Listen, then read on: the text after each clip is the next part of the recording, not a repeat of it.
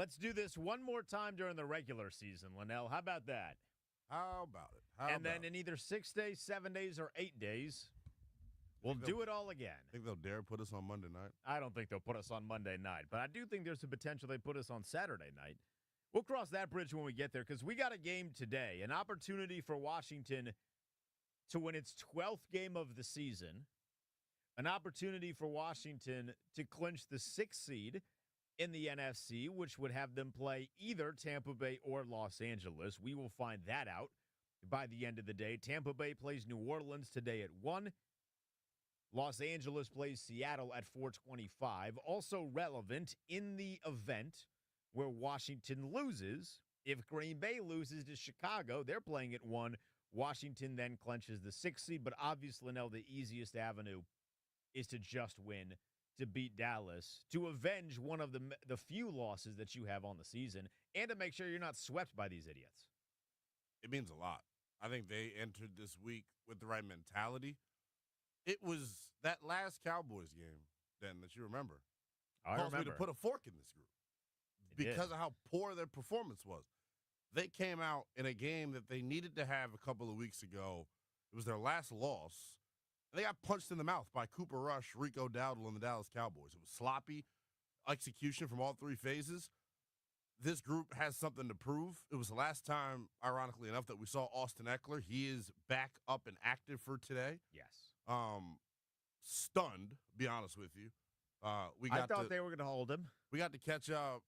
Myself and Grant got to catch up with him on last Monday. Last Monday, yeah. And it did not sound like a guy who was going to be done for the season. I'll say that. But it damn sure didn't sound like a guy who's going to be back this weekend.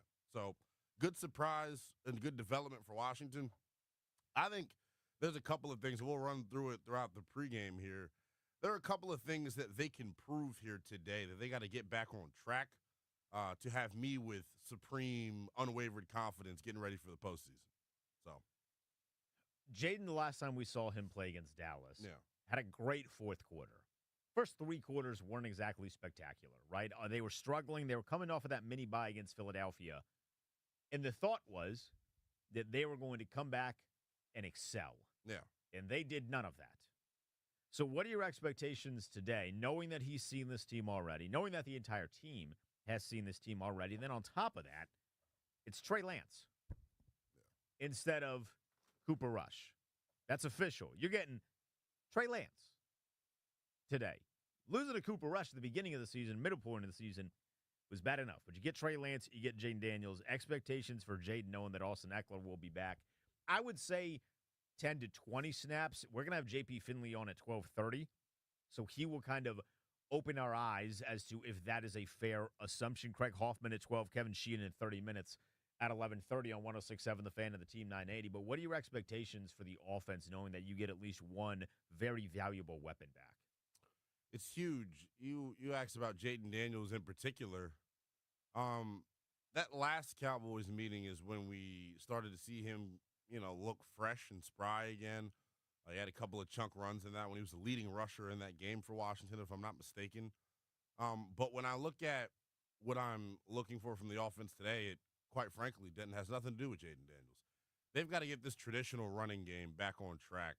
I think it's going to be a huge weapon for them in the postseason, and I'd love to see the drop-back passing game function with some more consistency in terms of not relying on Jaden Daniels to take off and scramble the way that they did in the second half, really the end of that third quarter and fourth quarter in that Atlanta game. I think for this offense to click on all cylinders and be at its absolute best, his running is got to be featured or a part of it, but I don't think it necessarily should be the main catalyst for how they move the football. And I think today is an opportunity for you to kind of, grease the skids, so to speak, as you get geared up for the postseason and, get yourself warmed up. Do you think that's why they bring Austin Eckler back today?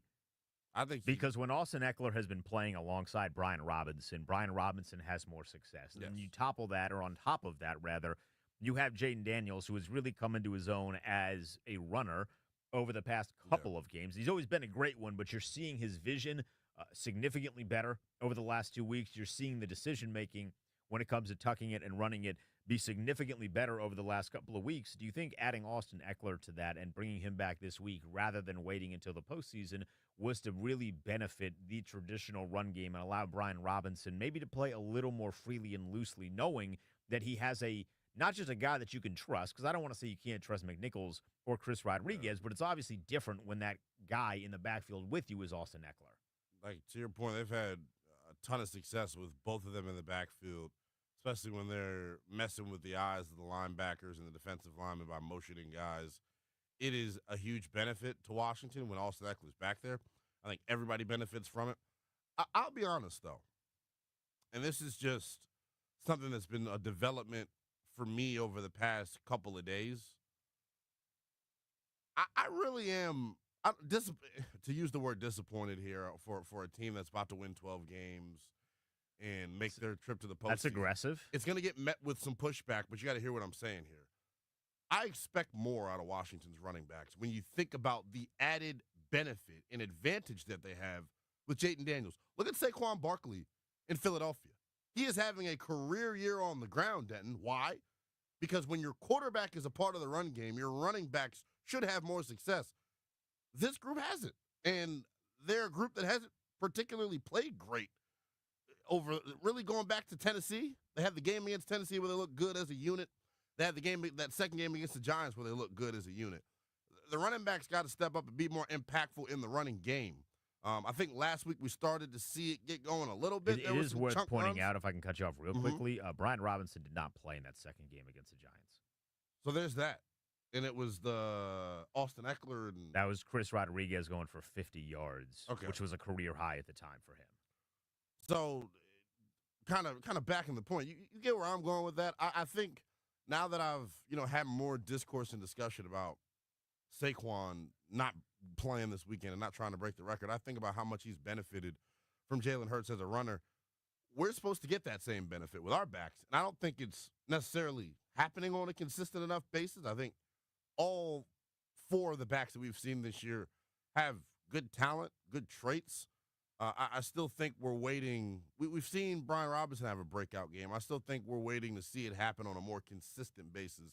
And I think when you add the context of playing with a running quarterback, should be a little bit more successful than they've been. No, I think it's fair to think that Brian Robinson should be having a statistically more impressive season than he is. He's not going to go for 1,000 yards unless he goes out of his mind today. He has 789 yards and 8 touchdowns. Now, he hasn't played in every single game, so that is a factor into this. But I was expecting the same way you were, that with Brian Robinson playing alongside Jaden Daniels and then with Austin Eckler, that you would see, ideally, more chunk plays.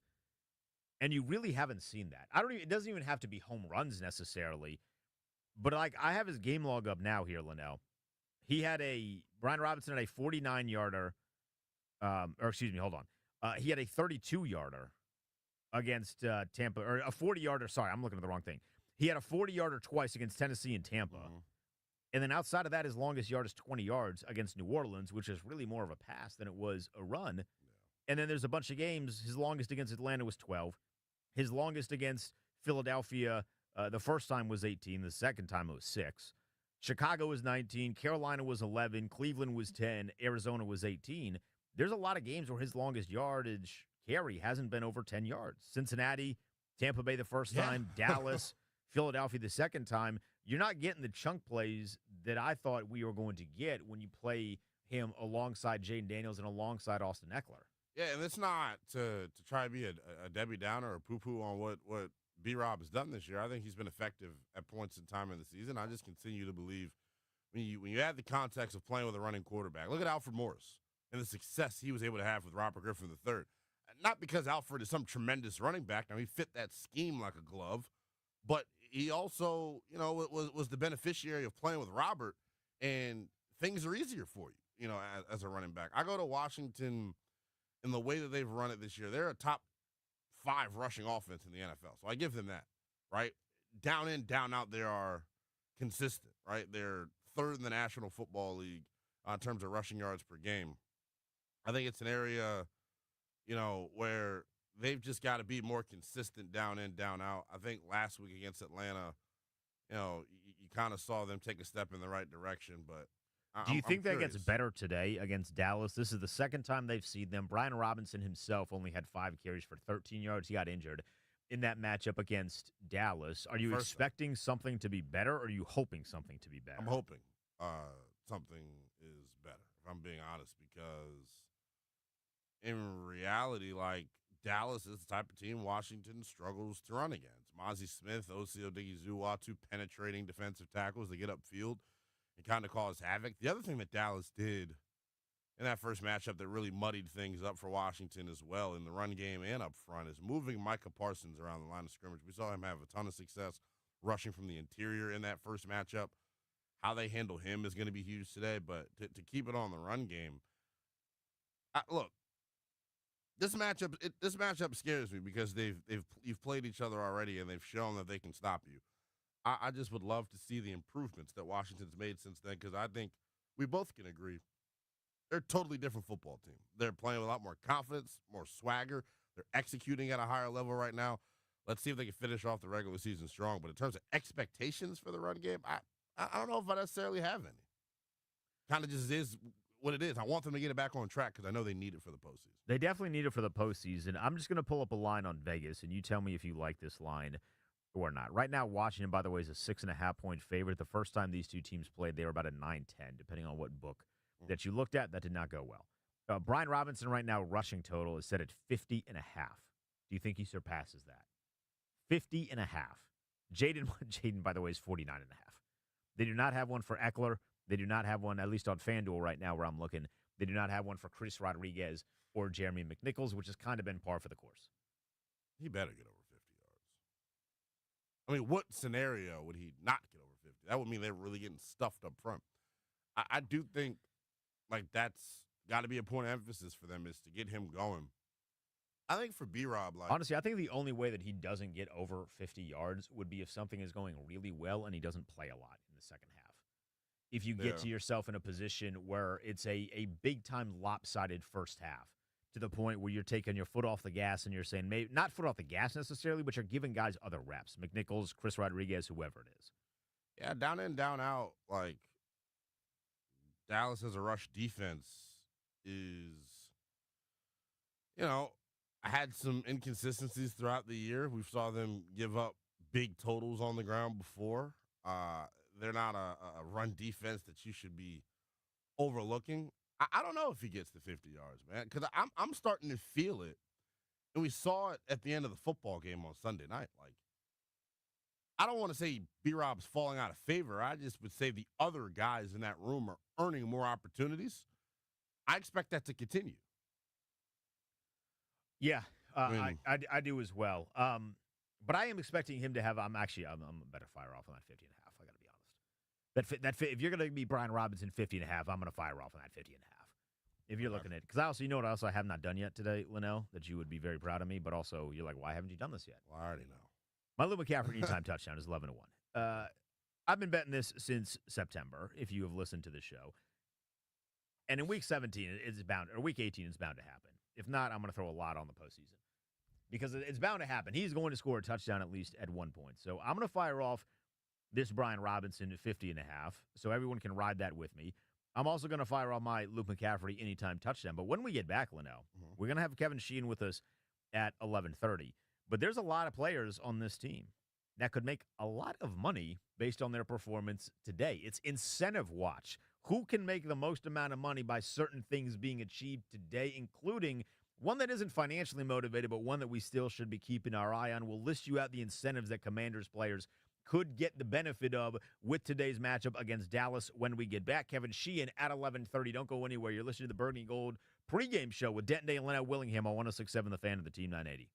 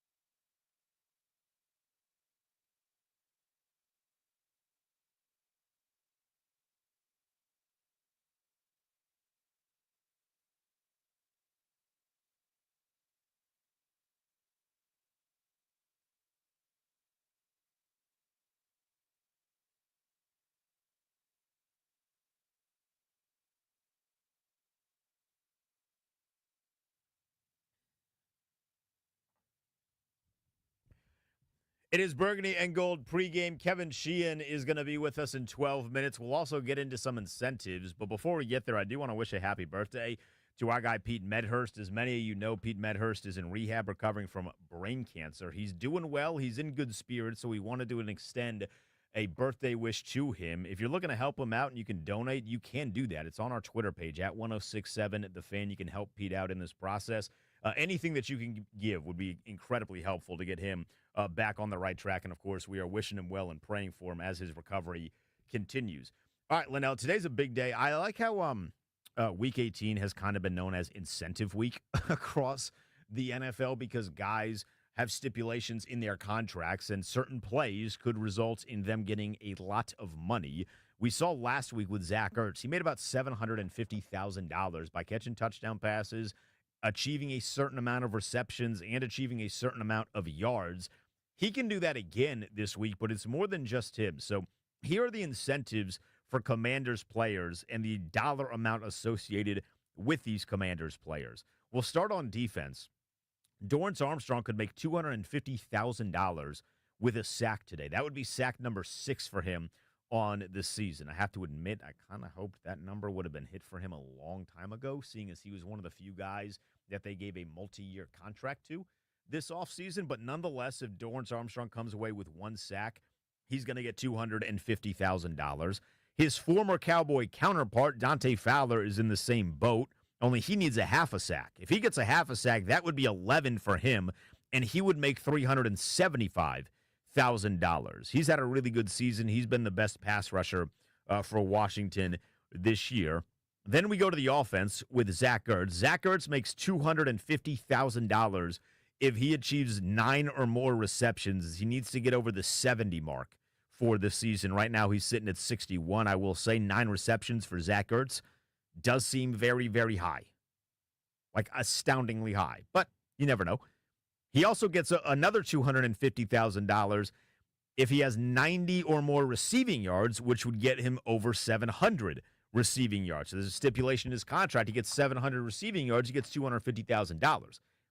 Again, if Zach Ertz has 90-plus receiving yards today, Dallas's safeties are going to get chewed out on the sideline regularly. And then finally, again for Zach Ertz, if he catches 2 or more touchdown passes, he gets another $250,000. That would give him 8 touchdowns for the season. That, for him, feels like the most realistic of the bunch. Those are the financially driven incentives. I have 2 more non-financially driven, but your thoughts on the financially driven incentives and the possibility of some guys making themselves some extra dollars? Good for them. Hopefully they earn it, because that would mean they're producing. I think it's for Ertz, it's impressive to me. I had no expectations for Zach Ertz this year. I didn't know what to expect. I wasn't sure until training camp that he was even going to make the roster. I just didn't. I'm glad he did. Yeah, I'm glad he did too. I just didn't understand. I didn't know how much gas he had left in the tank. He had a really strong camp. It was very evident, like from the day one, that him and Jaden had a really good rapport and connection. So happy to see him all that stuff come to fruition for him. It feels like the last month though, he's really been a big impact in the red zone, doing veteran savvy things. Still not very fast. Doesn't create a lot of separation, but just enough to be able to box out and use his strong hands that he has to make some big-time catches. I think he's going to be really, really important to this team down the stretch. He is right now. They're like red zone guy. He is, especially the last couple of weeks. Yeah. I mean, the way that Jaden is looking for him in the red zone, it's him, and at least as of last week, it's OZ. Yeah. OZ's getting himself open in the end zone. He had 2 against Philadelphia, 1 last week, so he's getting himself open into the end zone. And speaking of into the end zone, these are 2 non-financially motivated incentives, but they are, I would say, pretty monumental nonetheless. With another touchdown reception today, Terry McLaurin becomes the franchise's all-time single-season leader in receiving touchdowns. He's currently in a 4-way tie with 12. If he gets another one, that would give him 13. And if I pull up the NFL stats right now, Linnell, obviously Jamar Chase has been the best statistical wide receiver in the NFL this year, but Terry at 13 would be at the very least tied for second. He might hold second alone. If we look at it just right now, He has 12. Amon-Ra St. Brown has 12. So Amon-Ra might catch another touchdown tonight because this dude gets all the targets. Yeah. Amon-Ra St. Brown's been targeted 29 more times than Terry McLaurin has this year. But if Terry catches one more touchdown, that would give him 13 for this season. Just for context, he entered this year, I think, with about 25. So you want to talk about really going hard this year for 25 for a career. Yeah, I mean, really going hard this year. That would be that. On top of that, now this one is a little bit more of a stretch. But if he has 160 receiving yards, he did have 100 the last time the Commanders played the Dallas Cowboys, thanks largely to that 86-yarder at the tail end, which if you missed that reaction, it's on YouTube somewhere. It's me and Linnell losing our minds because we thought it was the second Hail Mary. But if Terry goes over a $160, he sets a new career high in receiving yards. His previous career high, his current career high, is 1,191 that he set in 2022. Yeah, he's in need of a big game today based on how last week went, but I think big picture, really strong season for him. We were talking about it during the week. Like, he's established himself as a legit top 10 guy in the league. I still think his numbers are even more impressive than some of the other top guys because of the lack of targets. And I don't know if you heard Cliff Kingsbury's press conference on Thursday. Like, pretty awkward about how he doesn't get Terry the ball and how he's not targeted. It was I would love to. We can work on that during the break, maybe. I would love to hear your reaction to that. I'm not sure if others caught it. Pretty much said like we don't target Terry enough. He's not like the focal point of our offense, which is alarming. It is alarming, but they've been consistent with that all year, which maybe that is also alarming. Either way. Did he say my favorite bit of the defense dictates the targets? No, he just said we've got to do a better job getting him the football. He's not really a focal point. So for him to put up those numbers with the lack of targets, like, is impressive. He was basically speaking what we say a lot. I just think, for Terry, happy for him. I think he deserves what he's getting. He gets billed as this guy, and he is this guy. I'm not saying that like they're lying about him. He is billed as a guy who is not selfish, not a diva by any stretch of the imagination. Watching Jayden Daniels mic'd up this past week. I was going to ask if you saw that. It was the amount of times he had to keep, telling Terry, like, stay with it, like, is impressive leadership by Jayden. And also kind of speaks to Terry being a human. You damn right you're frustrated. A.J. Terrell's got you in a damn seatbelt, and they're not really doing much to move you around and get open. Like, yeah. I think he's in need of a big game based off of how the last Dallas matchup went. And just because of last week, he just wasn't really impactful. He's still in search of the elite game. He's never had an elite performance. I'm talking like $153 touchdowns. If he has something like that today, that would cement his all-pro status. Because 2 weeks ago, I thought he was a guaranteed all-pro. But then because of that matchup against Atlanta, where he has one reception for 5 yards, everybody else has caught up to him in a lot of different statistical categories. I mean, he's 17th right now in terms of receiving yards. Now, you mentioned it, and Cliff Kingsbury apparently mentioned this as well. They don't target him, like, at all. It's kind of embarrassing, the lack of targets that Terry gets. Like, just for comparison, he has 12 touchdowns. The leading touchdown receiver right now is Jamar Chase. Jamar Chase also has 700 more yards than Terry does, but he's also been thrown to 70 more times. I mean, like, legit, the amount of targets that Jamar Chase has had. Now, he did play his 17th game yesterday compared to Terry's 16. Yeah. But regardless, Jamar Chase has gotten 175 targets compared to Terry's 105. That's unbelievable. Honestly, the numbers don't even sound real. And he has 50 more receptions than Terry does, 127 to 74. I mean, it makes sense when you consider the targets share. That's the one thing I don't get. Like, why can't Terry be the guy in the slot? Like, they don't move him around enough, and it's still a major gripe of mine. I don't know why they don't move him around. The other thing is, and maybe I need to slow down on Cliff. In order to move Terry around, guys have to learn the other positions too. And I think it's something that we maybe take for granted. There are a lot of plays in an NFL playbook, and sometimes when you switch things up or you substitute, guys don't know what they're doing. Case in example, Chris Rodriguez on Sunday night. If you watch Jayden Daniels mic'd up, Jayden Daniels literally told him before the play, you're the lead blocker on this play. He had no clue what he was doing. Like, that's just – we don't know all the ins and outs and how well-versed these guys are in the playbook. And I think that does dictate decision-making in terms of, like, where guys line up and things of that nature. But bigger picture point, They got to get Terry the damn ball. They got to get Terry the damn ball. Let us know what you think Terry's going to do today. That's what I want to hear from the listeners. If you're watching on YouTube, you can comment. We're on both 1067 and the Team 980. You can also tweet us as well. If you're watching, you see the Twitter handles. If you're not, at the Denton Day, at NELL_BTP.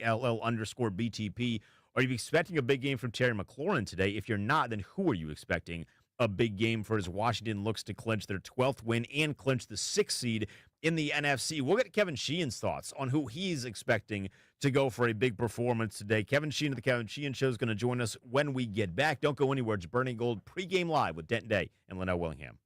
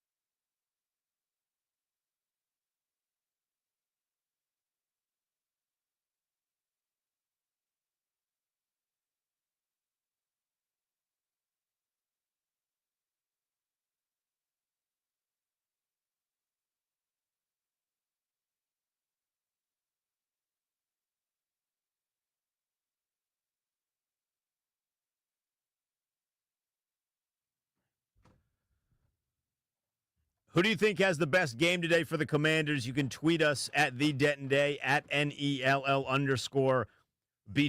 It is the Burgundy and Gold pregame show, the final one of the regular season, but we get to do this again next week. It's just a question of 6 days from now, 7 days from now, maybe 8 days from now if they place the Commanders on Monday Night Football. The official list of inactives just released by the team. No KJ Osborne. I swear, if Luke McCaffrey does not get that damn touchdown today, I'm going to be furious.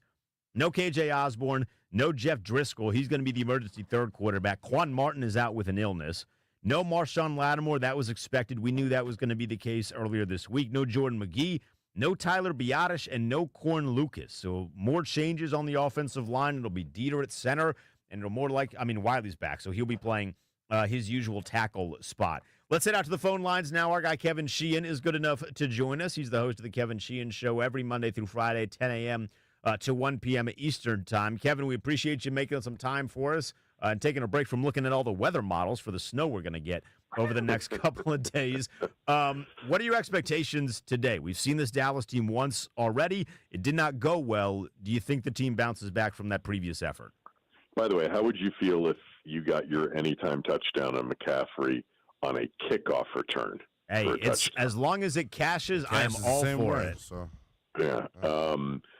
I want them to win today. I don't want to go to Philly. I'd be fine if they went to Philly. It's not, it's not for us to fear or not fear it. It's the players won't fear going to Philly, but I'd love to see a game in LA. I don't think we'll get that one. We'll probably be at Tampa, next Saturday night or Sunday at some point, I'm guessing. But I want to see him play well today, and I want to see him win the game and lock down that 6 seed. And I think they can. For me, I'd really like to see an improvement in stopping the run. Rico Dowdle's got 4 100-yard-plus games in his last 5. Who is Dallas going to start a quarterback today? Do we know that? I think it's Trey Lance. I think it's going to be Lance. So he'll be involved in the run game as well. And last week was a total S show in the first half. If Atlanta had had the ball any longer, they would have rushed for 200 yards and a half. And it was ugly, and that's their biggest, flaw heading into the postseason. And the Bucs can run it with Bucky Irving. The Rams can run it with Kyron Williams. Obviously, Philadelphia can run it. They've got to figure out how to be more consistent in stopping the run without putting 9 and 10 in the box.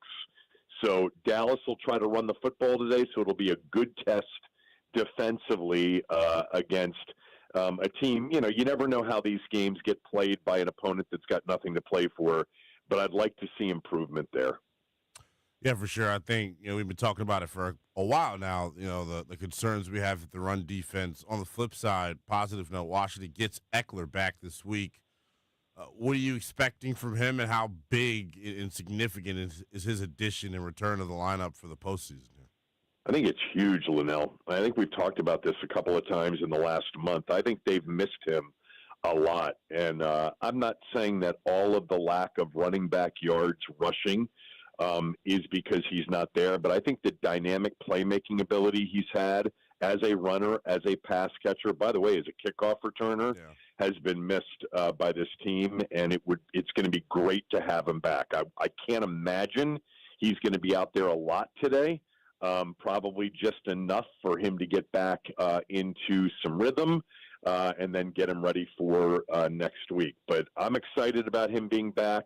I think of the players that have missed, offensively, Noah Brown, Eckler, Diami, with the game. I think he's been the most missed. Look, there was a time in October, mid-October, where I think all of us would have agreed he was the second best player on the team behind Jaden Daniels with the way he was playing at that time. I hope he's healthy. If he is, that's a really big add heading into the postseason. Are you surprised that he's coming back today and not holding him until the wild card round? A little bit, yeah. They must want to see something. He must feel like he wants to get out there and get comfortable, but I can't imagine he's going to be out there a lot. But, yeah, I was a little bit surprised that it was this week rather than waiting for next week. No Marshawn Lattimore once again this week. Dan Quinn talked about it, saying he's liking what the speed looks like, and seems like he's got a real shot for the wild card round. When he was asked this week, or Joe Witt rather, when he was asked this week how they would handle that cornerback spot opposite Mikey Sainristil, still talked about a rotation of guys. I know Bobby Price was called up to the active roster last week. Mike Davis was clearly exposed once again for why he should not be.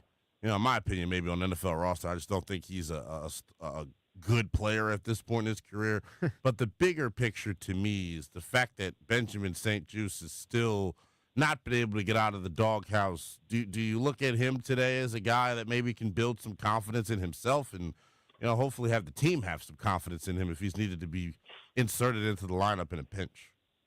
Well, I think first and foremost, you just hope Lattimore's back next week and healthy because they'll need him. I don't really need to see 24 out there anymore, Mike Davis. So give me Benjamin St-Juste today, and let's get him some confidence. No CD Lamb, so you don't have that to deal with. You've got a quarterback that's going to be probably more of a threat as a runner if it's Trey Lance.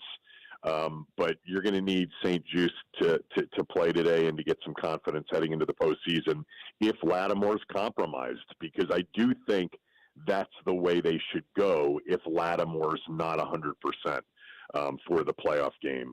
Like you, I think I've seen enough of 24 Michael Davis at this point, and I've never been the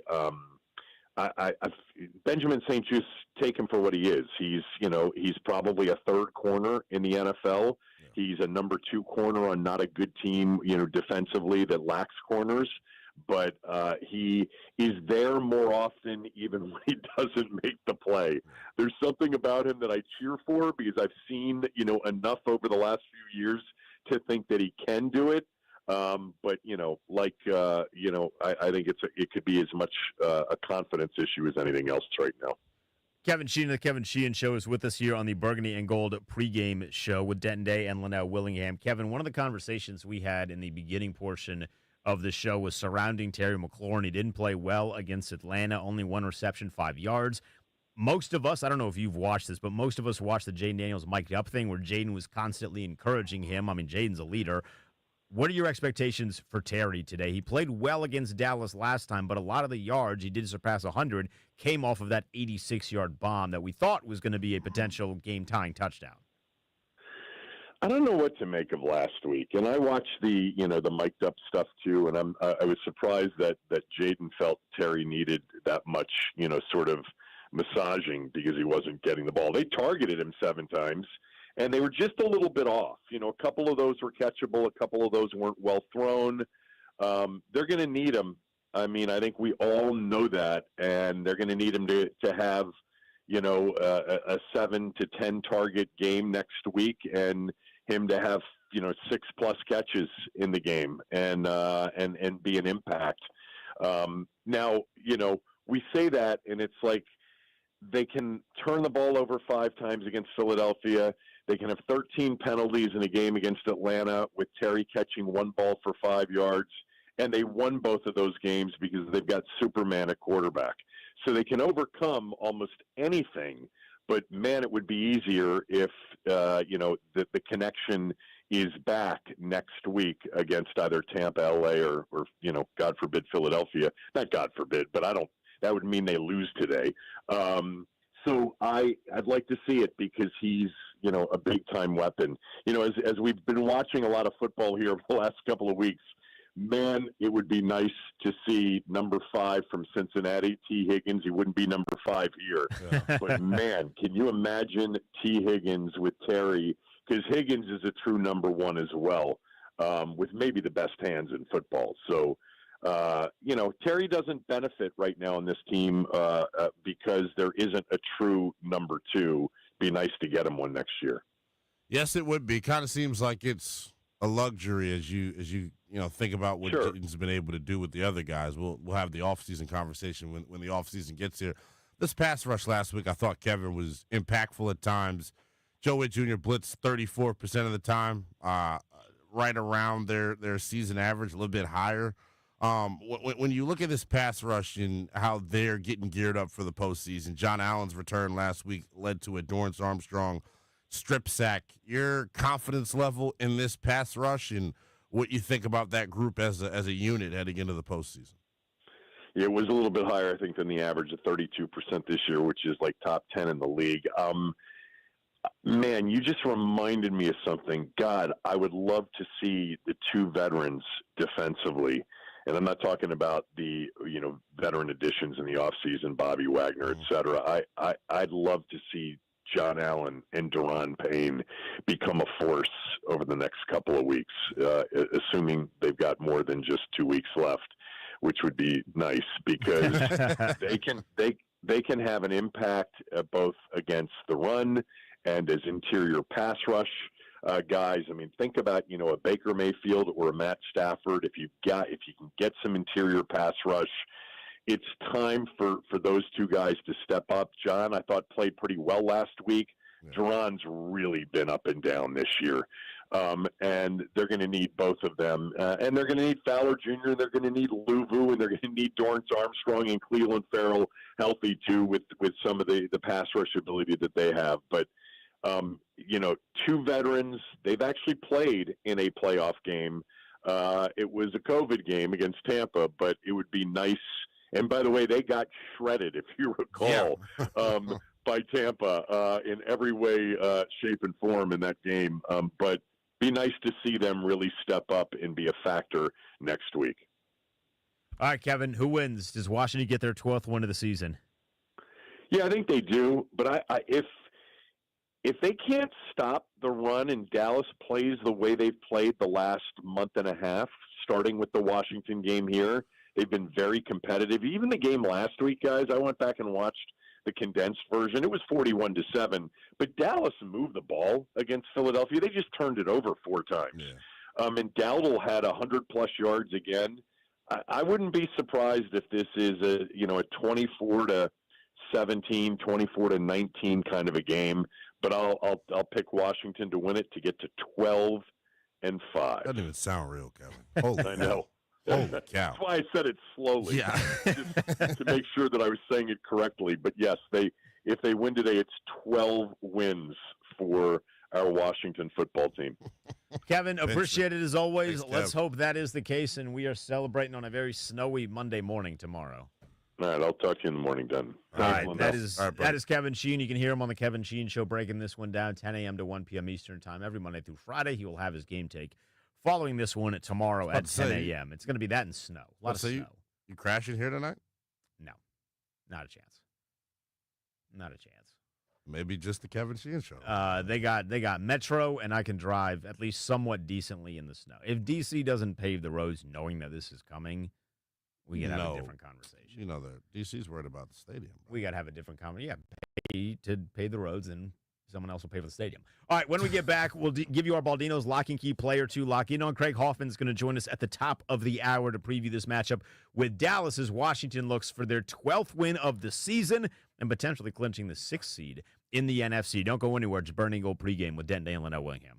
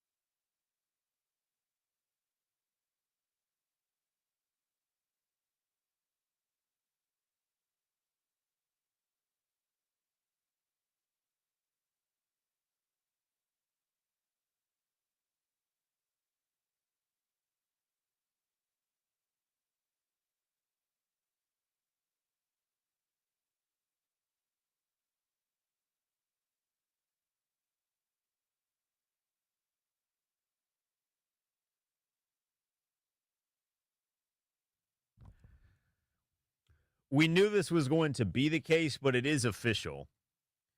Craig Hoffman with us in 8 minutes. That we also knew was going to be the case. But Trey Lance is going to start for Dallas today. Jane Slater reporting that. This is going to be Trey Lance's first regular season start since week 2 of 2022 when he was injured with the 49ers. The tweet from Jane Slater says, "Raw is a word used a lot around here, but I'm told they love his athleticism. Footwork and offense and trying to get him meaningful reps have been the biggest challenges here." There's some other stuff there, They should but be in. Look, he's still raw. I mean, dude. So He's like a 5-year NFL vet at this point. yes, but you got to think about his collegiate story. He didn't play a lot of games in college. I know. That's he why I played more was games stunned. in high school than he did in college. That's why I was stunned that Kyle Shanahan wanted to get him, and I was stunned that Dallas went for him. Yeah, I don't know. You know, the rumor out there in San Francisco is that, you know, we don't know who wanted Trey Lance for real. But I think It feels like a cop out. yeah, I know. No one wants to be responsible for that mess. But I think for him today, I worry about it. Adds another layer to Washington's defensive game plan because you got to stop a running quarterback. Like, you have to account for him. I think it makes life easier for Dowdle.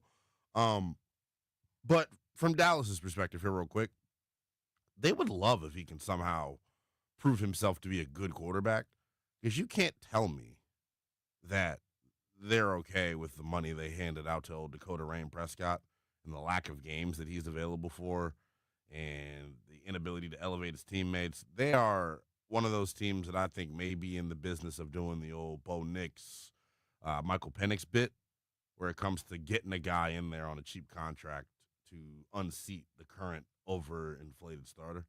I don't know. But Well, I hope they're not going to try that with Trey Lance.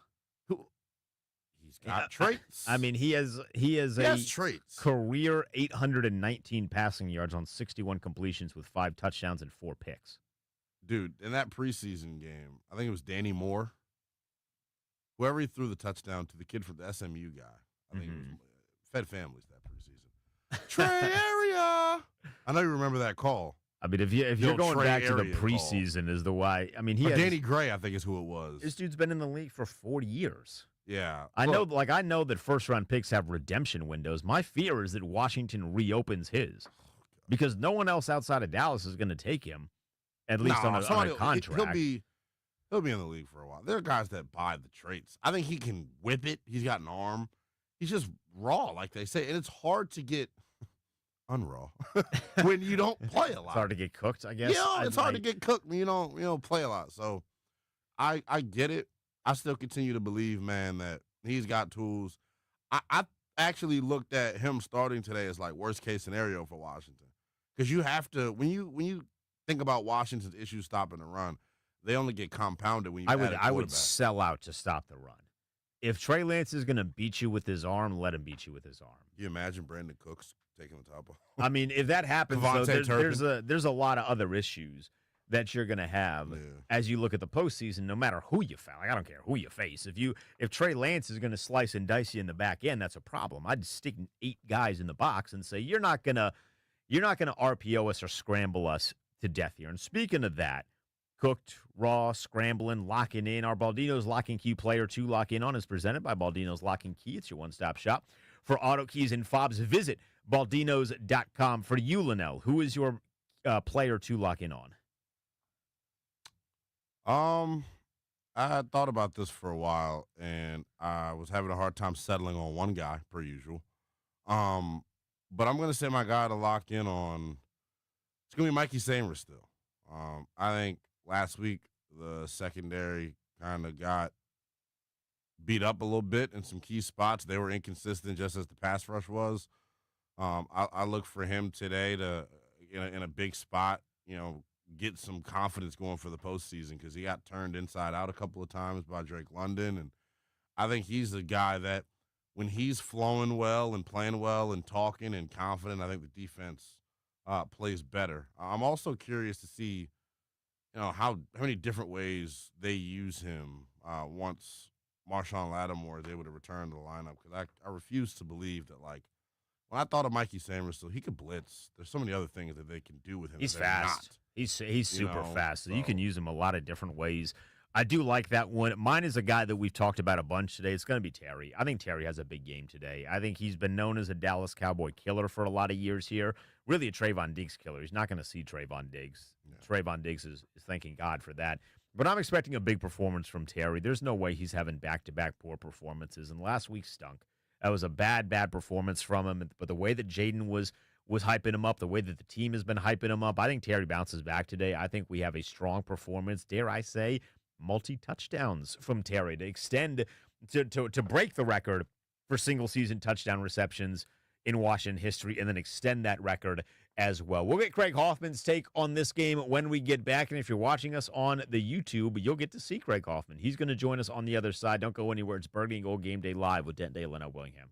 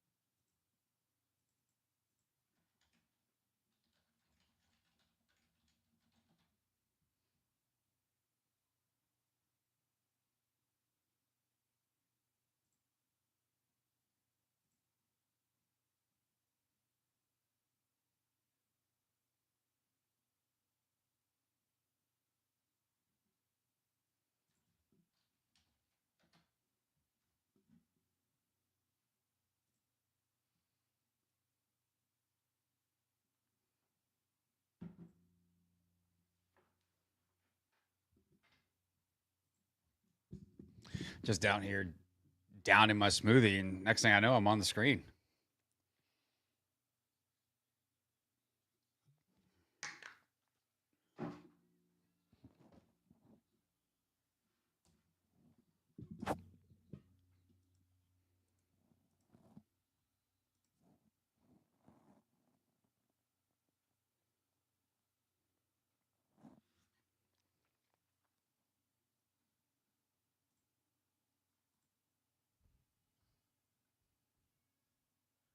It's Burning Gold pregame with Denton Day and Linnell Willingham.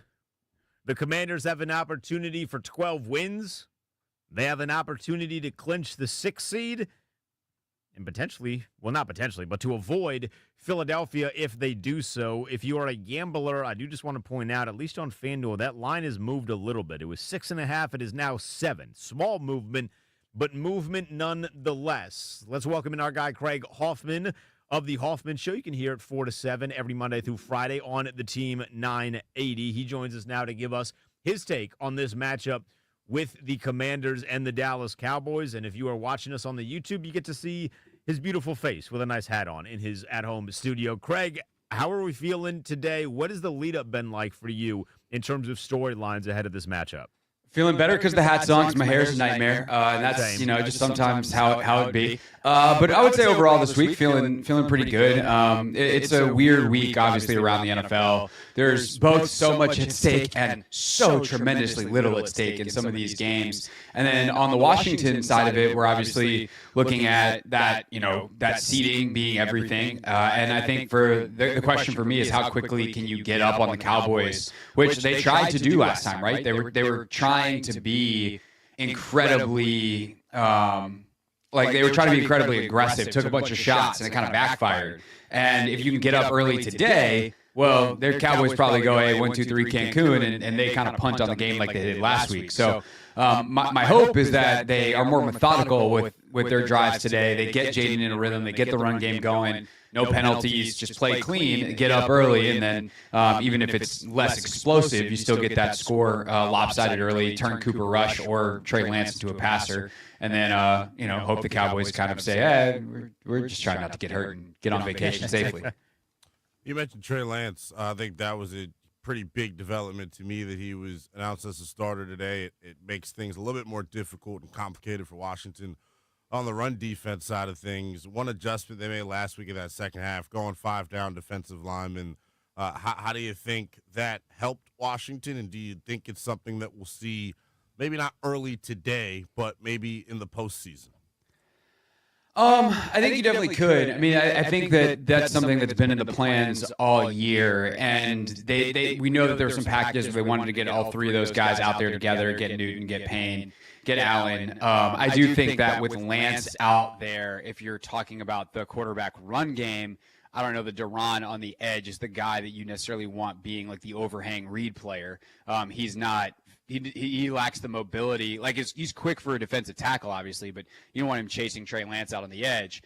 But you can also use that package in like a 3-4 in an odd front, so like a traditional 3-4 kind of front, and they do play that sometimes, right? Where Frankie Louvu is on the edge, or Dante Fowler's on the edge standing up, and the other one's on the other edge standing up. So they do have some options here to throw at Lance that are kind of in their wheelhouse. I mean, obviously the first time around, Rico Dowdle had a pretty good day straight up in the running back design run game, which is something that's to that point had been a bit of a struggle for Dallas, but actually has been, I think, better than people realize for them. Dowdle's had a pretty good season, so I definitely think it's an option. And what I'll say, Linnell, is like no matter what their options are, they always will try every club they have in the bag. Both sides of the ball. Cliff will not just sit there and be like, we can't move the ball today. Let's just keep trying. Like, no, he'll throw out a trick play. They'll try out different personnel groupings. Like, they're going to try stuff. And I think that's the same thing that's true on the other end of it for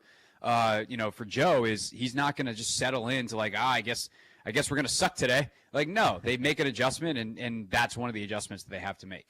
What do you expect in the back end of the defense to look like? We know Lattimore's not going to be there. Most of us have been very upset with seeing Michael Davis. I mean, we thought we didn't like Benjamin St-Juste. Michael Davis got on the field. I tried to warn you. It was worse. So what do you expect today? I tried to warn you. Nobody listened to me, Denton. Nobody listened to me. I would expect, well, I do think we probably see actually potentially more of Michael Davis with Trey Lance out there, because as much as we want to say Michael Davis isn't good at anything, that's actually not true. Michael Davis is a physical tackler. He can play up near the line of scrimmage. There's some plays in the second half last week where he's still out there where like he blows up Drake London, who's one of the best blocking receivers in the league, and shuts down some of the perimeter runs. So it's more than just like the Daron Payne on the edge thing. So if Trey Lance is out there and they're going to try to run the football, then I actually like Michael Davis as the starting corner opposite of Mike Sanders still. Now, I'm also being extraordinarily limited in my coverages. I'm trying to play a bunch of cover two. I'm not letting him be deep. I'm not letting him be isolated one-on-one against guys. Like I'm putting him in a very small box, but part of that box is his ability as a run defender. I think the other interesting thing is, like, I'm not misreading this, right? Quan Martin is inactive today? Yes, he is with an illness. Yeah. Okay, so what happens at safety? Is it Defoe and Chin? Tyler Owens is obviously out. That would have been a cool opportunity for him. Dominique Hampton has been fully converted to linebacker, so even though he's active, like it's not going to be him back there. Like what he's is active it? Today? Holy cow! First time all year. Yeah, he is. Is it Revo back there? So like they've got to make some coverage decisions based off of multiple factors because they're missing their number one like middle of the field free safety, not to mention their best cover corner. And the guy who might be playing instead of that other cover corner isn't very good at covering. So yeah, a lot of cover two, man. And I would invite them to run the football and then hope that you play it well. Your expectations for usage, I guess, here with Austin Eckler in his first game back. I would imagine he gets a couple of series, nothing crazy. I probably wouldn't put him back on kickoff. Like Luke has done a good job, and I think he's more valuable on the offense than he is as a returner in terms of the gap to the replacement, right? The gap from Eckler to Luke is not huge as a kick returner with the job that McCaffrey has done.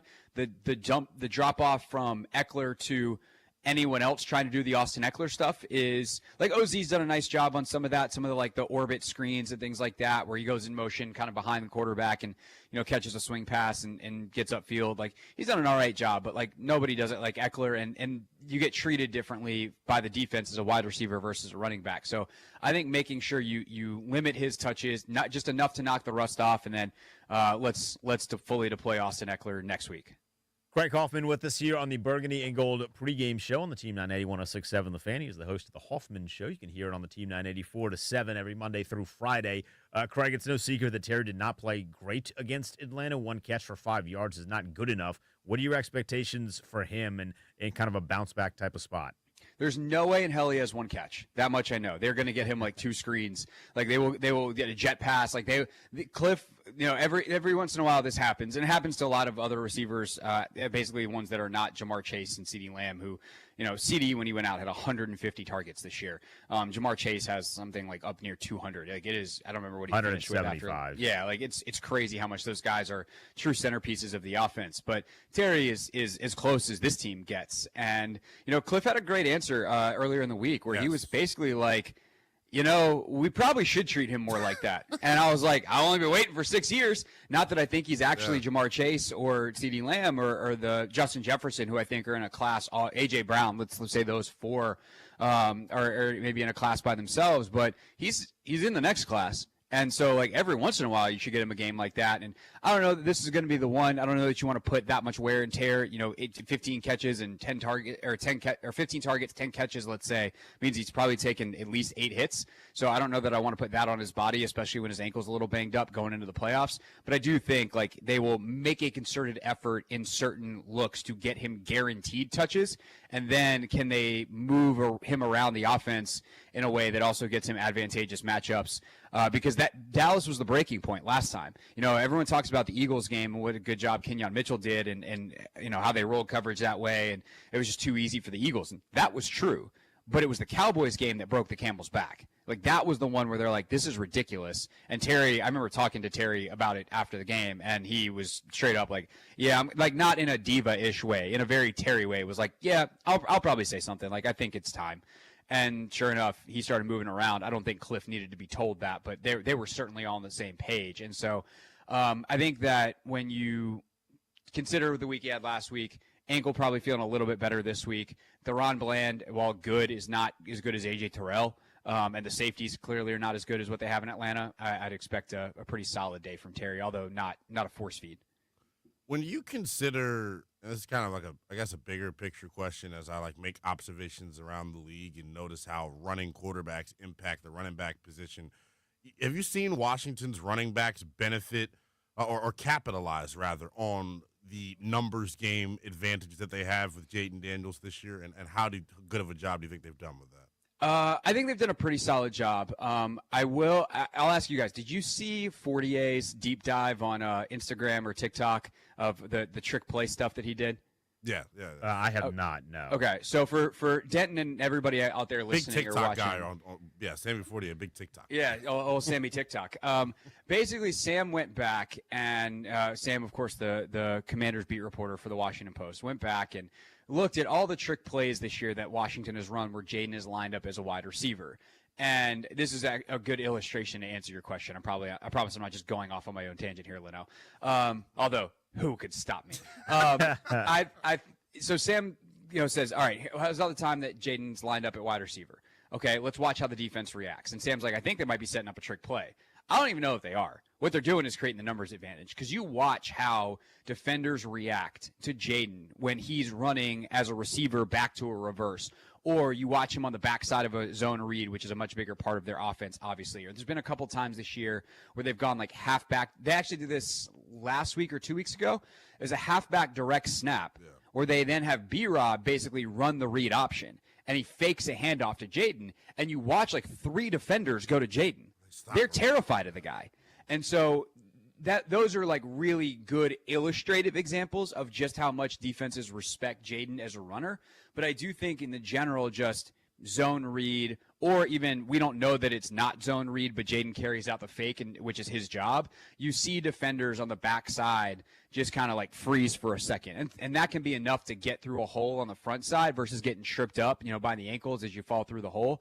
And so there definitely have been plenty of situations this year where that has been leveraged very well. I will say, I think running back has become a position that I look at this offseason, maybe a little more intensely. One, B-Rob's getting closer to being paid, and paying running backs is kind of, all due respect to the running backs, kind of a fool's errand, unless it's Saquon or Derrick Henry or truly one of the elites.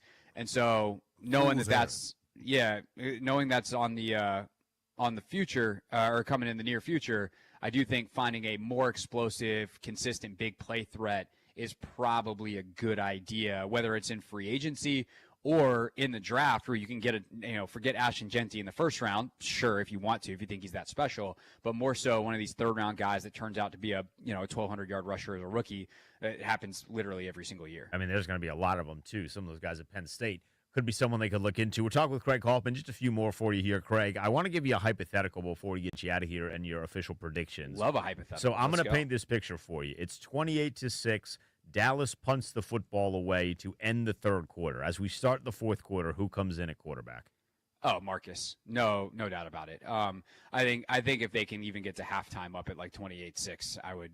And Trey Lance looks lost. I would heavily consider, doing that. There's precedent here.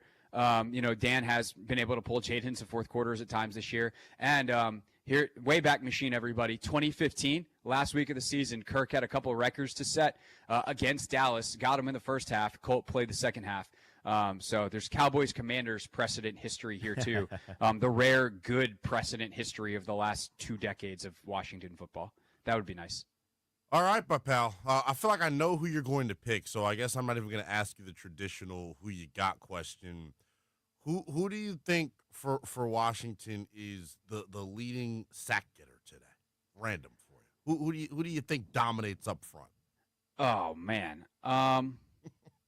Didn't they put the C on Armstrong's chest today, didn't they? Let's go with the Dorrance Armstrong. He has an incentive. If he gets a sack, he gets 250 large ones. Wouldn't you get a sack if you had that on the line?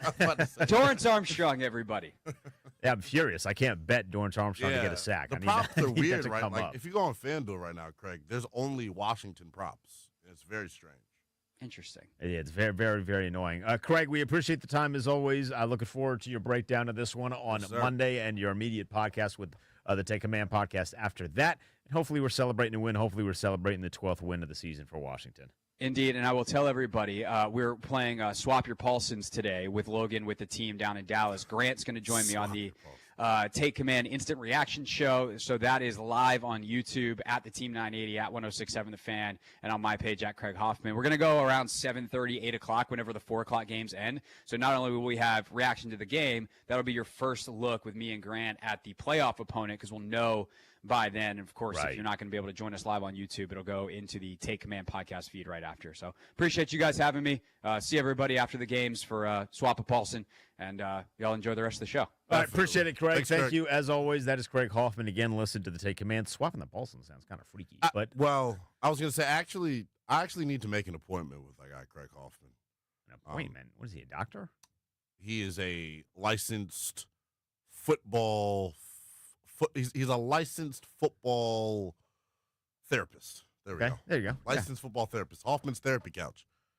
Hoffman's football therapy couch. Copay doesn't exist. Thank God. You get to talk to Anthony in the lobby. It's amazing. Oh, perfect. All right, so Linnell's going to make an appointment with Craig during the break, and when we get back, we will give you the scenarios and games to watch and root for as it pertains to Washington. Plus, our window of opportunity, our keys to the game for Washington to come away with a win over Dallas. JP Finley joins us at 12:30. Don't go anywhere. It's the Burgundy Gold pregame show with Denton A. Linnell Willingham.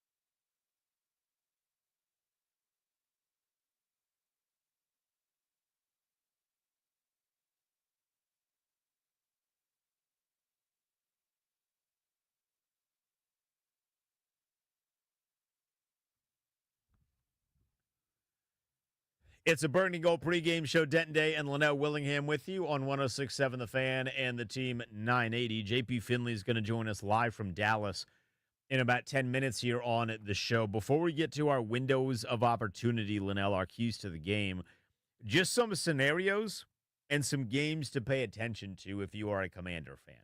So the easiest scenario, if they win, they are the 6th seed. You don't have to worry about anything else. And you avoid Philadelphia, who you've already seen twice, and for my money is the most talented top-to-bottom roster that is healthy right now. So you want to avoid them if possible. I know there's a segment of the fan base that says, we should play them again. Shut up. Don't do that. Yeah. If you can avoid playing a good team or a great team, avoid playing the good or great team. Very simple. What happens if they lose is then you rely on Green Bay. Green Bay is playing Chicago. That game is also at 1. A lot of these games are in that same window with the exception of the NFC West showdown because they're on the West Coast. But Green Bay is playing Chicago at 1. If Washington loses to Dallas and then Green Bay wins, Green Bay is the 6th seed. They'll have 12 wins compared to Washington's 11, and then Washington plays Philadelphia. If Green Bay loses and Washington loses, Washington is the 6th seed. Okay. So there's that. Then it becomes a question. Hypothetically, if Washington beats Dallas and they are the 6th seed, who do they play? If Tampa Bay loses to New Orleans 5-11, Tampa Bay 9-7, they would play Los Angeles. If Tampa Bay wins and Los Angeles loses, it is Tampa. If Los Angeles wins, they play Seattle at 4:25. If they win, they play Washington they play the Rams. Is that easy to follow along with? No. But no. I'm smart, and so are our listeners. We have this conversation during the week. I look at both matchups as challenging. Not impossible, but challenging. I think the deeper we've gotten into this year and the last 2 weeks and the way that boy under center has acted, talking about Jaden Daniels, and then watching the mic'd up, I just can't get enough of the kid. He's my favorite human being walking the earth right now. He's up there. Yeah, he's definitely on the Mount Rushmore. Pretty high up. Yeah. Or your Mount Rushmore of favorite people right now. Yeah, for sure. Like, I think with him, like we continue to say, you got a chance against anybody. But I think it comes down to this. I'd rather see Tampa for this reason. You're gonna struggle and have to commit extra resources to stop both of those teams' rushing attacks. Talking about LA and Tampa. And it's gonna compromise your corners. When you compromise your corners against the Rams, you're dealing with Puka, you're dealing with Kupp, you're dealing with Higbee. When you compromise your corners against Tampa, it's Mike Evans. It's the Mike Evans show in Tampa Bay. Yes. I think it's much. And Mike Evans has been sensational this year. Yes. You also really want Lattimore for that one for things. I actually hope. Extracurricular. Yeah, I hope it doesn't get messy. I hope those dudes hate each other if you are not aware. Yes, and that montage keeps like circulating. Full compilations of these two guys fighting yes. each other. It's over the new Cortland Finnegan. The course of seasons. Yes, it's the new Cortland Finnegan versus Andre Johnson. They get busy.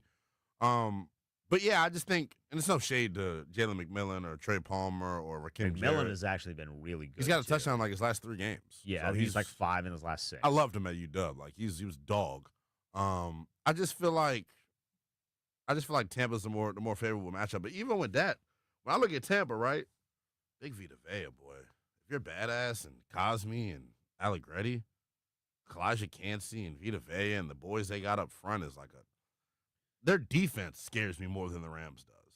Yes, I would agree. Because I think the Rams are the Jared Verse show. Like so we'll have these conversations maybe after the show or certainly this week when we find out the matchup. But what about today?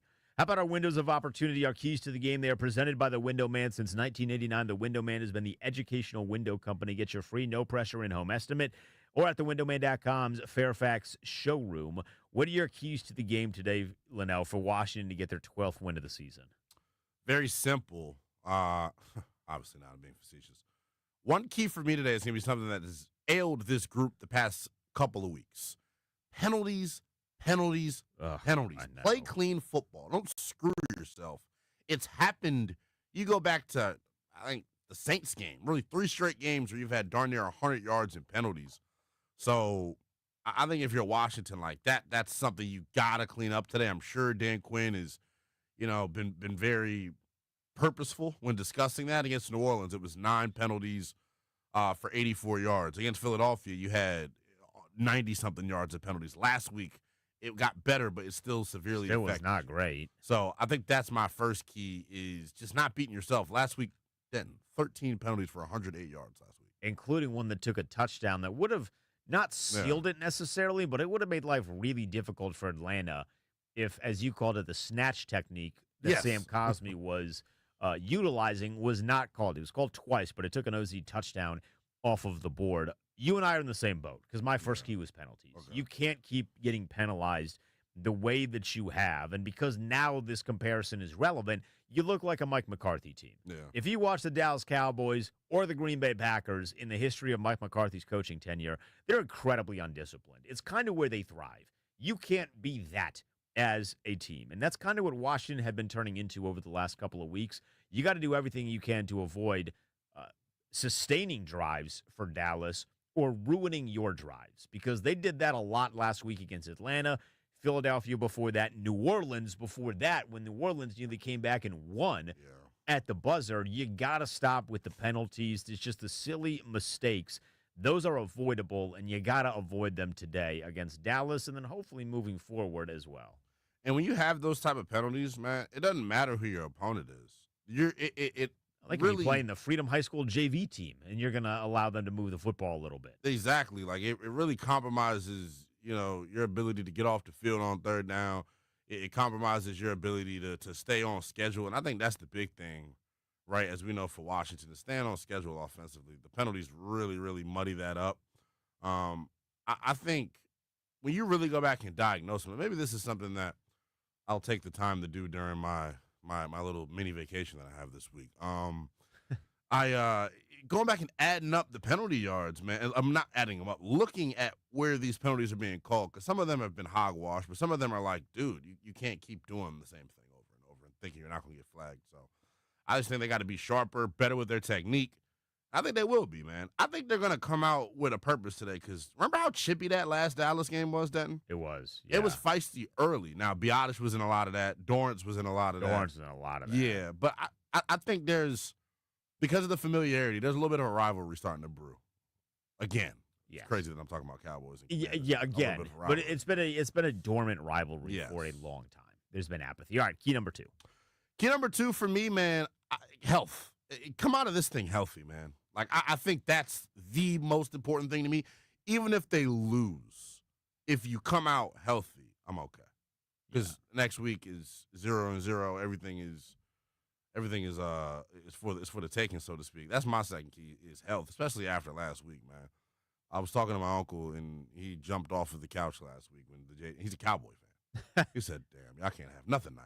So I'm just, health is the big thing for me with this group. Can they stay healthy? Key number 2 for me: no meet and greets. No meet and greets. Michael Parsons, big fan of Jaden Daniels. I prefer him to not meet him today. I like the way you put that. No, big fan of Jaden Daniels. He talks about him every single podcast episode. He has his jersey hanging up in the back. I can't blame him. Jaden Daniels is pretty good. I prefer his biggest fan, though, to not get to meet him today. Yes. I don't want to see that one bit. If they want to meet in the offseason when Michael Parsons has a new team, because he's more likely than not staying in Dallas for the long term based on the money that he is going to command, that would be perfectly okay. But as far as today goes, I don't want to see Michael Parsons see Jaden Daniels at all. So block him. He's going to get moved in a bunch of different spots. I'm sure they're going to line him up over Dieter at least once or twice, just to kind of mess with the mental, mess with the mindset there. But I do not want to see Michael Parsons in the backfield hanging out with his favorite quarterback in the NFL. Yeah, don't you think he wishes? Never mind. I agree. We were talking about it before we started, man. Like, Micah really impacted that game. And that was his first game back, wasn't it? He really impacted that game last week, so I think that's huge. My third and final key for me is get the running game. Running game on both sides of the football. Stop it, and then get your traditional run game back going. I think it's huge, especially as you get geared up for the playoffs. Yeah, especially for Washington's offense. I kind of am down on the defense. I don't think they're going to be able to stop the run at all the rest of the way here. But final for me, blitz Trey Lance's tail off. Yeah. This dude he is a raw quarterback. He's 4 years into the league, and he's still being described as raw. Blitz him. Blitz him until he beats you, and he's not going to beat you. So blitz him until they put Cooper Rush back into the football game. Whatever they got to do, just blitz Trey Lance's ass off while you have the opportunity to do so. Those are our keys to the game. You can send us yours on Twitter at TheDentonDay, at NELL_BTP. JP Finley going to join us on the other side live from Dallas. Don't go anywhere. It's a Burning Gold pregame show with Denton Dale and Willingham.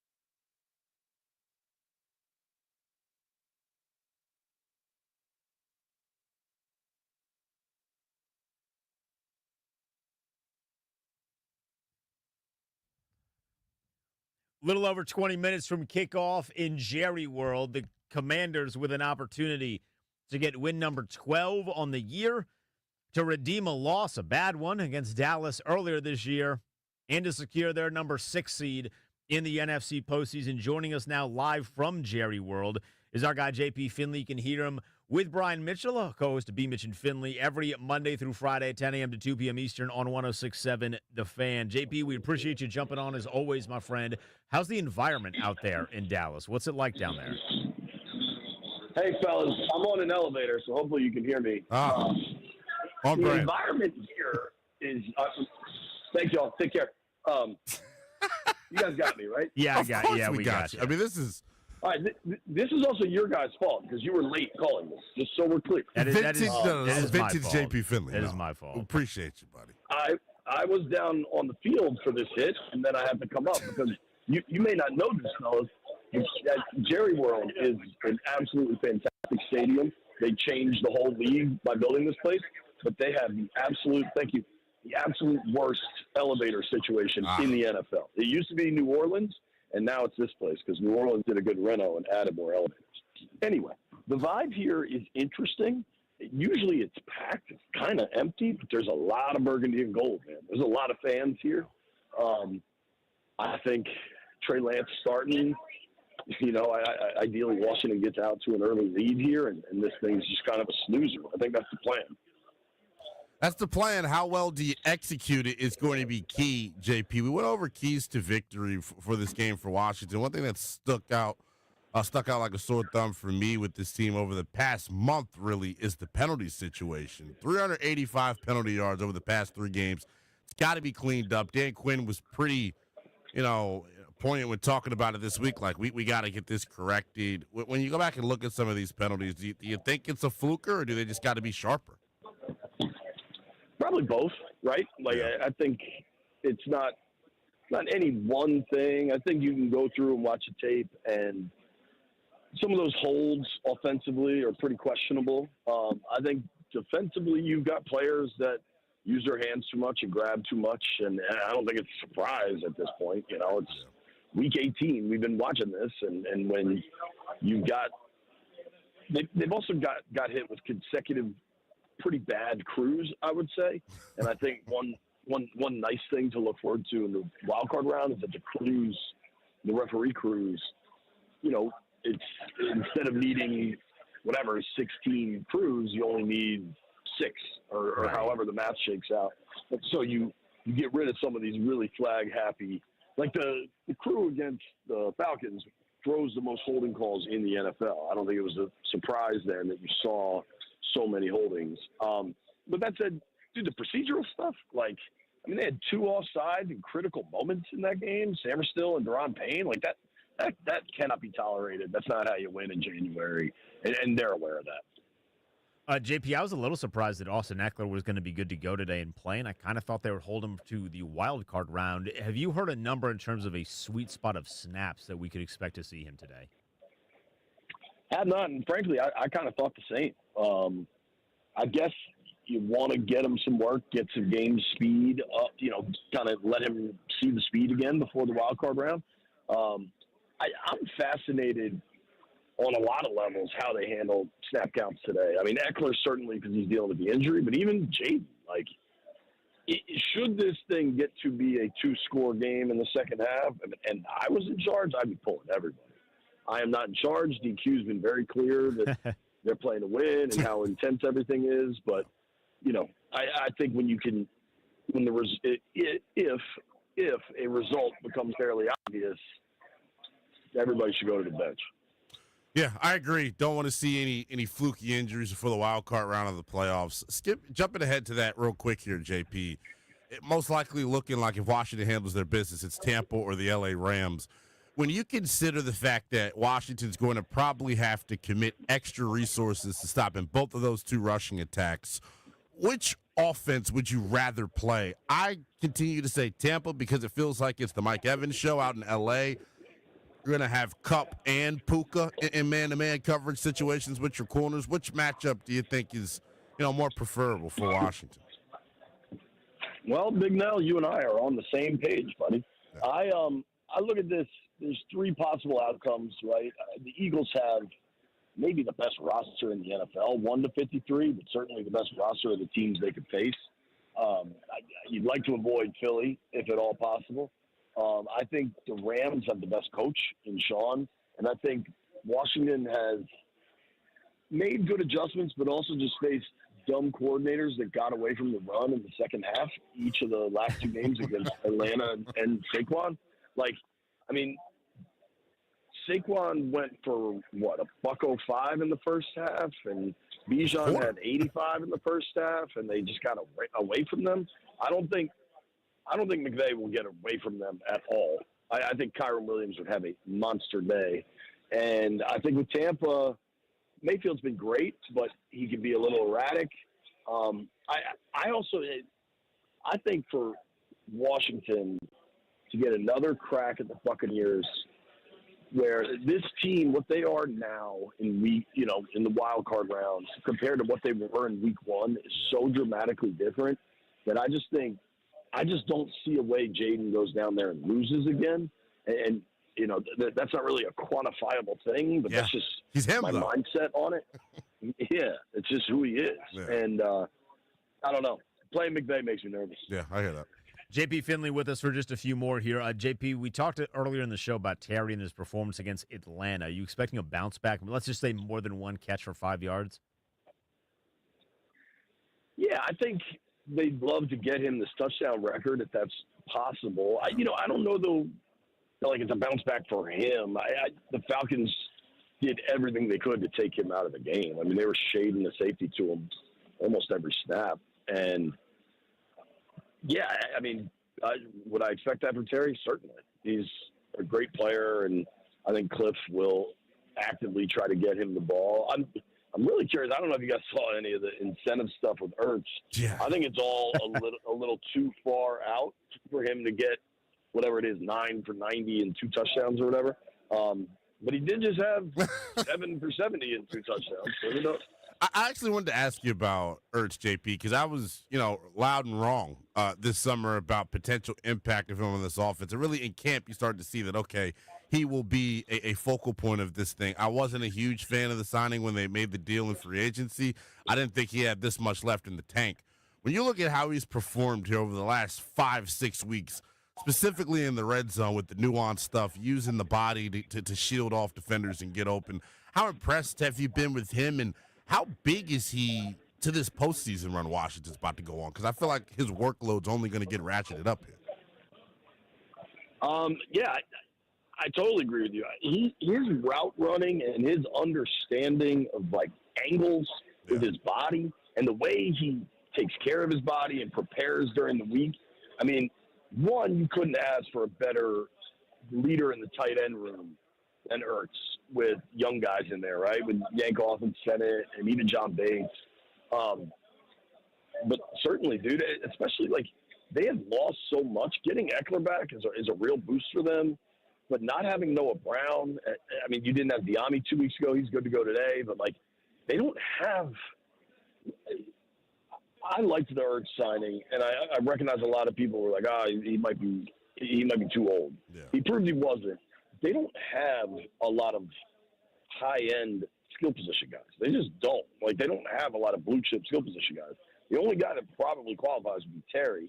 And then whether Ertz is still there, he at least once was there and has been able to really turn it on. And, dude, in locker rooms, like, when they see Ertz in that New Orleans game, do you remember that collision? He was really, really bleeped up. Like, he was hurt and concussed. And for him to gut it out and play against Philly, that stuff matters this time of year. Like, guys see that, and it's a willingness to push through no matter what because the other guy's doing the same thing.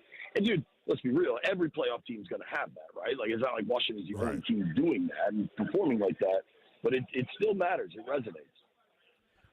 Real quickly, the last time I should say, Zach Ertz had 9 catches for 90 yards. It was the same game where he accomplished both of them. It was against the Giants on December 9th of 2019. So those seem like a bit out of reach today. All right, JP, who wins this one? It should be the Skins, and it should be a walkout. I think Trey Lance is bad. I think they should win by 2 scores. You'd be proud of us. Neither of us have said the team's going to win by 50. We haven't even talked about the around. score. So we've at least accomplished that. Did I tell Big Nell what Rosenberg texted me that time? Yes. All right, I'm JP. proud of you. Big Nell's admitting he's wrong. Nobody's predicting 50-point winners. Well, Big day, guys. It's growth on the we previous. still got 13 minutes. New year, new you. I was going to change in some capacity. JP, Thanks, we JP. appreciate it, man. Enjoy whatever spread they're going to have for you at halftime. Hopefully it's good. Yeah. Nah, it's out right now, dude. I'm going to go get some roast beef.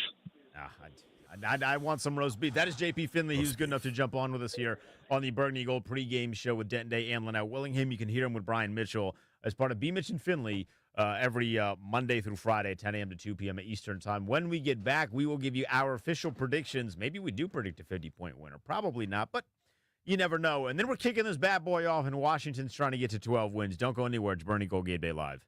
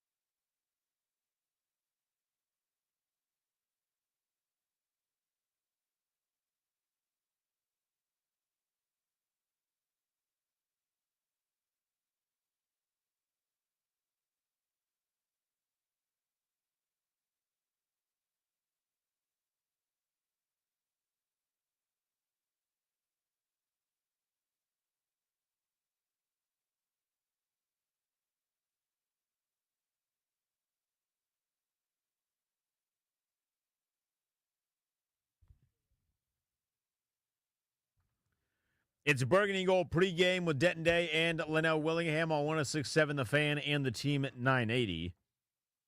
We do not have Fox's pregame show up here, Linnell, but Jay Glazer reported on Fox there is no pitch count for Austin Eckler today. Wow. I was under the assumption that there would be something, 10, 15, 20, 25 plays, something Just to along keep it, those just lines. to keep it safe. Just to kind of ease him in, but according to Glazer, there is no such pitch count. So we could see Austin Eckler a lot more than I thought. I would say if we see him a lot, things are probably not going well because you need him a lot.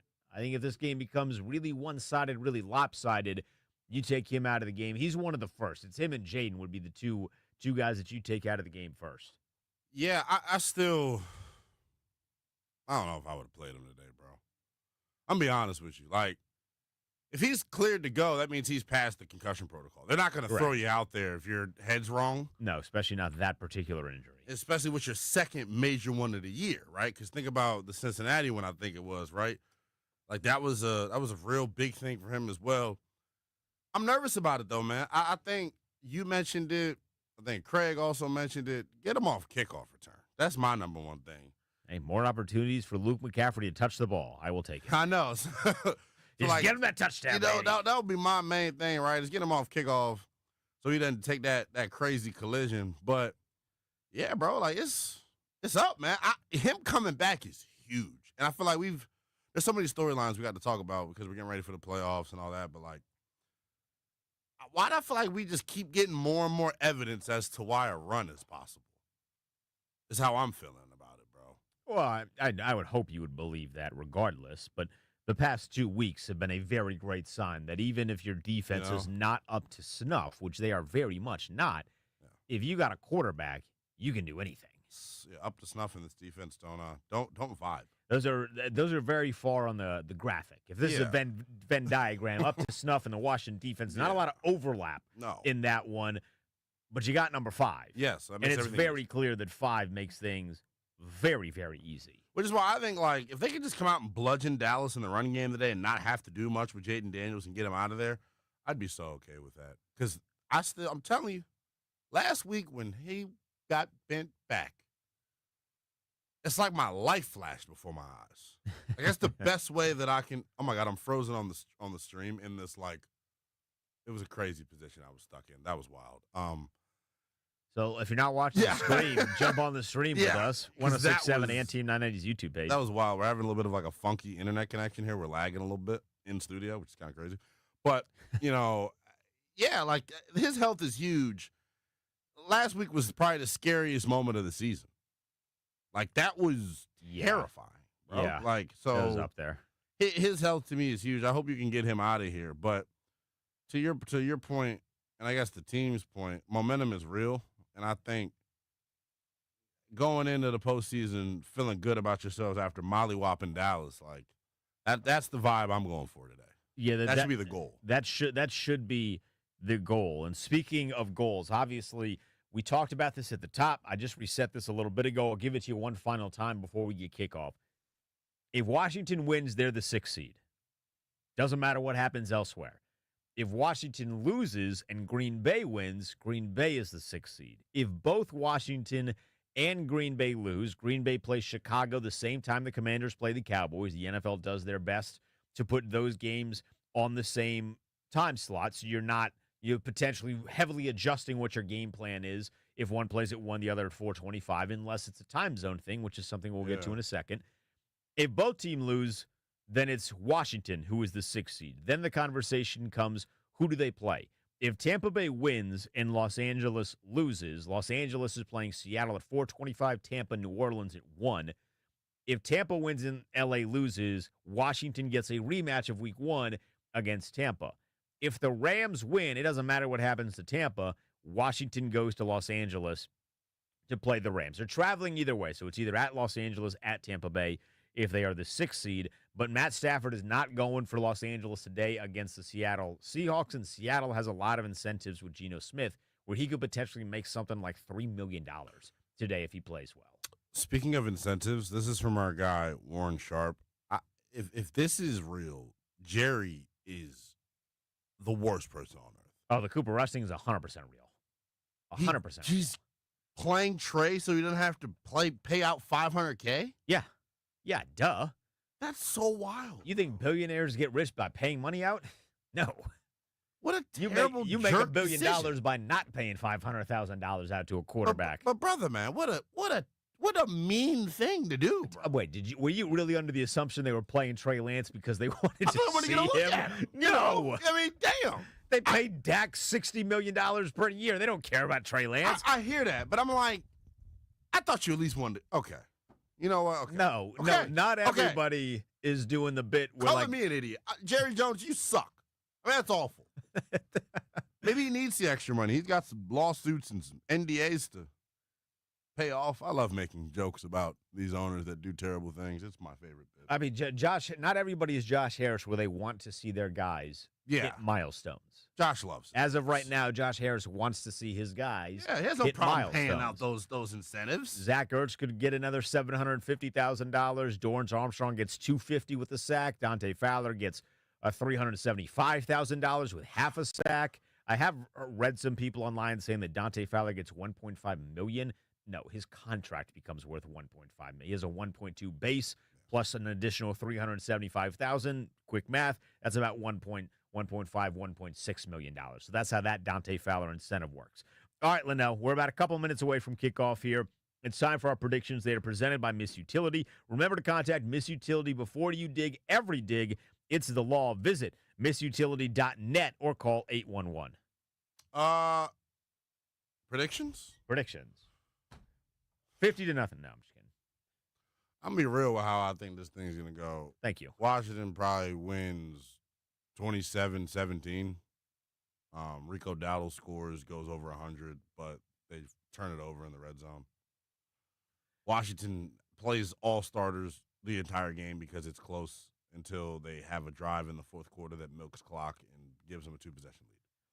Very specific with the script, huh? Very specific with the script. I do not think that we're going to see all of the starters in the fourth quarter. So I think Washington wins this game by a margin that is comfortable enough to not play Jaden Daniels, Austin Eckler, and maybe Terry McLaurin in that fourth quarter. I'm going to go 28-12. I think Dallas's only points are field goals. I think Washington runs up 4 touchdowns, and I do think that Terry McLaurin catches one and then breaks the single-season receiving touchdown record that he is currently in like a 4-way tie with at 12. I think he gets his 13th touchdown. I think he has a bounce-back game, and I think he solidifies himself as an all-pro wide receiver this year. It's going to be second-team all-pro, not first-team, but I think Terry McLaurin makes second-team all-pro. I think he has a touchdown today to prove it. And I think Lil McCaffrey scores. That'd be a big day. Hopefully, they're going to get Terry the touchdown. They're going to get Terry the touchdown. They're going to do their best to get Dorrance and Dante Fowler sacks as well, just to pay that money out. I don't know what they can do. They better go get the quarterback. I don't think Zach Ertz is getting his incentives today. I have to admit that. He may go crazy. If Zach Ertz goes for 9 catches, 90-plus yards, and 2 tutties, honestly, double his incentives. Yeah. Double it. Because if he does that in a game that clinches you the 6th seed in your 12th win, double those incentives. When we get back, this thing will have kicked off. Washington on the road against Dallas. We're here every step of the way. Burgundy and Gold Game Day Live begins on the other side with Denton Dale and Willingham.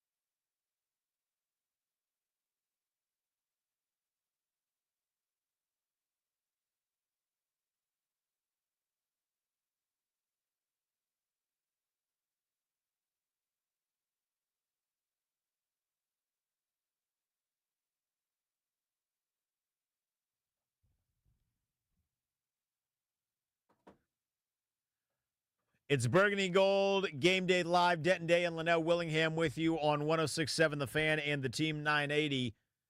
I don't want to pat myself on the back with negative things, Linnell, but I'm going to do it anyway because one of my keys to the game was to not let Micah Parsons get into the backfield. Yeah. Washington started with the football. Dallas won the toss, and they elected to defer, which is someone's finally catching on to the Dan Quinn bit. Jaden Daniels sacked twice by Micah Parsons on the first drive. It's a 3-and-out, and they punted away. That second sack was a loss of 9 yards in which Parsons was lined up right over Mr. Dieter, who's in for Biotish, and it went poorly. Yeah, it went really bad. Concerned because concerned is a strong word. No, it's not. Makes me scratch my head because, like, remember what the conversation was all this week? If you listen to guys, they feel they got punked in that first meeting by Dallas.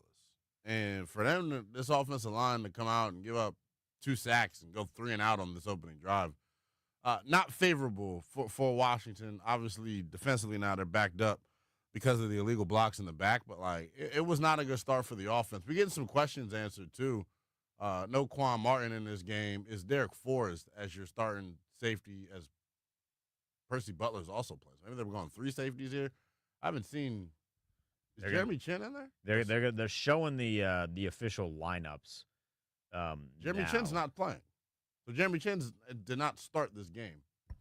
No, he did. It's Percy Butler. Oh, there you go. Yeah. So they're playing with 3 safeties then. Is that? I guess they must be. That was the second down that you watched, so they must have been playing with safeties. Okay. They're running the Either football. or. Dallas is on their first two plays, 2 yards for Dowdle, then 7 yards. But on the 3rd and 1 where he picks up. Actually, they don't run the play. It's a false start. That makes it 3rd and 6, which is a much more passing, you would think a bigger passing down for the Dallas Cowboy offense. But you don't like seeing Dowdle already have 9 yards on 2 carries. I'll be honest, it wouldn't stun me if they ran it on 3rd and 6. But, yeah, like, I think the Dowdle thing was real. We talked about the success he's had over the past couple of weeks. Like, oh, my Lord. Oh, Lord have mercy. I mean, Trey Lance just finds a wide open Tolbert. Jalen Tolbert, man. I mean, Noah I is like 5 yards behind him. Yeah. If you're going to give, I mean, Trey Lance, I don't think is particularly great, Linnell, but if you're going to give him wide open throws, he's going to hit wide open throws. Yeah, not a lot of pressure. They boot him out. There's no pressure. Good job by, I think it was Schoonmaker. Like, you can't let. Is Armstrong losing to a tight end? That's what I was about to say. You can't get blocked by a tight end, Dorrance. But does he know he has $250,000 on the line in this one? I was about to say, yeah, all you got to do is get sacked, buddy, and you're getting paid. I'm curious to see how this goes, man. Dallas has come out here and been lights out to start, man. They've marched the football down the field. This drive started inside of their own 10. I mean, Trey Lance is having the best game of his life. He's 2 of 2 for like 60 yards already. Am I gonna have to send out a tweet? You might have to send out a tweet early. This is not the way. Man to man. And he just got beat, bro. That's tough. Not a good start here if you're Washington, man. This is, especially when you consider what's on the line, bro. Like, I mean, surely they didn't make the mistake again of, we're just going to walk the dog with the Dallas Cowboys. You better not be walking your damn dog in Week 18. That's not what you do. Good teams don't move that way.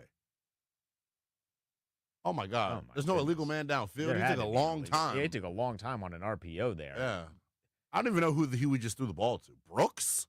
Yeah, like, come on, Zach Brook? That's a deep cut. That is a deep cut. That is a deep cut. I think we are going to get the illegal man down. Yeah, it has to. I mean, Trey Lance took about 4 seconds on an RPO, but Trey Lance is also playing like an MVP right now. What the hell is going on? He's getting outside the pocket. He looks confident. He looks sharp. He looks like a guy that Jerry's going to want to keep around here, bro. I'm telling you. So they did call it. They had to call it. They had to call it. You can't roll out on an RPO. But dude, like, what's up, bro? I'm not feeling too hot about this right now. Like, this is not. It's not how you get ready for the postseason, man. I hate when they do this to me. I'm taking it personally. Like, I don't know. It's like there's more to Ron Payne at defensive end, by the way, too. That is a thing. That is a thing, and he nearly wins a matchup on that defensive end. I mean, you got to do something to get creative. Yeah. To get guys to get pressure on Trey Lance. I mean, he has not been touched, it feels like, at all. I mean, Dorrance Armstrong is getting stonewalled by a tight end. Yeah, he is not. That cannot happen.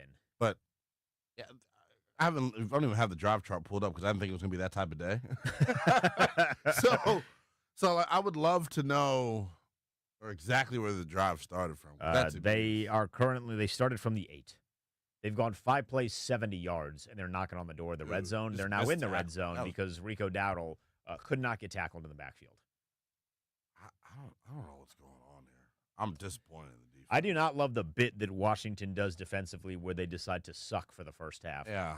And then kick it into high gear in the second half. It's not. That is not enjoyable at all. It's not a good bit. There was a bit of a holding on Johnny Newton.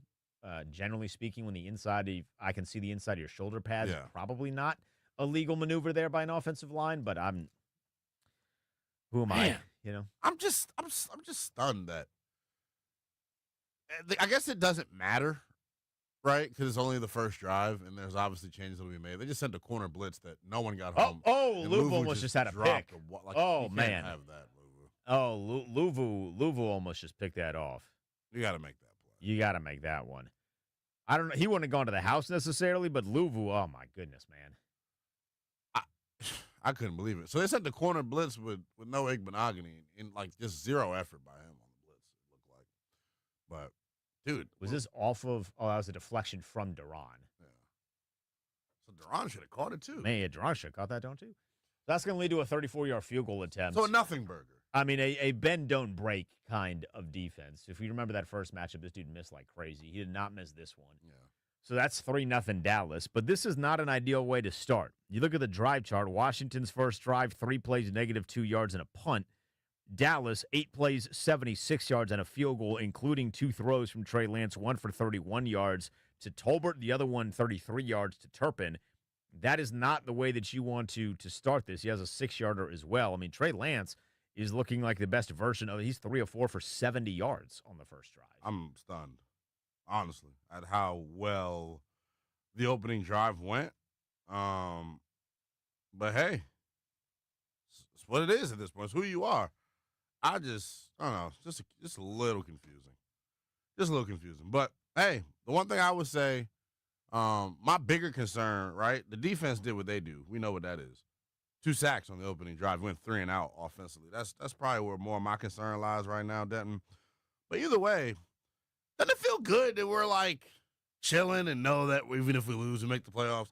I'm trying to temper my expectations because I know how these people are angry and just, they get on me all the time. I would be insufferable if they lost. But I would also understand the context of, I mean, you're still in the playoffs. You're still in the playoffs.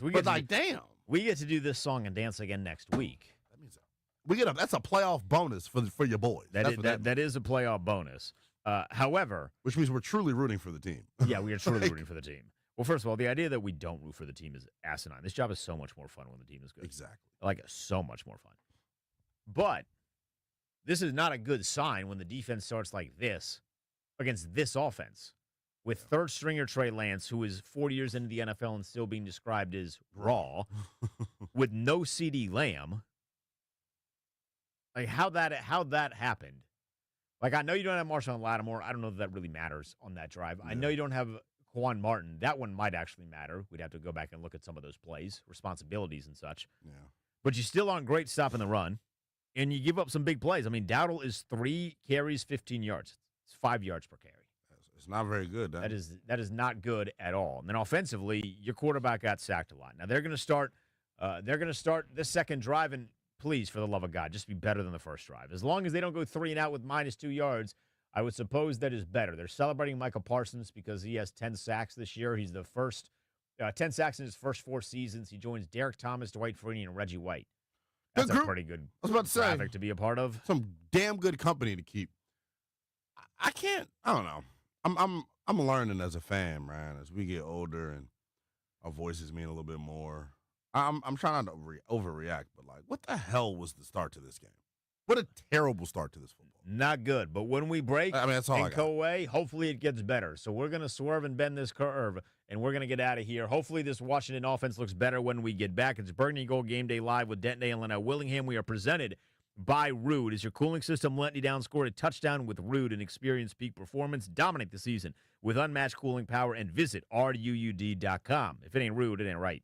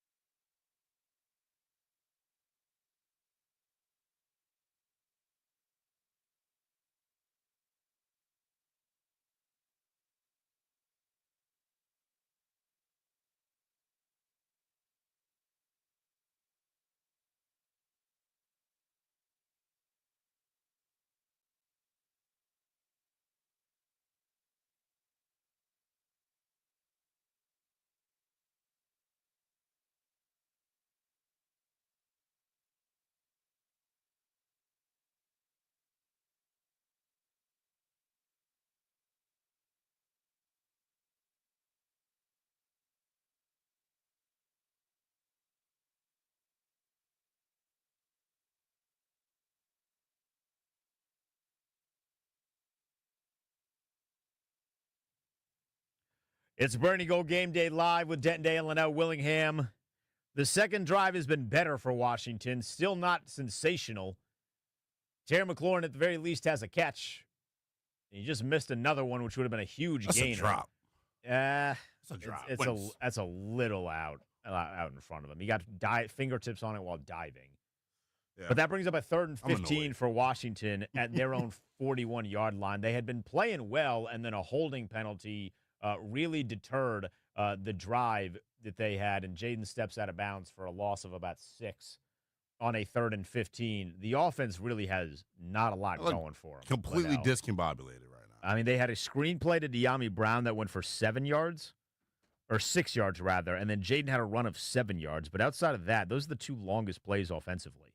Terry has a catch for 5 yards. This has been pretty brutal offensively. Yeah. And I know they're going to turn it on at some point, but Jaden's looking at De'Ami saying, you got to go deep a little bit there, bro, so I can hit you over the top. They're punting again. I mean, this is rough, bro. I mean, it wasn't going to be easy. I figured that much. But I don't know. Look, the bigger issue to me is, like, they look completely – I'm not happy with the defense bending, so to speak. But the bigger concern, as I said after Aubrey kicked that field goal, is this offense looks completely discombobulated. I mean, out of whack. And I don't even understand why it'd be so hard for them to move the ball sometimes. They can just go call quick game and move it methodically. But I think they're trying to work some concepts here. Like, they're treating today like it's a warm-up for the playoffs, and they should be. Just go win the game. That's where I'm at with it, bro. That step out by Jaden is technically credited as a sack. I hope. He's been sacked 3 times in 2 drives. Thanks to that. Now, he wasn't actually tackled on that one on the second drive, but he stepped out behind the backfield or behind the line of scrimmage, so that technically counts as a sack. He's been sacked 3 times. 2 of them look like they were on Dieter. The other one, I don't know if that was a bad play call or what, but there is no life to the offense right now. Lifeless. There's no life to the offense. AKA lifeless. But, at least we won 11 games. At least we're in the playoffs. You hear the sarcasm in my voice? Well, like, there is one I forget who said it this week, but they've been throwing, like, unscouted looks at Jaden. So early he's trying to figure it out and kind of get into it. So hopefully that's kind of what's happening. But it remains to be seen. I mean, that's a good excuse, good reasoning. But still. And by the way, Bears just had a 94-yard punt return on the Packers. They're up 7-0. So that is something to keep an eye on. They're up 7-0. Right now, Tampa and New Orleans are tied 3-3.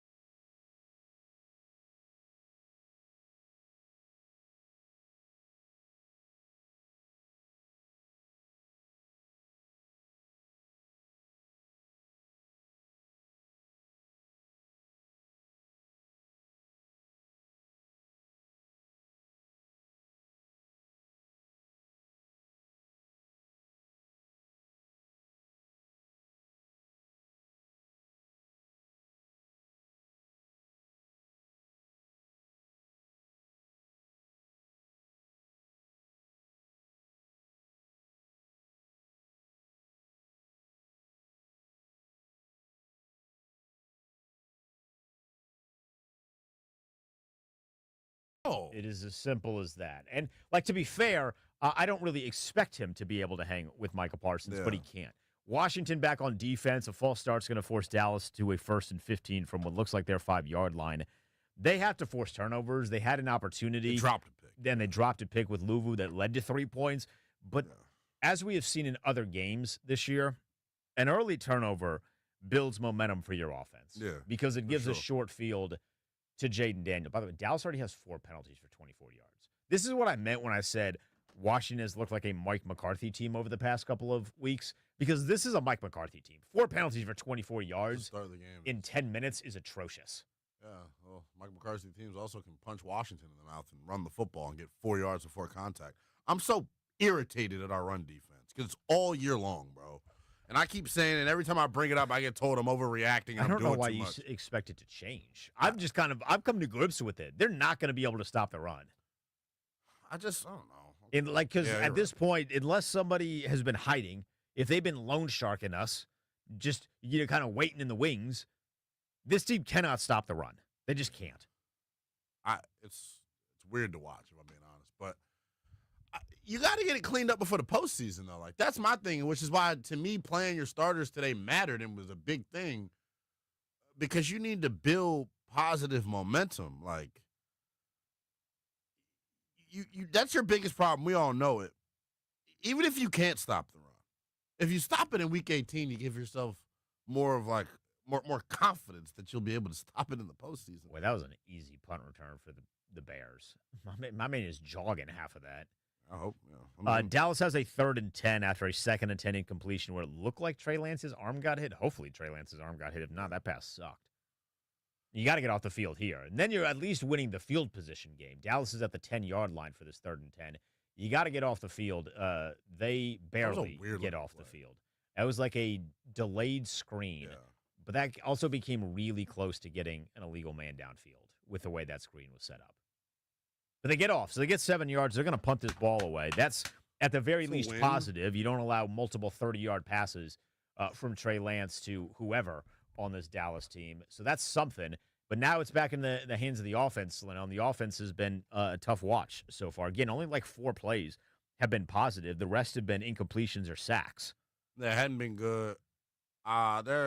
The lack of rushing attempts, I guess, is the one thing. I thought they would really come out and try to punch Dallas in the face and say, "Hey, we can run it. We're tougher than you." They have one. They have one designed rush attempt. That's a Brian Robinson 1 yard or 3 yard carry. Jaden has 7, but I guess that was an RPO technically where he got the 7 yards. But that's really it. I thought they would have a nice field position situation. That is not the case because their punter boomed a 55-yarder. So Washington's going to start at their 28 as Crowder returns it for no gain. Got to see this offense, man. They got to get something going on that side of the football. It's the slow start thing though has been interesting. I don't read too much into it because I think no matter what Cliff said, and he said this during the presser this past week, that no, it's not. We're not holding anything back for the playoffs. We're going to just go balls to the wall. Coach speak. If you don't think Cliff is like hanging on to things for the postseason, if he's not hanging on to things for the postseason, then like it's not a good coordinator. Like that's not what a good coordinator would do. Not gonna lie. I'm not gonna get off the Cliff train. It's not that I'm gonna get off the Cliff train. I just think he's lying. It's more so what I'm hitting at, which is fine because all coaches lie. Terry McLaurin making a little bit of history. He's one of only 4 wide receivers to record at least 75 receptions and 1,000+ yards receiving in 5 of his first 6 seasons. His first reception today for 5 yards was his 75th. He joins, you ready for this list? Brandon Marshall, pretty okay. Torrey Holt, Randy Moss. Damn, good company. That's a nice graphic to be a part of when that graphic eventually gets put up. Good company to keep, and that's good. Terry, in the year that he's had, we've talked about it, especially when you consider the way he was disrespected this summer during list season. Like I'm geeked up that he's playing well. He's got to get out of like the Deron Bland blender though, because Bland kind of strapped him up last matchup. And so did Terrell last week. So he was your guy to lock in on. He was my guy to lock in on. Jaden just narrowly missed him across the field. That would have been a huge play on that second drive. So we'll see what they can end up doing. Obviously, we want to see them score. That would be very, very nice to put points up in football. Yeah. Helpful. Zach Ertz has an 11-yard reception. That's the team's longest play so far. That was on that drive where Jaden got sacked twice. So we got a lot of the sack yardage back, and then they got sacked again for a loss of 9 yards. As I had mentioned, Jaden's already been sacked 3 times. One of them was just him stepping out of bounds behind the line of scrimmage, which gets credited as a sack, but the other 2 were at the hands of Micah Parsons, who is lined up all over the place. They're really moving him around, which is frightening because Washington is with their backup center, who is not loved being matched up with Micah Parsons. Offense back on the field, 3-0 the score. We'll see if they can score some points, maybe take the lead. Don't go anywhere. It's Burning Gold Game Day Live.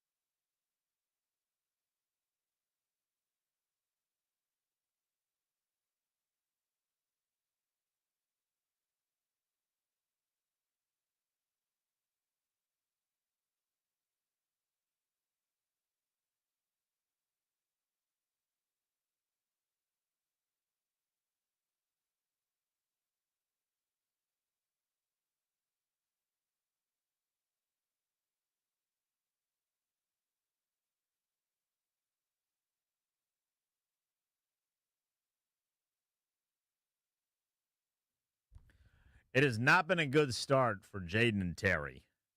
They are very clearly off. On the third drive, Jaden tries for Terry on first down. He drops it. That's just a drop, Linnell. That would have been about 15 yards. Yeah. He tries for him again on third down after a miscommunication on second down with Austin Eckler, which leads to Jaden picking up 5 with his legs. He tries for him on third down on a slant, and he just puts it out a little too far in front of him. They're trying to get Terry the ball, but they are not succeeding in getting Terry the ball. Yeah. And they punt, by the way. Tressway has 3 punts in the quarter. I mean, this isn't even fun. Like, it's everything. I'm on edge. It's making me think, like, are they not ready for playoffs? I think they are. But, damn. The offense is, like, the bigger thing to me. I could care less about what happens to this defense. I know they stink, no matter who the opponent is. That's just clear. But offensively, like, that is the reason everyone thinks a run is possible. The offense is the reason everyone looks at this thing as glass half full, not glass half empty. So for them to put up a stinker, not good. Not very good. There were all those graphics after that Philadelphia game about Jaden and Terry together, how Jaden had a 140 passer rating when thrown to Terry McLaurin. Oh, my God. They just have a fullback. Someone just got trucked. Damn, he just got ran over. Yeah. But they had all these graphics up about how they were so good together. In their last 11 targets, 2 catches, 10 yards. That's tough. Benjamin St. Juice just got bulldozed. To be fair, I don't expect Benjamin St. Juice to be tackling a fullback. That was nasty work. But yeah, like that gets Dow's a first down too. I'm not gonna lie. After watching the mic'd up, bro, I'm watching Terry's body language after all of these things, and like he's frustrated, but I don't know why. Like someone almost got a sack on. I mean, I get. Oh, hey, Dorrance. That was such a stupid, cute play call. Come on, Mike McCarthy. He can keep that up. And not that I'm rooting for it, but like it's a little bit of an end around. It's like a fake handoff end around to Brandon Cooks that almost gets Dante Fowler $375,000 because he almost sacks Trey Lance, and then instead Dorrance Armstrong stops Brandon Cooks for about a loss of 3 on the play to make it, or 5 rather. That's the second at 15. I'm low key a big Dorrance Armstrong fan. I'm like a little annoyed at his lack of production, but I think he's like got that. He's not sweet for it. It's the best way that I can put it. If anybody understands me, what I'm saying, he's not no punk. Not gonna go punk. Oh my god, that was scary. I thought he was about to hit a crease. I thought Turpin. I mean, once Turpin gets a little bit of a space, you're in a lot of trouble. On the final play of the first quarter, they give it to Turpin, and he gets about 6 yards there. So that was a lot of the final play of the first quarter. It's 3-0 after quarter number 1. Washington has 3 drives. 1 first down, 20 total net yards. Am I tripping that this quarter went by fast as hell? No, you're not. There's just no scores. Well, there's no scores. There's no commercial break. Okay. Yeah. And why is my computer doing this? I'm frozen again in a compromising position. Because you get that's literally only your computer. Okay, it's the bad one. Yeah. AKA the JP computer. Not a good first quarter for Washington. Hashtag bad JP. First quarter by the numbers, Jaden is 3 of 6 for 22 yards. He has 3 sacks for 17 yards. That's not good. No, it's not. Jaden has 2 carries for 12 yards. Brian Robinson has 1 carry for 3 yards. That's 3 for 15 as a team. I mean, that's better, but still not very good. Zach Ertz has 1 target for 11 yards. That's the team's best play. Diami has 1 catch for 6 yards. Terry has 1 catch for 5. Terry's been targeted 4 times. On the flip side, Trey Lance has 84 yards on 5 of 7 passing. He had like 50 yards on the season entering today. Dowdle has 4 carries for 20 yards. As a team, Dallas is 8 for 32. They're averaging 4 a pop. And that's with a 5-yard loss from Brandon Cooks. So you take that 5-yard loss away, they were a lot better. Yeah, I mean, like I continue to say, I expected that from the defense. I have no confidence in that group. They're mid. Offensively, though, I'm worried. I am too. This offense looks completely bored. And let's just be real. They didn't look too great last week against Atlanta at times in the first half. No, they didn't look too great against Atlanta until Jaden started going crazy. Oh, God. Scores from around the league. Chicago up 7-3 over Green Bay. This is the first time since like week 12 that Chicago's had a lead, period. I was about to say. In a football game. Things have not gone well for. Caleb Williams is 2 of 2 for -2 yards. What? They have 1 carry for -4 yards, and then we 7-0 or 7-3. Special teams is crazy, boys and girls. I say that to say I would not expect that one to hold, just because they can't do anything offensively. New Orleans is up 6-3 over Tampa. Those are the 2 games that Washington is the most intrigued with. Another game is the Los Angeles Rams and Seattle Seahawks. That's a 4:25 start, though, so that'll be a little bit before we get anything there. All right, Trey Arias back on the field. The second quarter starting randomly. But big third down. This is a 3rd and 10 to start the second quarter. Washington has to get off the field. They do. We're playing our guys, too, man. This is an interesting alignment. Dorrance Armstrong is lined up as an interior rusher. They run a game on one side, and that's a airmailed it. Holy cow, that was a high ball. Yeah, he was way out of bounds. Thank God. He was wide open. He was wide open. So Washington's defense does the job just like we all thought they would. Yeah. That's going to be a punt. Brandon Cooks is like 5'10", and he had to climb the ladder for that one. But you are correct. He was silly wide open. Bro, the last 2 weeks you've played Mike Penix and Kenny Pickett, and they've both stunk. And they haven't been able to make you pay. Trey Lance is not going to make you pay either. You know who will? Matthew Stafford, Baker Mayfield, or Jalen Hurts. Well, maybe not Jalen Hurts. Yeah, Jalen Hurts. But the other 2 will definitely. Saquon is the one you're worried about with that other guy. Yeah. But Jalen Hurts maybe with his legs. So they're going to punt this thing away, and hopefully. Oh my God! Oh, he hit him. Jamison Crowder got interfered with. That's what? They call that a muff. Hold on a second. We're going to need a replay of that one. That sure looked like Jamison Crowder was interfered with. You're lying. As of right now, they're calling that a muff on Jamison Crowder. I got to watch these idiots celebrate like they did. And Dallas is going to, if that stands, Dallas is getting the ball at like the 20-yard line. How is he not interfered with? It was his own man? Luke! It was his own man. What the hell are you doing, McCaffrey? And Mike Davis always just around bad things. I don't know. What is Jamison Crowder doing? Just a traditionally bad football player. That is. I mean, he's always around bad things. Your hate for Michael Davis. What is happening right now? I'm about to start losing my mind, bro. We got the ball first, so the double up thing, get it out your mind. It needs to happen now. Whatever needs to happen right now. We're losing. They're about to score again. They got the ball at the Washington 22. So what happened was Luke McCaffrey gets blocked into Jamison Crowder, who probably should not have been trying to return the punt. He should have just let it bounce. He should have let that bounce. You know what? I don't even care. And then Michael Davis weirdly tripped him. I don't even know how. And the ball hits Jamison Crowder's shoulder pads. Dallas recovers, and it's 1st and 10 at the 22-yard line. It's that nonchalant young football team joint with me, bro. Like, what are we doing? It's just this looks like a group that's got their head in the clouds. This looks like a group that's on some 1, 2, 3 Cancun kind of stuff. Not the group that's trying to lock the 6th seed up. They don't want the 6th seed. That's what they said. The 6th seed. The 6th seed. We'd rather go play Philadelphia. They're like those, play in the cold. They're like those nutso fans that comment on every stream. Well, you got to beat the best, so let's go to Philadelphia. Yeah. Hey, buddy, championship still counts even if you don't play Philadelphia. Exactly. Yeah, like I'm not rooting to go through Philadelphia if I do not have to go through Philadelphia. Exactly. I will say seeing that defense for the 3rd time does encourage me. But, I mean, our offensive line can't block anybody. Oh, Trey Lance just got smacked. Did Dante Fowler get in there? No, he did not. Jeremy Chin gets credited probably for that sack. Dorrance Armstrong might get half. Dorrance needs 1 full sack for 250 large. He also got stonewalled by a tight end in the 1st quarter. Yeah, I'm going to keep bringing that one up. That bothered me immensely. It should have. I was on either that Schoonmaker or Ferguson. You got to chip better than that on Chin. He was supposed to chip and release, and the chip was BS. That sack is huge, though, so they at least puts them at a 3rd and long, 3rd and 15. Rather than they were 2nd and like 7. Jeremy Chin's may finish with 100 tackles this year. That's all right. I love me some Jeremy Chin. That's one of my guys. Can I get a turnover here? I mean, if they're going to get turnovers, they're just running the football. They're scared. I mean, they're about to go up 6-0. They don't trust. Our offense looks like Maryland School of the Deaf right now. Yeah, they look inept. Bad. Yes, they look completely inept. Although, in fairness, this wasn't on them. This was on punt returning and special teams. Special teams against Dallas always seem to suck. That is not a trend that I enjoy. And it's not like there's some really successful special teams unit that like shuts people down or whatnot, or makes people make mistakes. They're just, I don't know.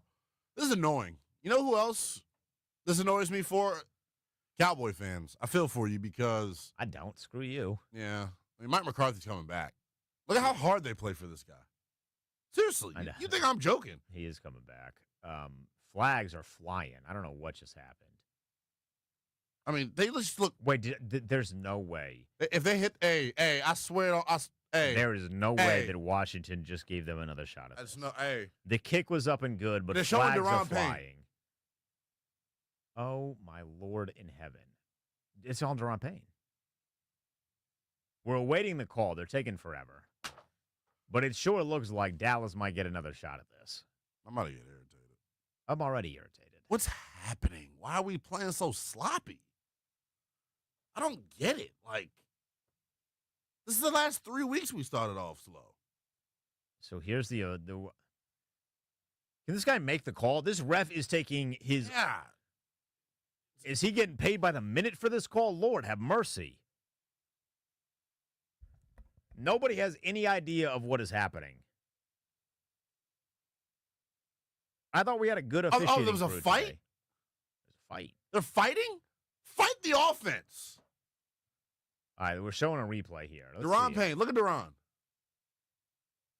Hey, what are you doing? What is he doing? You dumbass. What is he doing?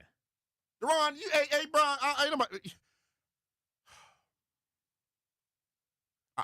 How can he be that silly?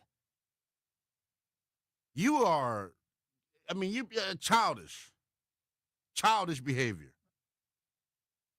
Like unless he was like touching you in a place where you shouldn't be touched, there's no reason to turn around. He was finishing the block, So an offensive lineman had the basically prom hold of Deron Payne, who then turns around and slaps him. Is he going to get ejected for that? No, he's not. If Dan Quinn got any stones, he'd sit him down for a series. So that's 2 weeks in a row he'd have done some stupid stuff. The field goal counts. Thankfully, this was after the play, technically. The NFL gets weird about that, but it's after the play, so they don't get another shot at it. But that's horrible. You want to talk about undisciplined. How do you do that? I don't know, bro. Like, this is a guy that's supposed to be the leader of the team. That's embarrassing. If you want, what is up with him getting violent in Jerry's world? Is that where they fought? I thought that was Philadelphia. The scene of the fight. He thought that guard was John Allen. You know it wasn't John Allen. He getting PTSD. John Allen would have knocked his ass out if he would have hit John Allen like that. Yeah, we've seen that. Yeah, we've literally we've seen that. Bro. But am I wrong? This being is upset the worst start, and then they're doing. It's a lack of focus to me. That penalty kind of highlights it, and it's everywhere. It's everywhere. It's coaching staff, it's offense, it's defense, it's special teams. There is not one guy that has played a great game today for Washington. There's not one guy Zach Ertz has made one good play. That's about it. Jaden has made a couple of good plays, but he's missed some throws. What an unacceptable start! It just screams, "I'm not a focused football team." And then he's pleading with there's a conversation between him and Dan Quinn coming back, and DQ. I just don't look at him as much of a disciplinarian, because I feel like he's the cool dad that everyone just he definitely hit him with a "What the F are you doing?" He did? Okay. Oh yeah, he definitely hit him with a "What the F are you doing?" Because I'm he deserves that, and that's fine that he hit him with that. Because what the F was he doing? Because what the F was he doing? You can't turn around and smack guys. I mean, and he's right in front of the official too. I'm the guy's literally within arm's reach of you. If that guy ducks, you might hit the official. Maybe don't throw hands there. It's quite literally not allowed to happen. No, it is very much frowned upon in the NFL. Very much so. Yeah. Great news though. The Bears are now up 13-3. What's happening? DeAndre Swift just had a touchdown, so they're up 14-3, or pending the extra point. Going to potentially be up 14-3. So something to keep an eye on. However, I would very much prefer to not rely on the 6th seed thanks to Green Bay losing to Chicago, and rather just go and play good football and keep momentum rolling against the Dallas Cowboys. The Commanders' offense is hopefully going to be on the field when we return. I say hopefully because they already have one special teams turnover. I'd really prefer them to not make it two. But the offense is in desperate need of something positive. It's 6-0 Dallas leads with 12:41 to go. The offense on the field when we get back. It is Burgundy Gold Game Day Live presented by Root on 106.7 The Fan of the Team 980.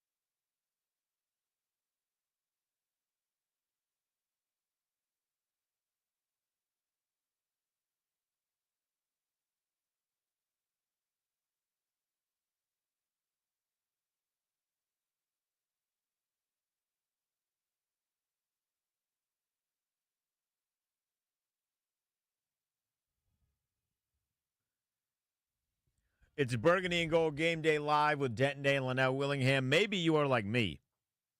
Maybe you thought first possession for the offense, second quarter, it's going to be different. New quarter, new me. You would be wrong. not much different. Washington started with the ball at what, like the 25 because they kicked it out of bounds? I'm insufferable right now. They had an 11-yard gain to De'Ami Brown, which was nice, and then He had not a great stiff arm. a whole lot after that, Linnell. And Jaden's been sacked 4 times already by a defense that gave up 41 to Kenny Pickett and Tanner McKee. Who is Tanner McKee? That was last week, too. Something about Dan Quinn going up against the Dallas Cowboys does not go well for the Commanders. Yeah, I don't know what's up with this, bro. Like, I don't got no explanation for it. I'm trying to, give them the benefit of the doubt. I mean, they're just flat. That's the best way I could put it. It's just a flat group. They're not protecting the quarterback. He needs to start throwing the ball away, too. That's another thing. Like, Jaden's got to get rid of the ball. He's taking some sacks that are, stupid. Get rid of it. Point blank. Now, I understand with him and the way that they're rushing, they're not allowing him to escape the pocket, so you can't throw it away from inside the pocket. Right. I mean, you can. You can, but it's tough. It's hard, yeah. It's tough because then you get a legal grounding and all that sort of stuff. Intentional. Yeah, this has just been I can't believe it, man. This is this is like the worst version of the team that we've seen. Offensively, this feels like week 1 against Tampa. It feels like week 11 against Philly.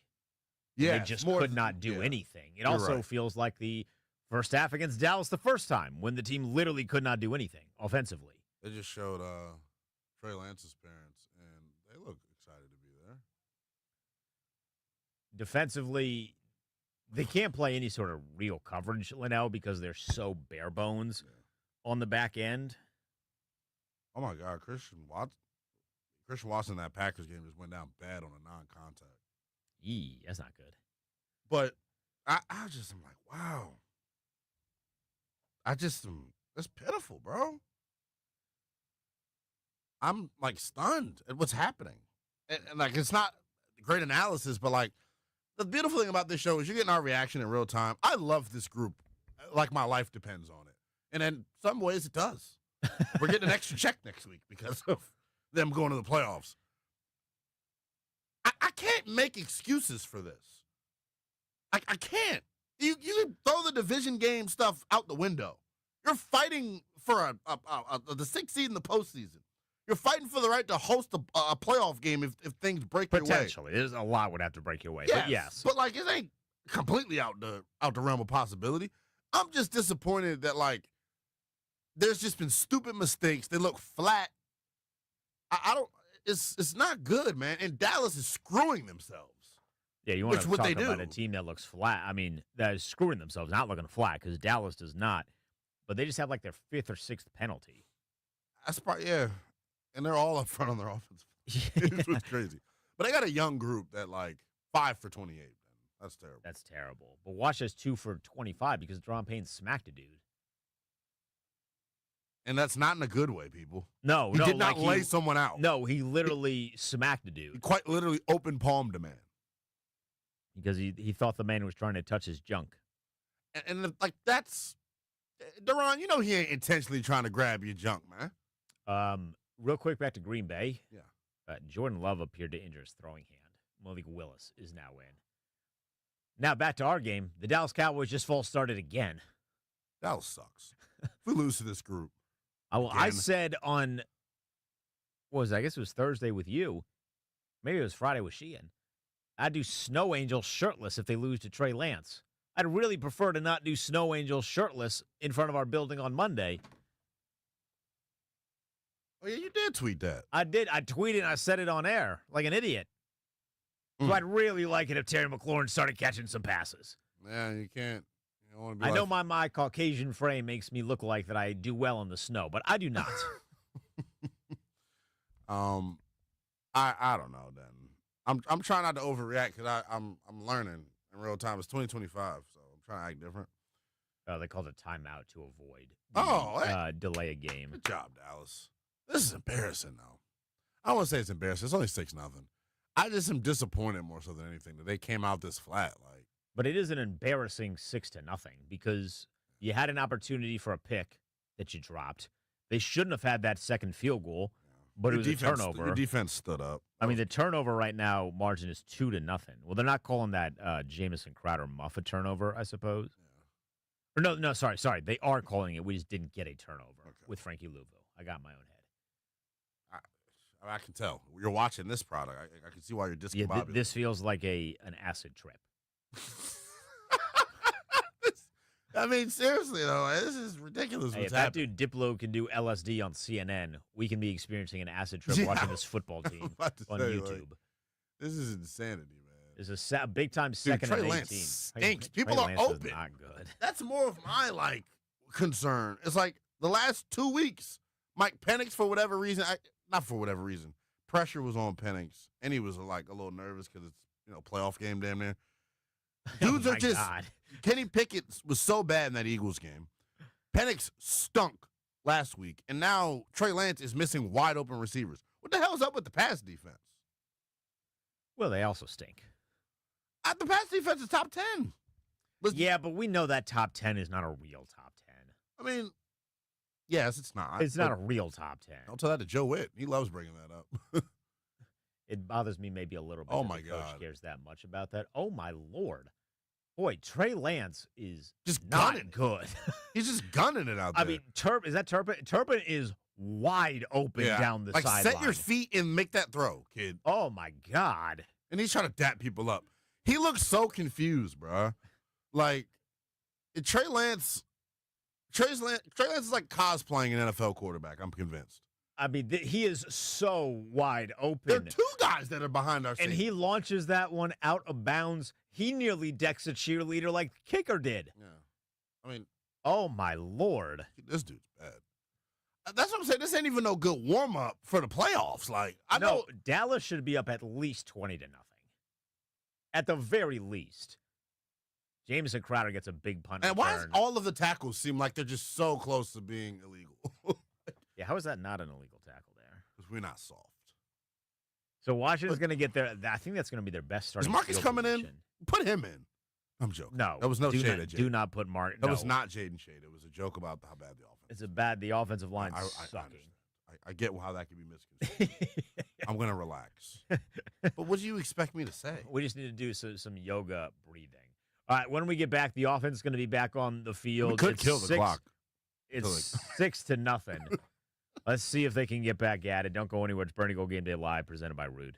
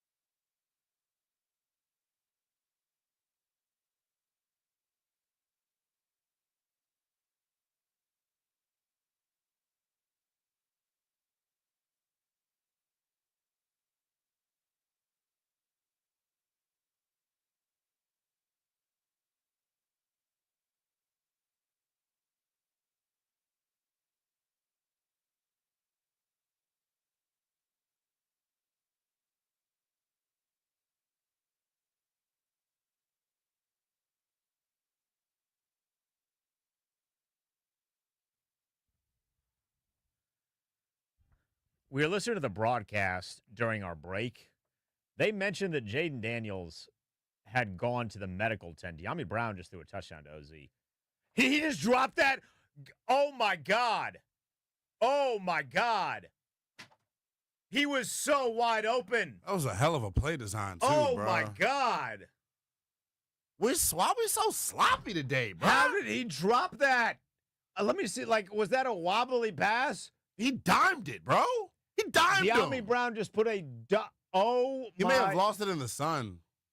They play in a dome. No, they be leaving the... They leave...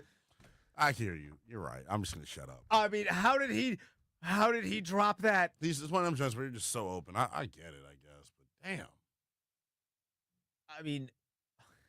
Yeah, get De'Ami the ball. He done stiff-arm somebody through a touchdown. No, De'Ami's hooping right now. Like, he's back to Oz. he's back to that's Oz. crazy. Now I see why Cliff was calling him Oz. Should be the tweet from you. I'm firing that up right now. Like, that's insane. Damn. Why would Cliff pull that out right here? What did Craig Hoffman say, though? He's not just a guy that's going to let the offense stay in a rut. He'll call a trick play to try to spark him some life. That would have took the lead, bro. In a game where it feels like you got no business having Jaden had a nice run. Everything's going to De'Ami. Everything's going to De'Ami. Oh, my God. Hey! Blow the whistle! You got to go for that on that fourth down, I think. Blow the whistle. What I was going to say before Oz dropped the touchdown is that they had mentioned Jaden went to the blue tent. Yes. Before Oz. And now he did have a nice run of about 16 yards. Yo, that's dangerous with how they're playing. Yeah, I don't know why the refs didn't blow that down. That's a 4th and 3. I guess they're going to kick the field goal. Yeah, they're setting out Zane Gonzalez. They better not. He better not. It's 6-0 with 5 minutes and counting. This is a 47-yard attempt. But they had mentioned that Jaden had gone into the medical tent. Yeah. Now, he did have a 16-yard run after that. But you had mentioned it did look like he was slower, maybe, than normal. Zane Gonzalez drilled it. So that's going to make it 6-3. They're on the board. I guess that's something. I think that was the score. Wasn't that the score the first time these two teams matched up at halftime, or was it 3-0? That first half sucked the first time these two teams played. Yeah. It was 3-3 the first time these two teams played at the half. I just can't believe they left that touchdown on the board. Talk now. It shows like they're just sloppy. But I saw a dumb tweet that really just made me not be able to talk. So it's not that I'm illiterate. Someone tweeted, "This slow start is a poor reflection of the coaching staff and have some damn self-responsibility and accountability as players. Coaches shouldn't have to motivate you to play hard. You're in the National Bleeping Football League, and you're going against your division rival that, can I say it again, whipped your ass a couple of weeks ago, punched you in the mouth. And this is how you respond? I'm totally disappointed in the response, especially when I heard all week long, yeah, man, we're going for it. Yeah, man, we're going for it. Let's get it rocking and rolling. We're going to go out and we're going to let it all hang out. The hell you are. Have the Commanders executed on any of those crazy trick plays this year? I don't think that they have. They've tried that one should have been the one they executed on. That one should have been. They tried the Luke thing throw. early where Luke, the former quarterback, was going to throw back to Jaden, who had nothing but blockers. They tried it with De'Ami, and neither time did any guy throw it back to Jaden. And now you have De'Ami deliver a dime certainly as far as wide receivers go. He did kind of do the jump bit because he's not a quarterback, so he doesn't have the arm. So he did like the little jump. Yeah, he's left-handed. I noticed too. Yeah, I didn't realize De'Ami Brown was left-handed. Yeah. But that's brutal, what man. A play design from Clifford. Call him Clifford. I hate that he is designing these wonderful plays and they're not executing on them. Well, because that was there. Yeah. I think when teams prepare, they're like, somebody makes a trick play reel and you like study all the like wacky stuff that they've done all year long. That one I would keep in the chamber. And they're showing this damn kickoff return, bro. I don't need to relive that one. I'm good. Thank you. Was that the last time we were in studio? I think we were in studio for the Tennessee game. There we were. That one. We were. This one was just not good. I don't like that one. And this idiot scored. Yeah, he should have just went down. He should have just went down. They're showing OZ. Not thrilled. He had 2 back-to-back great games, revenge games. Now he plays against a team that didn't pay him before. Well, that's the thing. He's not going up against one of his former teams, so So the effort's just not there. He drops open touchdowns. I don't know, man. I'm happy Zane made the field goal. That was the one thing that I was worried about, like our kicker situation. It would I feel not pretty have confident. been good in the studio if Zane missed it. If Zane would have missed that, I mean, it just would have been insult to injury. I mean, our guy Amac would have been laying on the dump button. You know what? It's When should I do a rally cap? I don't know. Do you believe, are you superstitious that Jaden is rocking the hair long today instead of the braids? I was gonna say it. Do you think that they should go give him braids at the locker Somebody room? twist that boy hair up in the locker room. Just to kind of bring it back? I know Miss Jackson up in the stands. She was rallying last night, man. There's a lot of Commander fans out there. She was There's a lot. She yeah. spoke at a rally. I love the way we're traveling, bro. It's very awesome. impressive. I love that his mom is like ingratiated with the fans too. Like that's hard. In a fun way. In a fun way. Like she's not. Yeah, she don't meddle. All she does is like cheer. Yeah, literally the I guess the quote unquote worst thing she's done is sassily tell him to get off his phone when the camera and Monumental lingered on him for 25 seconds. Can I tell you how much I loved that? I did love that. I didn't love the 25 seconds. That's just an awkward amount of time to have a camera in your face. Very true. But I did like that his mom was like, "Get off the phone." Yeah. Cause he should have been on. I wonder what he was listening to. Probably like a voice memo. A voice memo. Yeah. Probably a voice memo from Bobby Wagner telling him that he sucks at basketball and he shouldn't be at a basketball game. Knowing their relationship, but all right. So it's second and 7 for Dallas. You see the cutback? I did see the cutback. Put his foot in that ground and got north and south out. And that gets Dallas a first down. The score is 6-3. Dallas started this thing at the 30-yard line. They find Brendan Cooks for 3 yards, and now Dowdle picks up about 7. He has 9 rushes for 33 yards. I guess that's better than like the 105 that he had against Washington. Did he have 100 in the first game? No, that was not him. That was Rico Dowdle? Yeah. They had 86. He had 86. But I think, like, there's that Giants back that had can I like be real? 115. I keep saying it. The defense of what's happening with them in this game, they've actually played really well when you consider, like, they got put in bad set of circumstances. But Trey Lance just stinks and is missing Trey Lance wide open guys. Terrible. Anything that's 5 yards down the field and open, he is missing. Oh. And then on cue, he makes one good throw to Brooks. Oh, is that Markevius Mingo? Jonathan Mingo. Jeez. Jonathan Mingo. Oh, that's the guy that Jerry traded. Is that his first catch? One of them. I hope not. One of his first catches. Yeah, Jerry Jones traded like a second-round pick for that. You gassed it, but now they did give up crazy. They gave a crazy draft pick considering that like, DeAndre Hopkins got traded a week after for like a 6th. Yeah. Poor CD. I think it was a 4th rounder that he gave up, or 3rd. It was something It was high. something incredibly high. It was a higher pick that they shouldn't have got off of. Remember I was asking you, should I bet Trey Lance 150 yards passing? Boy, do I feel like an idiot right I told now. you the answer to that question was yes. Yeah, I just thought Washington was going to clamp. Maybe that play by St. Juice lights a spark. He kind of like aggressively tossed them down. I'm going to come back in the second half with a rally cap. That's what I'm thinking. I think I'm going to start easy with just a backwards cap. Okay. And then maybe I'll have to twist it. Maybe I'll flip it inside out in the 4th quarter if things don't get better. Well, Toby Altizer said this because I'm not wearing my Jaden jersey, but I'm like, I've gone. I mean, where has Toby been? We're streamed every single week. You haven't had the Jaden jersey on for weeks. I think did I wear it last week? You wore it last week, but that was the first time in a while. In a while, yeah. We stopped the backwards bit in like October. That was the thing. I actually don't have any Commander gear on today, so maybe that has something to do with it. I don't have a lot of Commander's gear, but Josh Harris knows how to get in touch with me. Well, clearly, fan of the Sheehan show. I mean, if you wanna get us in gear, y'all see the prices of this gear? The gear's pretty taxed. Yeah, it's pretty up there. All right, it's a 2-minute warning. I want to remind everybody we're going to be commercial free for the entirety of the half. You can jump on the phone lines with us. We're not on location, which means we will take your calls at 800-636-1067, 800-636-1067. This first half has been not a disaster for Washington, but it certainly hasn't been good. So we'll take your phone calls at the half. It's 6-3, but Dallas is in position to add to their lead at the other side of the 2-minute warning. Don't go anywhere. It's a Burgundy Gold game day presented by Rude on 106.7 The Fan, the Team 980. What's happening? My mouth's getting drier as the game's going by. This is not enjoyable at all. This is boring.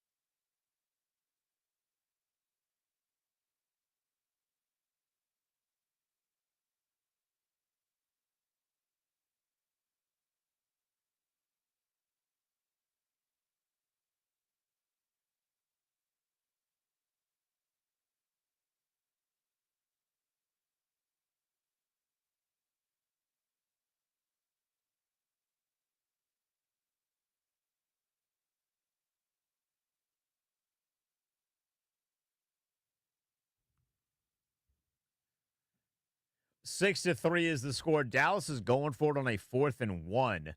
They give it to the big fullback, and Washington's defense stands no completely chance. blown off the damn football. No chance against a fullback. I mean, hey, Mac, you know what that looked like. Look at it. Look. Why is he? This is the perfect. I mean, Duran, damn, that's bad. Yeah, that fullback got like 6 yards. This year, he has 11 carries for 38 yards. He's got like 15 in this game. Unfortunately. No pressure on Trey Lance, by the way. Frankie Louvu just not even running to the play. He actually does have 15 yards. Really? On 2 carries. I mean, my math is mathing. Dog, you realize about a score, go up 13-3, and then get the ball coming out the locker room? I cope with humor. I'm very much aware. This defense is atrocious. Like, what's going on, bro? I don't know what needs to. Good Lord, that fullback is blocking. He's nasty. No, I wanted none of him. Not going to lie, that's tough. That dude is corn-fed. I was about to say, well read, well bred, and well fed, for sure. They're just setting up screens. Washington's defense can do next to nothing. Thank you, Tribal Chief. Where the hell you been at, dog? I feel like guys are hurt or something. I don't know. They're hurting me. Does that count? They're hurting. You know what I never got? I played, high school. Does Frankie Louvu a Nipsey Hussle tattoo? Sorry, go ahead. No, I think he probably does. He's at it, bro. Yeah. That little clear mouthpiece, for like fashion reasons, I see why the guys wear it. But what does it protect? It's like you're wearing Invisalign. Oh, you're talking like the old school ones that we used to have. No. The one that Frankie Louvu, the Invisalign, like the Steph Curry mouth. Yeah. Not like the ones that are like bulky. As you got older, you got the bulkier ones to actually like protect your teeth. I still don't understand like how. Well, I do because I've been through like concussion protocol, I guess. But like, somebody's got DQ a drink. I need a drink. Dallas Cowboys they're up 6-3 with Trey Lance at quarterback. I was gonna say I don't get how mouthpieces work, but I do. But it was dumb comment. I'm trying to distract from the fact that we're about to be down 13-3, and if we, oh my god, Trey Lance. Somebody hit Trey Lance, please. And for FanDuel not to make his props available till like 90 seconds before kickoff, like screw FanDuel. I would have hammered it. I told you, hammer is the passing. He's got it in the first half, didn't he? I know. It was the number 150. 120. He's at 125 in the first half. Yeah, 120 in the first half. That's terrible. Holy cow! And how many? Jaden Daniels is 38 on 6 of 12. Trey Lance is 11-17 for $125. And Trey Lance has been sacked once. Jaden's been sacked 4 times. Bro, the streets are saying they want me to send out a negative tweet. It's only crazy if it doesn't work, and it's worked the past couple weeks. I'm about to tweet it out. Street saying y'all want a negative tweet to shift momentum. I am the martyr. Yeah, man. To shift. I mean, this is. I am the knight in shining burgundy and gold. Yeah. The more and more I watch this game and every game, I'm stunned that New Orleans didn't run it on that 2-point conversion. I mean, how much different would this season have been if they did we would have lost to New Orleans. They decided to speed run it with a speed boot. Washington's going to try to score before the half. They're calling timeouts. They are calling timeouts. Which I guess. I don't know. My thing is they're going to do this, and then they're going to get the ball back with 30 seconds and take a knee. Yeah. And it's like, guys, can we? Oh, my God. Zach Ertz is shaking the hell out of his head. That looks like every effing time is what he just said. Oh, my God. He's talking about the run on defense. Even Zach Ertz knows we can't stop the run. I'm stunned by it, brother, man. I don't know what to think. Trey Lance looks like he can go start for somebody. He is so bad, dog. He sucks. He is not good. He has no touch. He just completely overthrew Brandon Cooks again. It's his mechanics, bro. He lifts his elbow high, and then something's making the ball sail mechanically with him. That was his thing. Like, he missed high his rookie year too. Like, that was wow. He's got cool tattoos. I'll say that. He's yadded. He's yadded. Those North Dakota tattoo artists. Yeah, fire. Yeah, they did their job. Carson Wentz never went there. And he's in this ugly 19, and he's actually, them Dallas uniforms are sweet. I don't know. Anthony Armstrong tweeted that. Dog! Miles Austin was the quarterback. They're about to go up. Oh, Bobby's doing a bit where he's not trying to let him get up.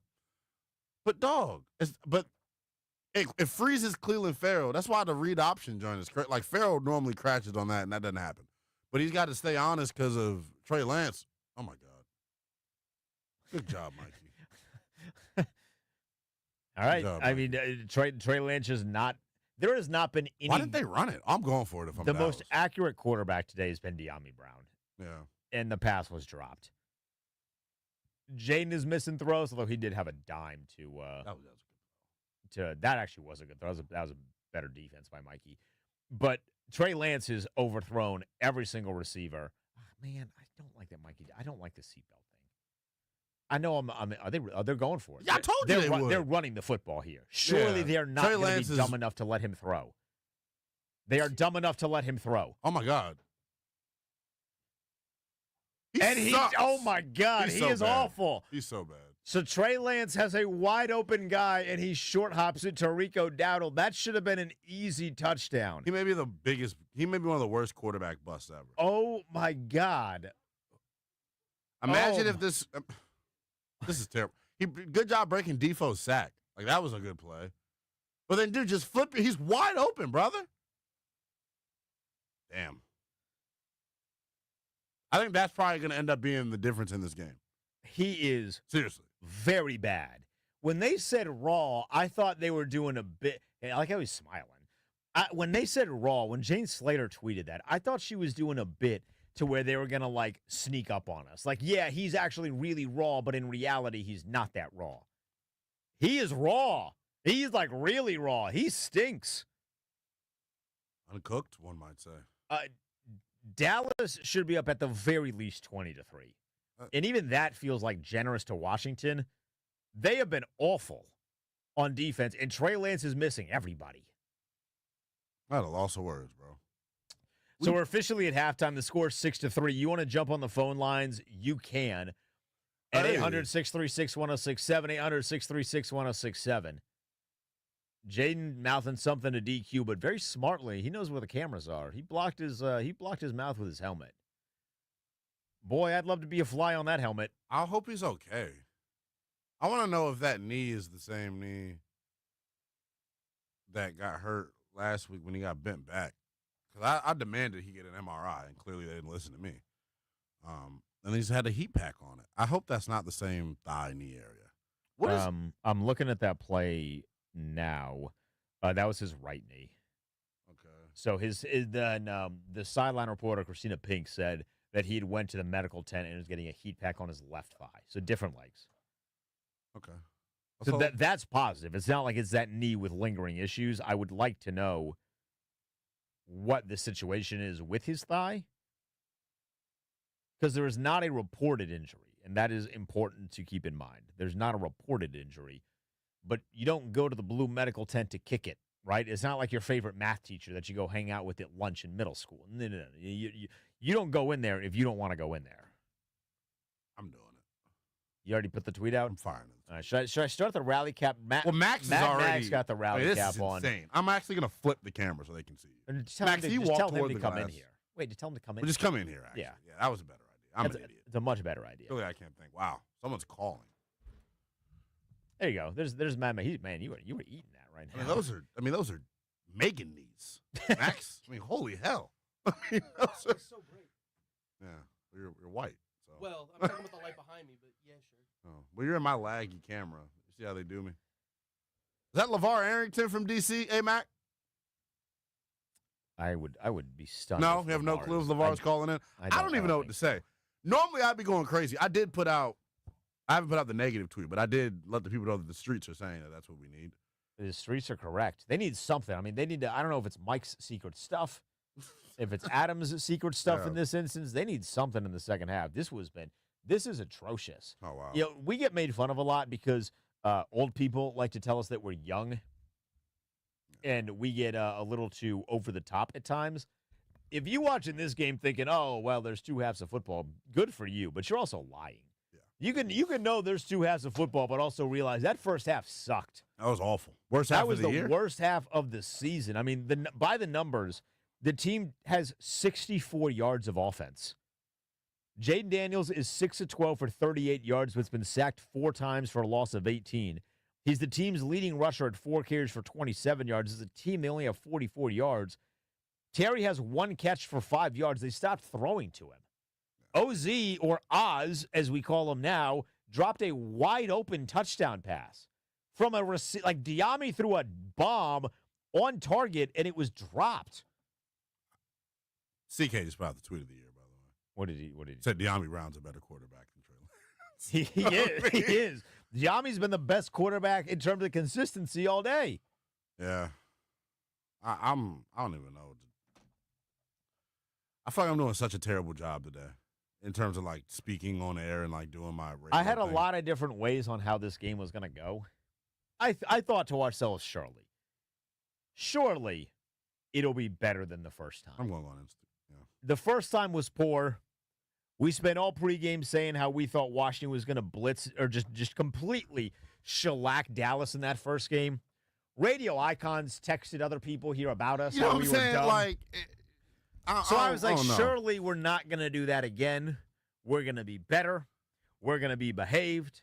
But I still thought this would be a comfortable win. I thought there would be a sort of reverse period, if you will, Yeah. and Washington was going to come and just absolutely pounce on Dallas. Yeah. It has been the complete opposite, and we are back to where we were the first time these two idiots played. I didn't realize the numbers were as bad as they were in terms of, like, the offense. 64 yards of total offense compared to Dallas's 190. So with Trey Lance missing wide open dudes. And that's more of my thing here. So I'm going back and forth in terms of, like, where my concern really should lie. So as I continue to say, the offense was more concerning to me because they look completely uninspired. There's gaps. Austin Eckler went the wrong damn way on a play. Yeah. The OZ drop. They're just sloppy in all phases right now. Eckler's been a non-factor. He had 1 rush for 5 yards, and he went the wrong way on a fake. Yeah, so they've just been uninspiring on that side. But I continue to go back to, like, last week with what I was saying. Kenny Pickett stinks at quarterback, right?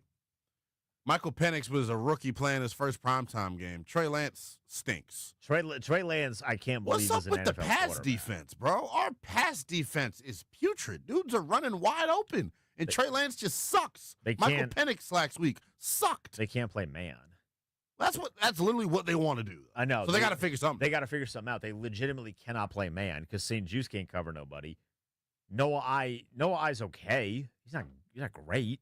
Mikey's the best guy who's playing right now. It's surely not your boy Michael Davis.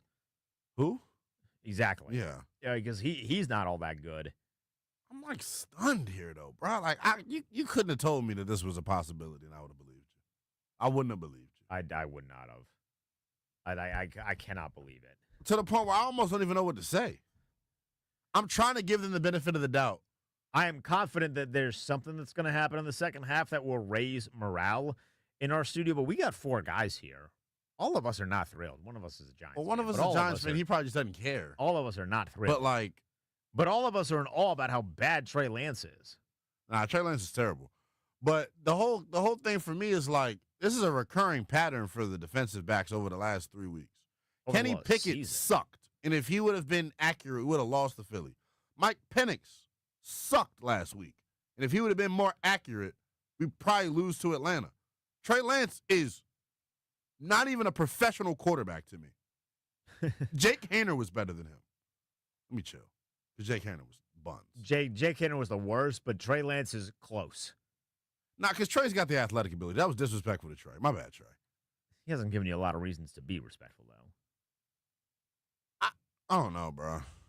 And I feel like the big thing that, like, isn't being maybe, spoken about enough is, like, they're trying. I know that, like, kind of goes without saying, but they're trying. They're playing their starters. The messaging all that's week the point was this game matters. Like, if they were benching everybody and they were acting like this was a preseason game, it'd be kind of whatever.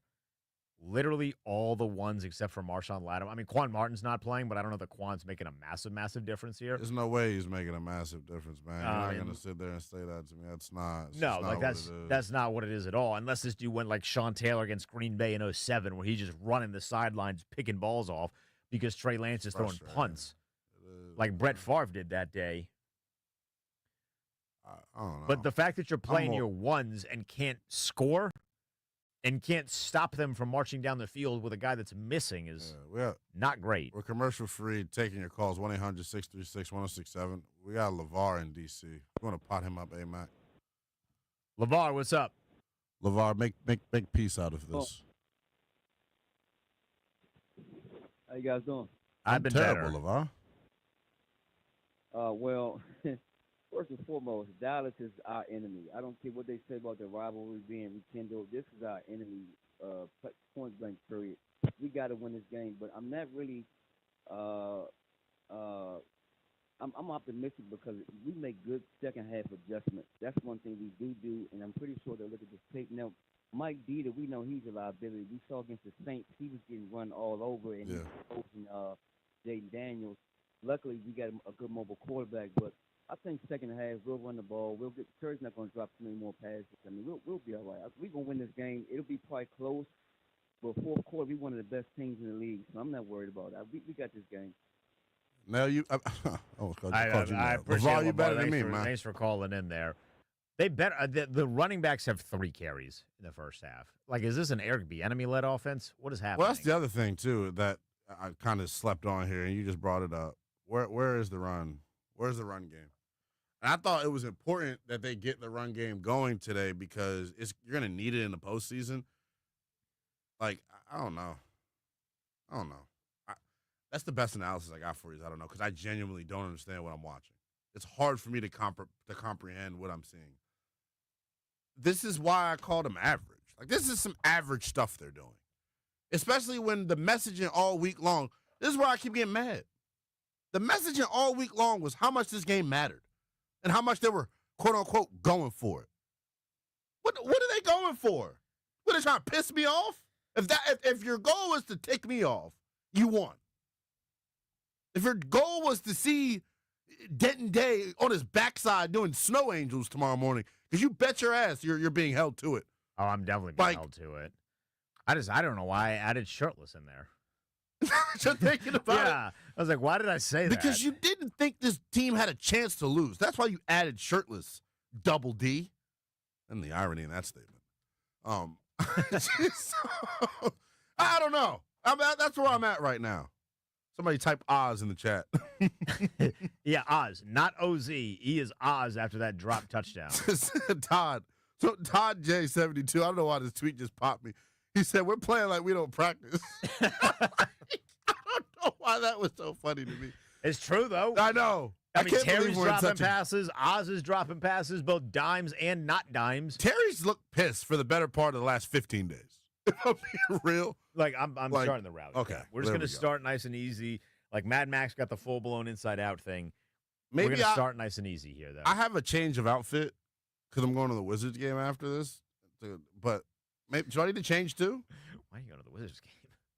Oh, this one. I mean, watch a bad football team and go watch a bad basketball team. I know. I want to see Big Eiffel. But yes, somebody I put in the chat earlier in the day asking us if the Wizards were going to cover. I was like, guy, that's my guy. He loves the Wizards like I do. Real quick, around the league scores, there's 2 games going on right now that the Commanders are paying attention to and their fan base should be paying attention to. Chicago up 14-13 over the Packers at halftime. Yeah. Jordan Love exited that game with a hand injury. Malik Willis is quarterbacking for the Packers. And then New Orleans is up 16-6 over Tampa. If Tampa loses, if Tampa loses, the Rams are the 6th seed no matter what. Baker is playing in that one. Mike Evans is playing in that one. And Tampa Bay is just they're getting rattled. So we're going. So you think the Tampa's losing on purpose because they want us to go to Philly? No, they would want us to go to Los Angeles. You're right. That was dumb. Yeah, they don't. They would then play. I'm all over the place. The loser of tonight's Detroit or Minnesota. Yeah. All right. Which maybe people are hunting the Lions because they're beat up on defense, but that offense is still pretty crazy. Why do we look like this right now, Dan? That's all I have for you. I'm confused. I feel like I've been bamboozled, duped. Where's the Ja Rule tweet? I mean, and all I keep doing is this bit, and I have nothing to say, and it's surprising to a lot of you people. Like, they're just playing so bad. They're playing poorly. They don't look like a playoff team. I just am confused. I'm confused all the way around, man. I don't know what to do. Oh, J3 says, finally some Wizards talk. Let's go. No way. He's right on cue like that.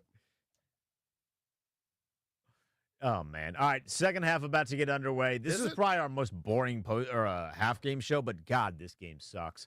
The offense is not even on the field to start things. It's going to be Trey Lance because Dallas elected to defer. I think they're announcing that Jaden Daniels isn't playing the rest of the half. We'll see. We will see. We should probably double check before we say I'm sure we that. said that, I know. We will get that answer when we get back. I have not seen a beat reporter tweet that. I thought I was reading Dan Quinn's lips basically saying if we don't score, we're going to roll with him. Or if they score, we're going to roll with him. All right, we will keep you updated on that. Don't go anywhere. It's Burgundy Gold Game Day with Denton Delano Willingham, presented by Rude on the Team 980 106.7 The Fan.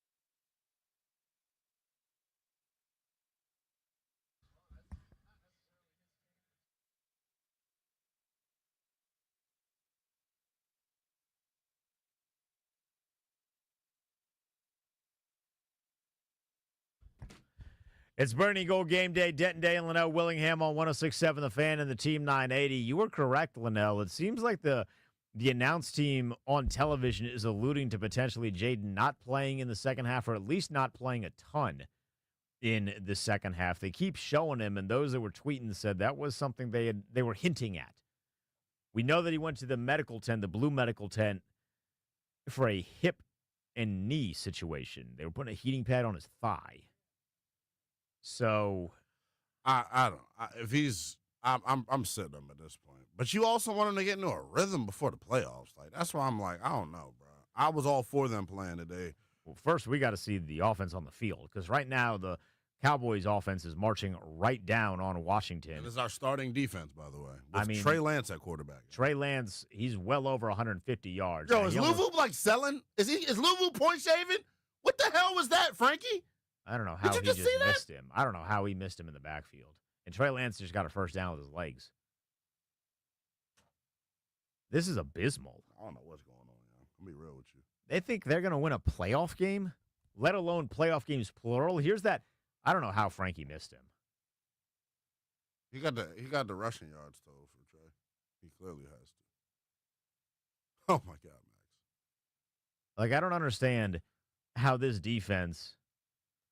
They're getting blown up by Trey Lance, who is not good. He has 167 passing yards. Thank you, Frankie. Holy cow. I'm not acknowledging him as a tribal chief until he makes a great. That's how I know you're pissed. I just don't even know, Dan. Like that was a good play, though. It was a good. I mean, but he missed a sack. Like that sack puts them in a position of a field goal rather than potentially scoring a touchdown. Why potentially be down 13-3, dog? I don't know, man. This is the worst that this team has played this entire year. And they're doing it against the third-string quarterback of the Dallas Cowboys. Not Dak, not Cooper Rush. It's Trey Lance. He's thrown like 8 passes this year. I'm embarrassed. Like this defense has made this defense all season has just given career days to everyone. They are an equal opportunity career day. They're uninspired. They look flat. I just don't understand why they look so bad. And even in the second half, I was thinking maybe the second half, maybe fire them up a little bit, get off the field, force a turnover, do something. We've had none of that. As bad as Trey Lance is missing, he's not missing at the Commanders. He's just missing wide open holes in green grass. He didn't just get sacked. Who's that? That's John. Hey, John. So John Allen just gets his second sack. Second sack for the team. That's going to make it a 4th and goal, which I guess is positive. So hooray for that. The field goal is going to come out here. We'll let you know if they kick that field goal, if they are good, and if they go up 9-3. Maybe Washington blocks a kick, Linnell. How about a little bit of momentum? But really all eyes are going to be on the quarterback when we return. The offense is going to be on the field to see, is it Jaden, is it Marcus Mariota? Don't go anywhere. It's Burgundy Gold Game Day Live.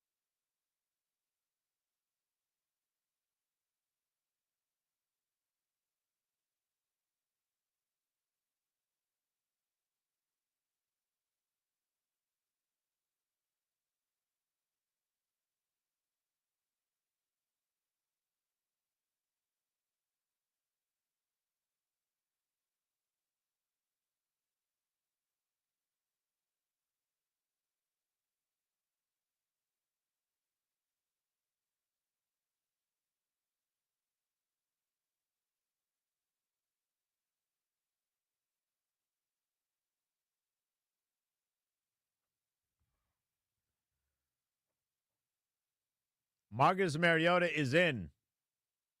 I thought we would see Marcus. I did not think it was because Washington could not move the football. They have 3 points. Jaden is not benched, if that's what you're wondering. It is a coach's decision just because there's no need to have him in there. But Mariota is in. He just had a nice pass to Austin Eckler. On the broadcast, they said it was a coaching choice. It was also not injury related. I don't buy that for a second. I don't buy it for a second. It's not injury related. Literally, we've watched Jaden Daniels. He was literally standing next to a trainer, mouthing, need to get it massaged and rolled out. He's got like a quad contusion. Marcus Mariota just pulled on an RPO, and he got 10 yards. We may lose him. That boy think he back at Oregon. We may lose him this fall. I would expect that would be the case. You don't keep backup quarterbacks for forever. Yeah. But I think they're not being totally honest about it not being injury related. Why everybody else out there? That is a question that I was going to ask. If it's a coaching decision, but everybody else is out there, why is the rest of the offense out there? Like I would not have Terry in there. I'd have Luke. I wouldn't have Ertz in there. I'd have Sinnott. Just a coach's decision. I don't know. I don't know. Hey, look, I'm not mad, but I don't know. I'm not mad, but I am confused. I don't. It feels like we're being Jedi mind tricked. Like, hey, look over here. They're trying to. They're spinning us for real. I know what they're doing. They're trying to not make it a big thing because they know how the media is. Oh, my God. Damn, Ryan Robinson is stiff-armed Micah Parsons. You say, get out of here. But, like, why is the rest of the starting offense out there if it's not something injury-related? Like, I just don't know why they're choosing to lie. Again, like that. It'd be a terrible look if he went out there and got – I know, it makes sense. They're going to lie about it. I think it's something minor. So I think it's a quad contusion, the way he's talking about it, massage and rolling out. You're trying to break down tissue and whatnot. I think they're embarrassed at the fact that he got hurt and that they're playing him. No way Oz just caught a crazy over-the-shoulder catch but dropped a wide-open touchdown. That's crazy. He's trying to get his name back. FanDuel better avoid my Jaden Daniels stuff. They're not. That's not how that works. I know. But I continue to believe that it's something minor from an injury standpoint. And they would not. They didn't want the optics. Oh, it was Eckler's touchdown. Close to a touchdown. Oh, it is a touchdown. No, it is a touchdown. So they just marched right down the field and scored. Yeah. Now we're about to be winning because the Cowboys suck. But is that a little alarming? Because something's off with Jaden, bro. He's hurt. Something's off with him, bro. Because I'm pretty sure Dallas's offensive starters are in, right? Like they didn't. Yeah, Micah Parsons was in. That's 6 is Deron Bland, right? Now it's Wilson. Can I just make sure their starters are still in? Because they just marched right down the field. They had not marched right down the field at all. I don't know. That was not that is a tad bit alarming. Maybe he is really banged up then, if that's the case. Anyway, they scored. That's probably about the most negative that I've scored. I mean, awesome. That they've scored. But, like, you ain't going to sit there and tell me that everything is just fine and dandy. I have a salad. That's why. That's your salad smelling like that? It is like a balsamic vinaigrette on there. And there's some chicken. I smell like a cinnamon bun. It's a sweetness of the vinaigrette. Okay. I'm fat, so. But wow. I still don't. I need a plastic knife. There's no plastic knives in our building. There's literally one right in front of your face. Oh, there's literally one right in front of my face. Max, don't go find one. There's 2. But I got one. I'm worried about Jaden, bro. I'm worried about what all of that was. Like, I don't know, bro. They're not slick. You're not going. I do this lip reading stuff. I read between the lines. He don't look right. Why did he go in the medical tent? Why did they put a heat pack on him for nothing? They're trying. It's optics, bro. It's optics. They don't want to make it look. And they need to stop because nobody cares if he got hurt. Like, it's fine. I just think I think it's off, man. We will continue to keep you posted on that. I mean, the team is up, so they're winning. I mean, it's 10-9 thanks to the touchdown. So can we? I feel like this is the number one topic right now. It is definitely the number one topic. Why is he out the damn game, but everybody else is in? So Nicky Javala tweeted, was told it was a coaching decision. You can probably read that as, I don't want the kid to get killed. It's okay. And now people are all angry and telling me to shut up. People are stupid. Something. You don't just go into the blue tent for nothing, for fun. I'm going to be straight up with you. You don't get a heating pack put on you for nothing. Christina Pink doesn't get told by her producer to do the sideline hit about an injury for nothing, you morons. Like, what the hell? It's minor. It could be something minor, but it's something. It's definitely something. Nobody gonna sit there and say, how you gonna sit there and be that oblivious, man? It's definitely Not something. everything is a conspiracy. We'll keep our eye on it. You can also give us a phone call. We're interactive. That's the plus of this show. We're the only interactive show in town during Commanders games. Did they pull Jaden because of an injury? 800-636-1067. 800-636-1067. It is a Burgundy and Gold game day with Washington up 10-9 over Dallas thanks to a Marcus Mariota touchdown. If Zach Ertz gets another touchdown, he gets another $250,000. I would like Marcus Mariota to throw to Luke McCaffrey. Don't go anywhere.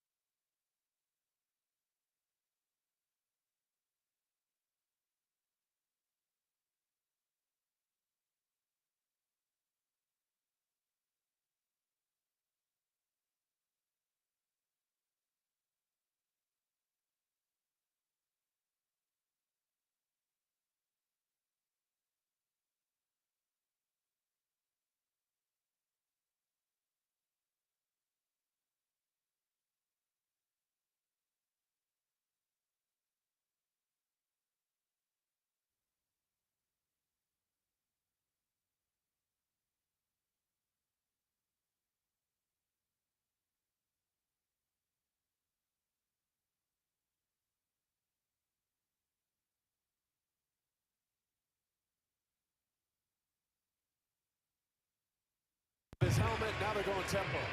For Ertz, and a touchdown. Another one for the veteran, and this one ties the game at 9 apiece. That was a touchdown catch for Zach Ertz. He needed 2 for $250,000. It also gave Washington the lead, but it was not Jaden Daniels that threw that. It was instead Marcus Mariota. Jaden out of the game for what is being described as a coach's decision.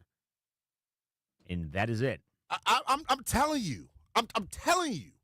I'm not trying to be conspiracy Connor here.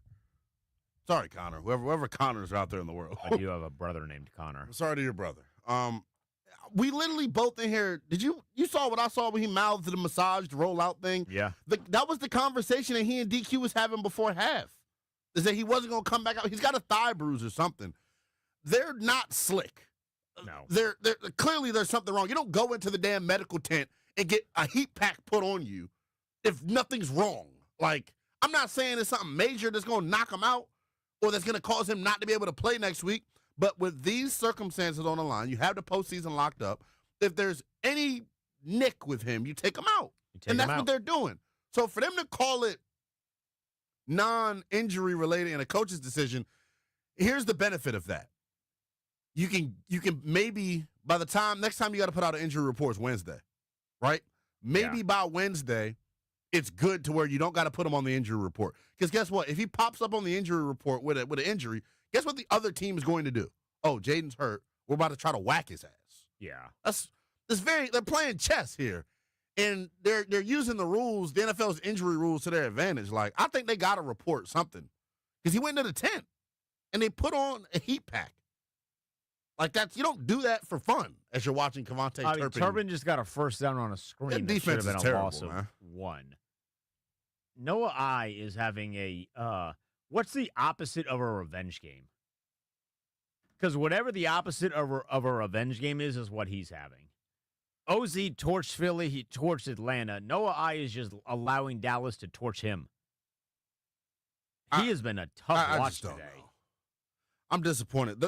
My bigger thing is the run defense too, because like this is Dallas Cowboys weak ass offensive line blowing you off the football. Imagine when Big Mekhi Becton and Cam Jurgens are double teaming your ass because you're going to Philly at this rate. No, the Packers are trailing right now by 1. Okay, I'll relax on the Philly trip. I would be willing to bet it's almost like a punishment. The Packers are going to win. I mean, there's no chance the Packers lose this one. Yeah. The Bears have 14 points, despite Caleb Williams being a whopping 12 of 17 for 70 yards. The Bears have 115 yards of total offense. Less than that, actually. 108 yards of total offense. Yeah. I don't know, bro. It's frustrating because I don't care about the Jaden thing. I tweeted that, but that's really not what I care about. The defense. The defense stinks. They're going to be able to stop Baker? They're going to be able to stop Kyron Williams? No, they just gave up a 3rd and 13 to Kevontae Turpin. Like, come on, bro. But my whole thing is for them to come out this week with the messaging that they came out with, it clearly wasn't received by the players. Because this is terrible. Awful. In every phase of the football game, you've been sloppy. Worst they have looked all year. Yeah, the special teams turnover. Not turnover. Was that a penalty? Turnover, yeah. Oh, it was a turnover. Yeah, it was a turnover that gave Dallas 3 points. This should be if you take that out, this is a 10-6 game. Now, if you add the misses that Trey Lance has had, which are wide open touchdowns, this is like a 21-10 game in favor of Dallas at the very least. It's been all season long though with what's going on up front, and like everybody keeps baking in these excuses for guys. At the end of the year, the biggest disappointment to me is John and Duran, bro. Yes. All this time we've been talking about how our linebackers suck. We got good linebackers, and now our 2 quote-unquote most disruptive interior guys are no-shows week in and week out. And then we drafted a young pup to add to him. Daron Payne right now has as many tackles as he does slaps of the Dallas Cowboys offensive linemen. Yeah, like, come on, man. That's my whole thing with this. They're getting blown like at least off John the Allen ball. has a sack. Johnny Newton has 3 tackles. Duran has 1 tackle. And then a 15-yard penalty. Then I got to hear Joe Witt. I got to hear Joe Witt during the week talk about Duran. You've been covering up for Duran at the podium because they be asking questions about him, and he always covers him up like a good coach would. Last week, he called out everybody on defense. If you listen to Joe Witt, as he should, inconsistent up front on the D line, inconsistent up front in the secondary. I mean, in the back end in the secondary. You're seeing it today. Duran Payne gave up on that Ferguson screen. Thankfully, Jeremy Chin lit him up, but Duran Payne just pushed him instead of tackling him. Like he touched the football. Bring him to the turf. And he said, I'm just going to give him a lovely push. But dog. I mean, we're in the fourth quarter, and Dallas just picked up like a 15-yard run. I don't know. Who was 42? This is embarrassing. That's Deuce Vaughn? That's the little short dude from Kansas State that just picked up like 15 yards rushing? Are you serious? Yeah, this is crazy. I mean, I get you can't see him at the line of scrimmage, but Lord have mercy. He goes for 12. Derek Forrest completely whiffs on him. I can't believe what I'm watching, dog. This is the thing I've been saying all year long, though. Like, it's terrible, bro. Their inability. Louvu is down. I hope that's just like a cramp or something. That didn't look crazy serious. But Louvu being down on the field is not good. Dog, I'm beside myself right now, man.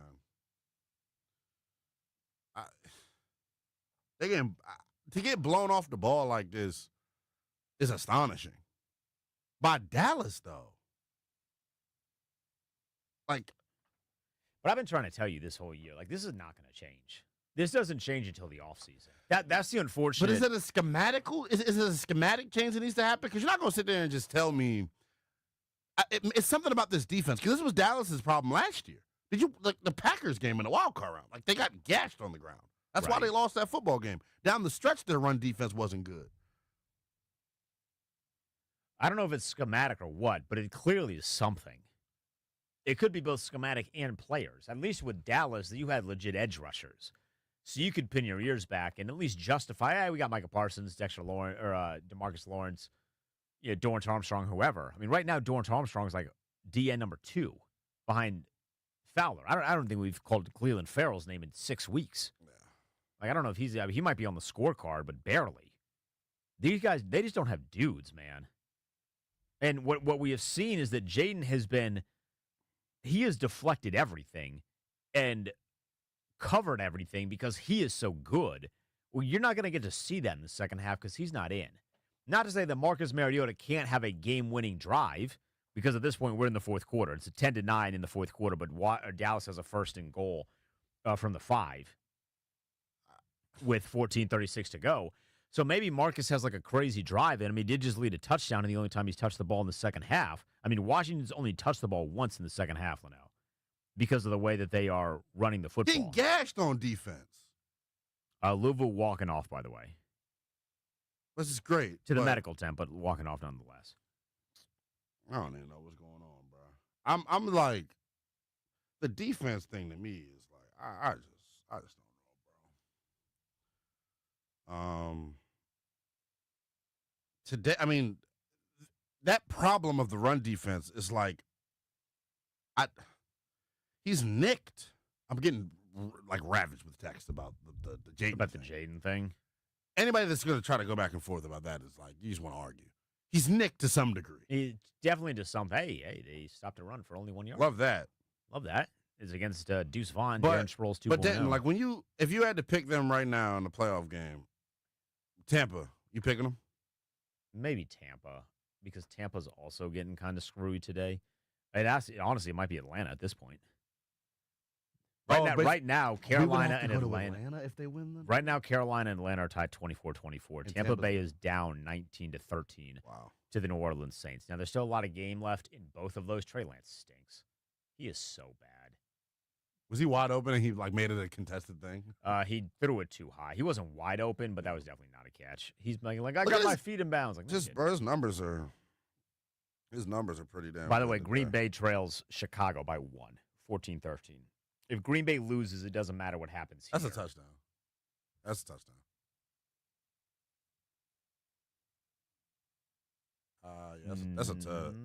That's going to be close. It depends about the second foot came down. That's 6. They're going to replay that. I mean, I'm sure Mike McCarthy's going to challenge that. So Ferguson catches a one-handed ball That might be a touchdown. Yeah. It's going to be about when he has possession because look at this. He doesn't have possession there when he gets his first foot. He has 1 foot. Then he looks like he has two, but it's where. I think it looks like he got possession. And he keeps possession to the ground. Yeah, and like the feet came after the possession. That probably should be a touchdown. He did a great job. I thought he did a great job with the feet after he got the ball protect. I mean, after wow, I just rambled. Good job with the feet after he secured the ball. Yes. Darn it, I'm flustered right now. Clearly, we didn't expect this. We didn't expect this, and I didn't expect the run defense. Like I did, I expected that. I don't know how you need to stop getting surprised by that. They suck. I really need to just. They're not a good run defense, and there's nothing that's going to fix that. Nothing. Because the guys that they're paying all this damn money to can't do anything. They're getting destroyed. Deron Payne is literally giving up on plays. He's smacking dudes because he thinks they're trying to touch him inappropriately. John Allen's actually been pretty good, but we kind of gave up on him like weeks ago. Everyone was like, yeah, that was John Allen's last game. So the guy that we think is going to get traded is being pretty good. And the guy we think is not going to get traded, or maybe Deron does get traded, is playing horrible. Deron Payne has 1 tackle. Yeah. Like, I'm just annoyed, bro. That's like, I can't. And they can't force a pick off of Trey Lance. I'm genuinely struggling to, like, put together my thoughts right now because I'm so, like, worked up. Like, the score right now is 10-9, but it's going to be 10 to, what will it be, 15, potentially 16 with this point after attempt because Ferguson's going to get called for a touchdown, which is actually a pretty insane grab now that you think about it. I don't know, man. What do you think about? I mean, on this game, we have potentially lost a 6 seed. We have lost an All-Pro status for Terry McLaurin because he's not going to get All-Pro after 2 back-to-back 1-catch 5-yard games. That's not going to happen. Yeah. Zach Ertz ain't getting his money. Shoulder for Luvu. Dorrance Armstrong is not getting his money. Fowler's not getting his money. No one's getting paid. We're losing. For Terry, potentially a lot of money because you get an All-Pro on your resume when your next contract extension comes up. That money's huge, right? Yeah. So everyone's losing money today. And Luke McCaffrey isn't getting thrown to, so I'm losing money today. Yeah. I don't like that. Yeah, Luvu's questionable to return according to the team's official Twitter with a shoulder. So allow me to break news, Leno. He's not coming back. Yeah, that's You're fine. not putting your starting linebacker back in this one. Pereira's on the field. I would assume he's saying this is a touchdown. That old fart. I mean, how is this? It feels like recently in the NFL, when you go to commercial, they call that not a touchdown. Whoa. Okay. Timeout Washington. Okay. I'll take it. All right, so it's 10-9. We'll see if the defense can get off the field, and maybe Marcus Mariota leads another comeback. It's 10-9, 14 minutes to go in this one. It's Burgundy Gold Game Day Live presented by Rude with Dent Dale and Willingham. Is your cooling system letting you down? Score a touchdown with Rude and experience peak performance. Dominate the season with unmatched cooling power and visit RUUD.com. If it ain't Rude, it ain't right.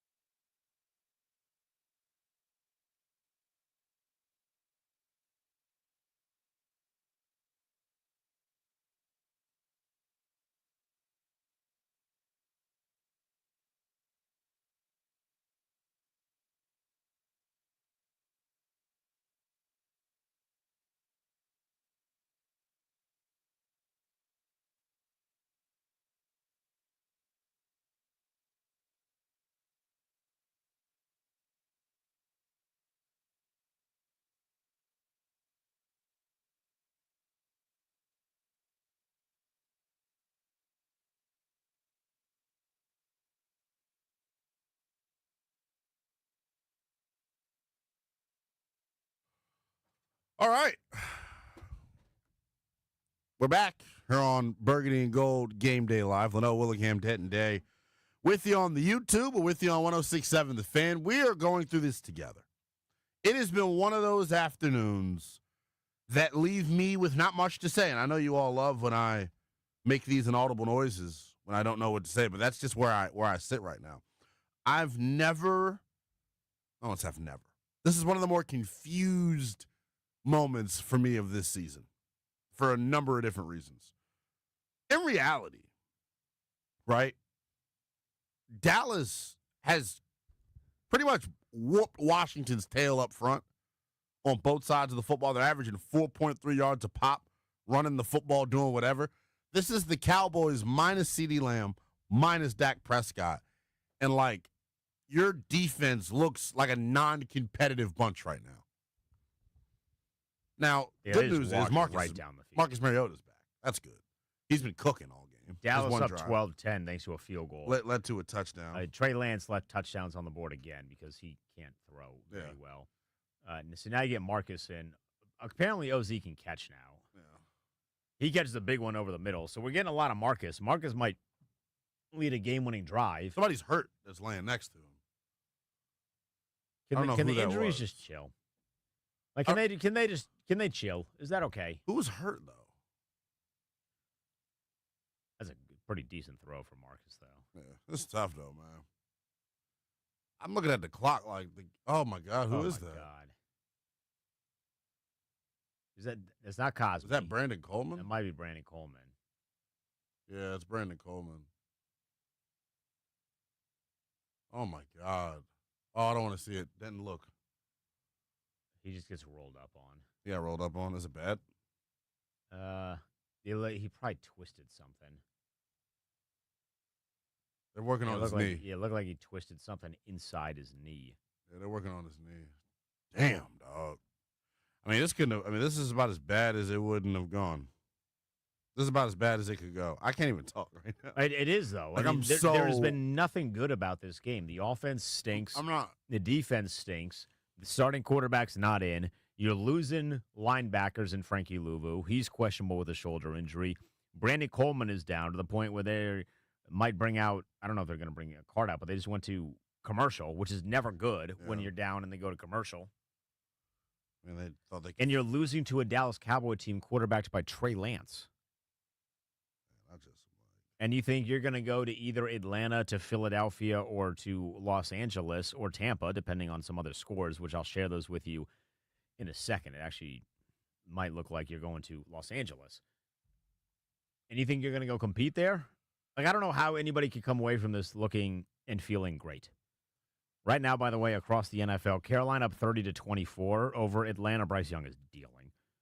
Tampa Bay is down 19-13 against New Orleans. That one's in the fourth quarter. Chicago is up 20-13 over Green Bay. Jordan Love got hurt in that one. Malik Willis is the guy that's playing quarterback for the Packers at the moment. Caleb Williams just had his first passing touchdown of the day to DJ Moore. If Chicago wins, it doesn't matter the results of this one. Washington will be a 6 seed. And then the question becomes, who do they play? If Atlanta wins and Tampa Bay loses, Washington plays they'll play Los Angeles no matter what, because Los Angeles will have more wins than Atlanta. Atlanta wins that division. If Tampa wins and then Los Angeles wins, they play Los Angeles. If Tampa wins and Los Angeles loses, they play Tampa on the road for all of those. So confusing. Yeah, so they're not going to play Atlanta. You won't see the Falcons. It's just a question of Tampa, Los Angeles, Philadelphia. All of which I would chalk up right now as a loss. Yeah, I mean, I would not push back on that because this offense and this defense has not looked good today. I mean, Terry has been a non-factor again. He's been targeted 4 times, all of them in the first quarter. He has 1 catch for 5 yards. But why? That's my whole thing with this. It's like their lulls are low. They're random. And they're random. Like, I need, first of all, Dan Quinn's presser tonight. He better have a good answer for what is going on with Jaden Daniels and the decision to take him out. Is that Luke? That's Luke. No, it was John Bates. See, if you throw to Luke McCaffrey catches. Mariota threw that one so awkwardly. If you saw the way he kind of did the Diami jump. Yeah, so maybe he also didn't have a strong arm. But there's so many things that have gone wrong today that, like, I don't know how to feel about the group. And I understand when you look at it from the context of, oh, it's week 18, it doesn't matter. You can't say that after you came out this week and literally unprompted told us how important this game was, told us how you were going for it, told us how your starters were going to go all the way. And for you nitwits out there that are trying to believe that Jaden Daniels is A-OK and there's no nick up or anything, you're crazy. Every other starter's playing. Why would he not be playing if everything was fine? And everything very well probably is fine, but to act as if it's just the coach's decision and there's maybe it's a thigh contusion, it's something. It ain't nothing, is my thing. And, like, I'm just curious to know what it is. All right, so if you're listening on 980, you're getting Terps basketball coming up in about 10 seconds. So keep it locked here to 106.7 to get the remainder of this one. Washington trails Dallas 12-10 with 12:50 to go, but they're across midfield. Marcus looking to give them the lead back. Don't go anywhere. It's Burgundy Gold Game Day Live.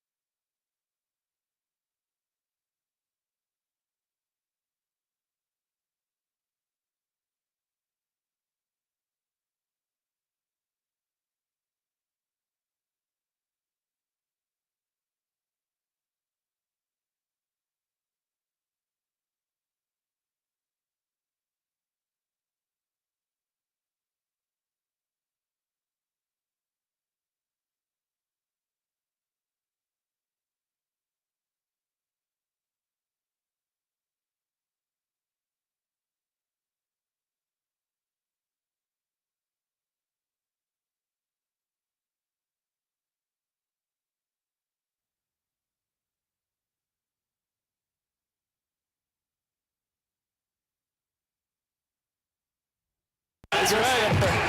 Here's Mariota, slips the tackle, and he dives. He's in. He got away from the rookie Marshawn Nealon. That was the Fox broadcast call. Marcus Mariota running in for a touchdown, breaking a tackle, sliding into the end zone. Washington currently leads this thing 16-12, 11-14 left to go in the final frame here. Trey Lance is horrible. Just missed a wide open Jake Ferguson in the flat. Did they leave too much time for Trey Lance? They may have. Here goes Rico. I mean, let me rephrase that. Did they leave too much time for Rico Dowdle? Yeah, they may have. Burgundy and Gold Game Day live right here on 106.7 The Fan. We're also on the YouTube on 106.7 The Fan. Linnell Willingham, Denton Day.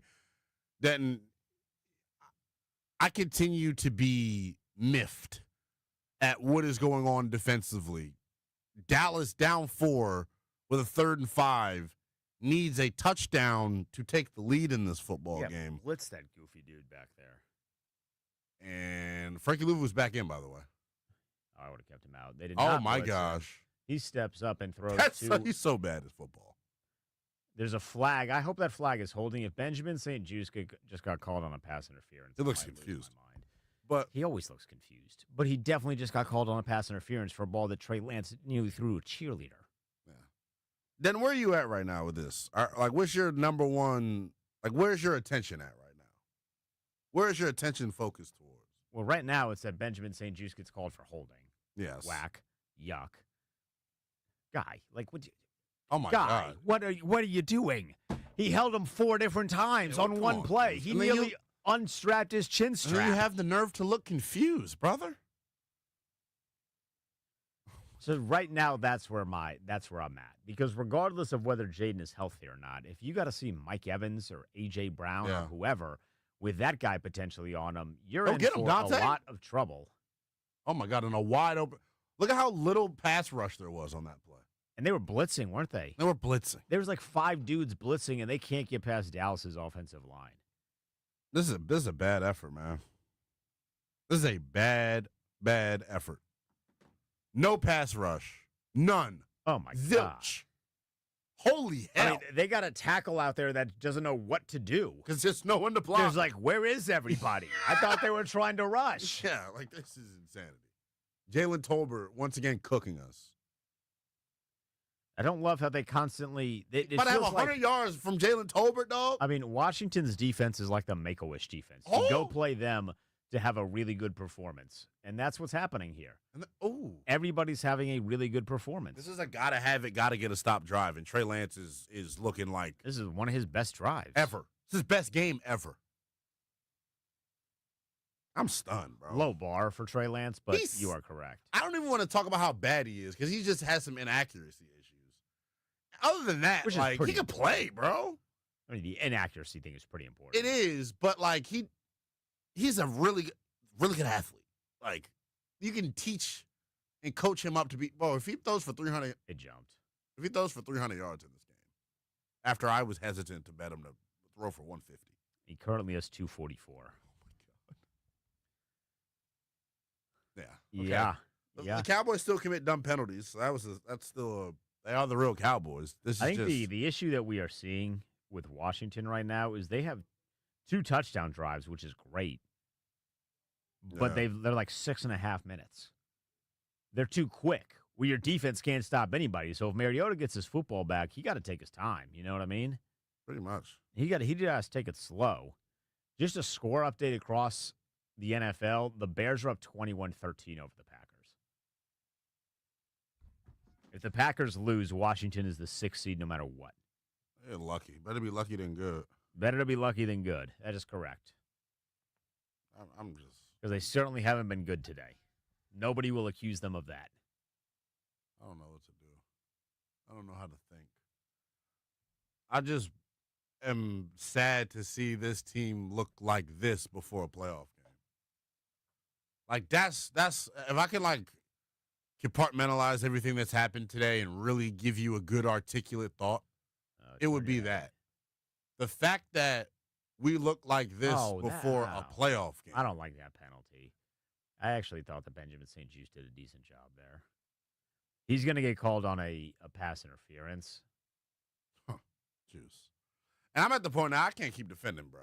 I think that's a bad call. I need to see a replay of that. I think that's a bad call. I actually thought he did a pretty decent job there. He's in phase. Turn your head around. He did. He did. Yeah, like that. That's not a DPI. That's not DPI. That's not a DPI. Yeah, it's not DPI. Maybe the arm. That's not a DPI. Their DB's been doing that all day. That's not a DPI. They took him out. Oh, he's spazzing on a coach too. He should be. That's not a penalty. Here goes his fullback. They stopped the fullback. Dorrance Armstrong showing more fight than he did against Schoonmeyer when he was blocking. John Allen ended up with the football. Was that a fumble? Oh, yeah, give us the football. Come on, ref, do the right thing. John Allen has the football. That's got to be a fumble. Second down. Hold on, let's see this one. All right, so they hand it to the white dude. Okay, yeah, good luck trying to figure out if he fumbled in there. But then, like, although John Allen is at the bottom. I don't care what happened and if he fumbled or not. Like, look at this drive, young. To take the lead. 6 plays, 59 yards. Well, apparently inside the 2-yard line, Washington's defense holds up. I dare them to try and throw it with Trey Lance on 3rd down. Oh, this is obviously 2-down territory. I mean, yeah. Like, well, you're not. Well, you're not going for it. You're not going to let the Heisman Trophy winner come out there again. Talk about Marcus Mariota. Yeah, let's say Washington has a couple of those. So, you know, damn, Cleveland Farrell played that really well. Man, I should have talked bad about him earlier. I don't know, bro. I don't even care what happens the rest of the way. It's the fact that they look like this in all 3 phases before a playoff game. Oh, I thought Trey Lance kept it. All right, that's a touchdown. Yuck. Yuck. And if I'm Tampa and I get matched up with Washington, I'm putting Baker in the read option, just so Washington's got to defend it. Anything you can do to complicate their run defense, do it. I mean, Trey Lance, bro. Terrible. I don't even know, because I said it last week, and like, I don't know, I meant it, but like, I didn't want to be. You're overreacting. You're looking at. You're doing too much, bro. Michael Penix should have lit our ass up last week defensively. He missed throw after throw after throw. Kenny Pickett the week before missed throw after throw after throw after throw. And Trey Lance today has missed throw after throw, and they're still winning. That's my thing. Every phase, it's not just the run defense either, Denton. I'm done saying it's just the run defense. It's another false start from Dallas. It's the pass defense. It's the lack of pass rush. They just can't do anything. I'm stunned that the defense is like looking like this in a gotta-have-it spot. I guess it's different, though. I'm trying to, like, put myself – Jalen McMillan just scored again, by the way. It's like 4 straight games with a touchdown for him. Does he put them in the lead? Yeah, he did. Potential playoff matchup for Washington. But, like, for this group to be playing like this in a gotta-have-it situation, I almost want to stop referring to it as gotta-have-it. Because if we enter the psyche of a football player, what you going to be more jazzed up for? A Week 18 game or a playoff game? Playoff game. This is a reflection of the coaching staff to me, because you got to get them to buy in and play every game the same way. But this isn't a gotta have it, though. This is a want to have it. Yeah, but you had this messaging all week.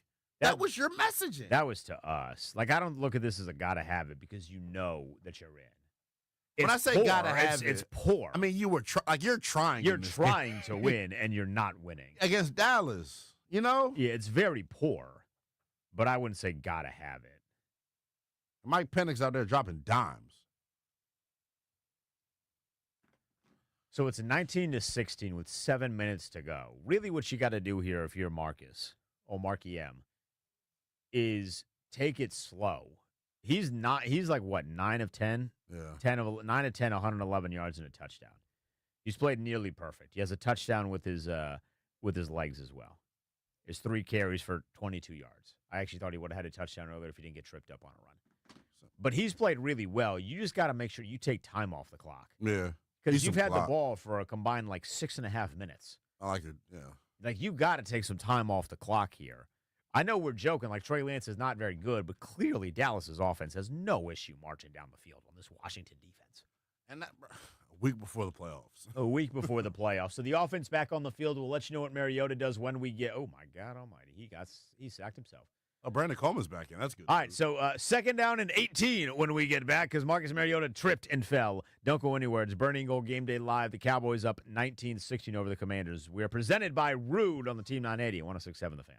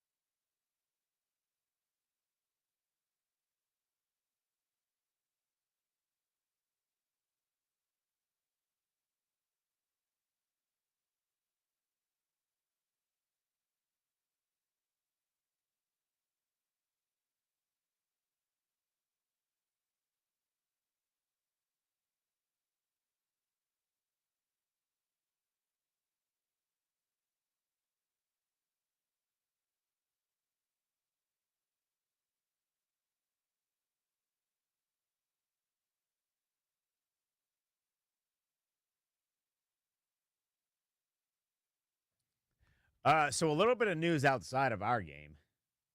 Marcus Mariota got sacked a bunch on that last drive. He sacked himself, and then he got sacked for a loss of like 15. It was not a good drive. That was like the real Marcus Mariota. Washington just held on a third down. I guess Dallas is probably going to go for it. It's 4th and 1. Yeah. It's 4th and 1, and Washington can't stop the rush defense. So I will give you a rush offense, rather. I will give you the update that I was going to give you that you just gave me after we get this play out, because this is going to impact Washington and where they end up playing if that's the case. We'll have a little bit of time. So they're going to let that thing drain all the way down. Classic Mike McCarthy. He has no idea whether he wants to go for it or not. just completely, completely flabbergasted. Yeah, just has no type of strong. And they took the delay a game. Yeah, they're gonna punt it. But all right, so they're gonna punt it. The news that I was gonna give: Jordan Love is apparently warming up in Green Bay. Now I don't know. Is that because? It's not because Malik Willis is hurt. No, they just want to win. It's because they want to win, and right now the score is 21-19. Chicago leads Green Bay by 2, but at a 2-minute warning, the Bears have a 1st and 10 at the Green Bay 43. Somebody's scoreboard watching then. So I'm scoreboard watching. Somebody, sure. I'm talking about in that Lambeau Field arena. They're like, wait a second. If Washington's losing, we can come back and we can win this football game. Yeah. But now Mariota's going to get the ball again. Jamison Crowder took a fair catch at the 8-yard line. Man, I'm dumbfounded by all of it. I mean, I don't know. I guess I'll trust Marcus here. Yeah. He doesn't have anywhere near the same trust that Jaden has. No. Not at all, especially after the last drive. Marcus been playing well, though. I have nothing bad to say about him.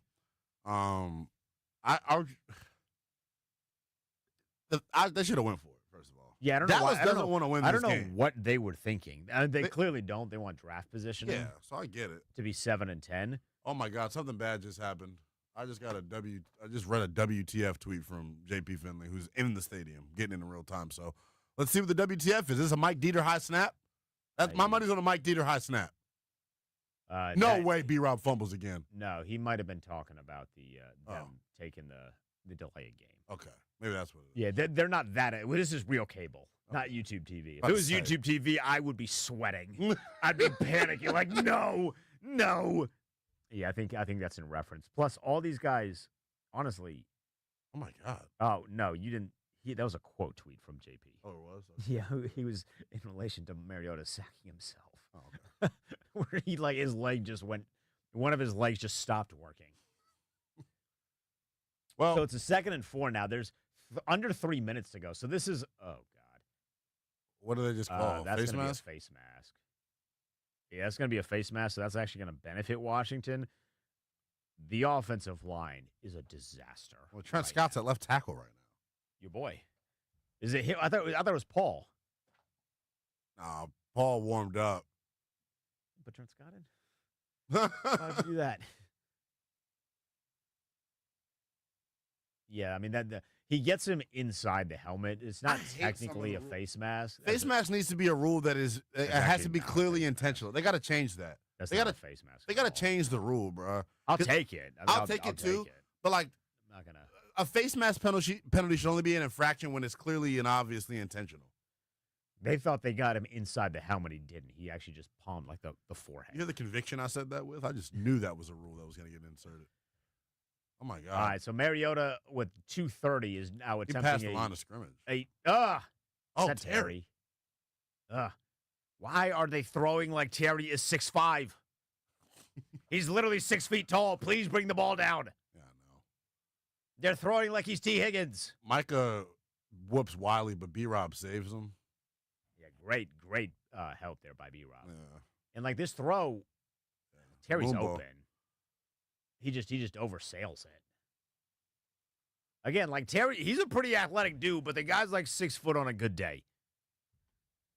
He's probably more in the direction of 5'11".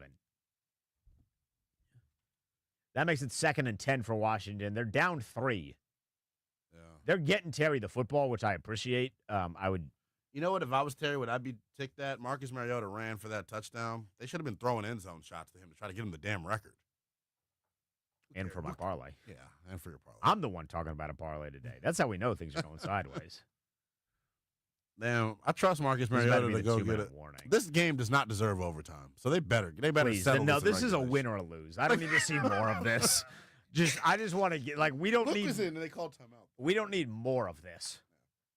All right, so that's a 2-minute warning. Dallas up 19 to 16, but Washington is driving the football. You get a 3rd and 4 at their own 36 when we return. Hopefully, Marcus leads a game-winning touchdown. We don't want overtime. Yeah, no one. We do not want overtime. Just end this thing in regulation. Update on the score real quick. 21-19.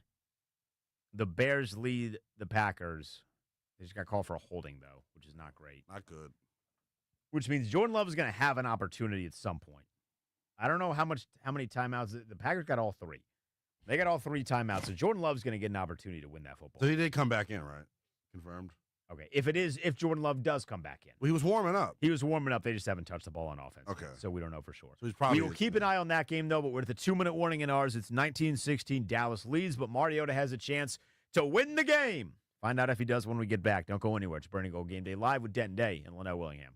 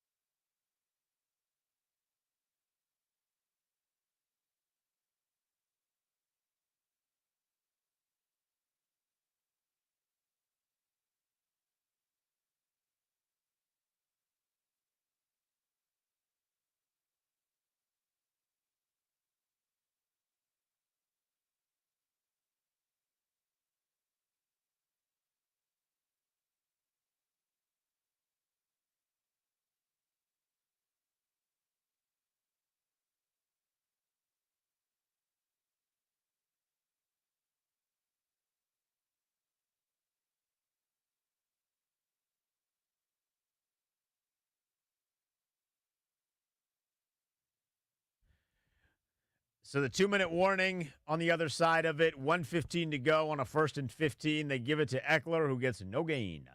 They had a nice first down play on a 3rd and 4, slant to Terry McLaurin, and then Alec Reddy backs him up 5 on a false start. So now you got 2nd and 15. You're down 3. And by the way, Chicago is now trailing. Good God. They fumbled the football around midfield. The Packers then kick a 55-yard field goal with who, Linnell?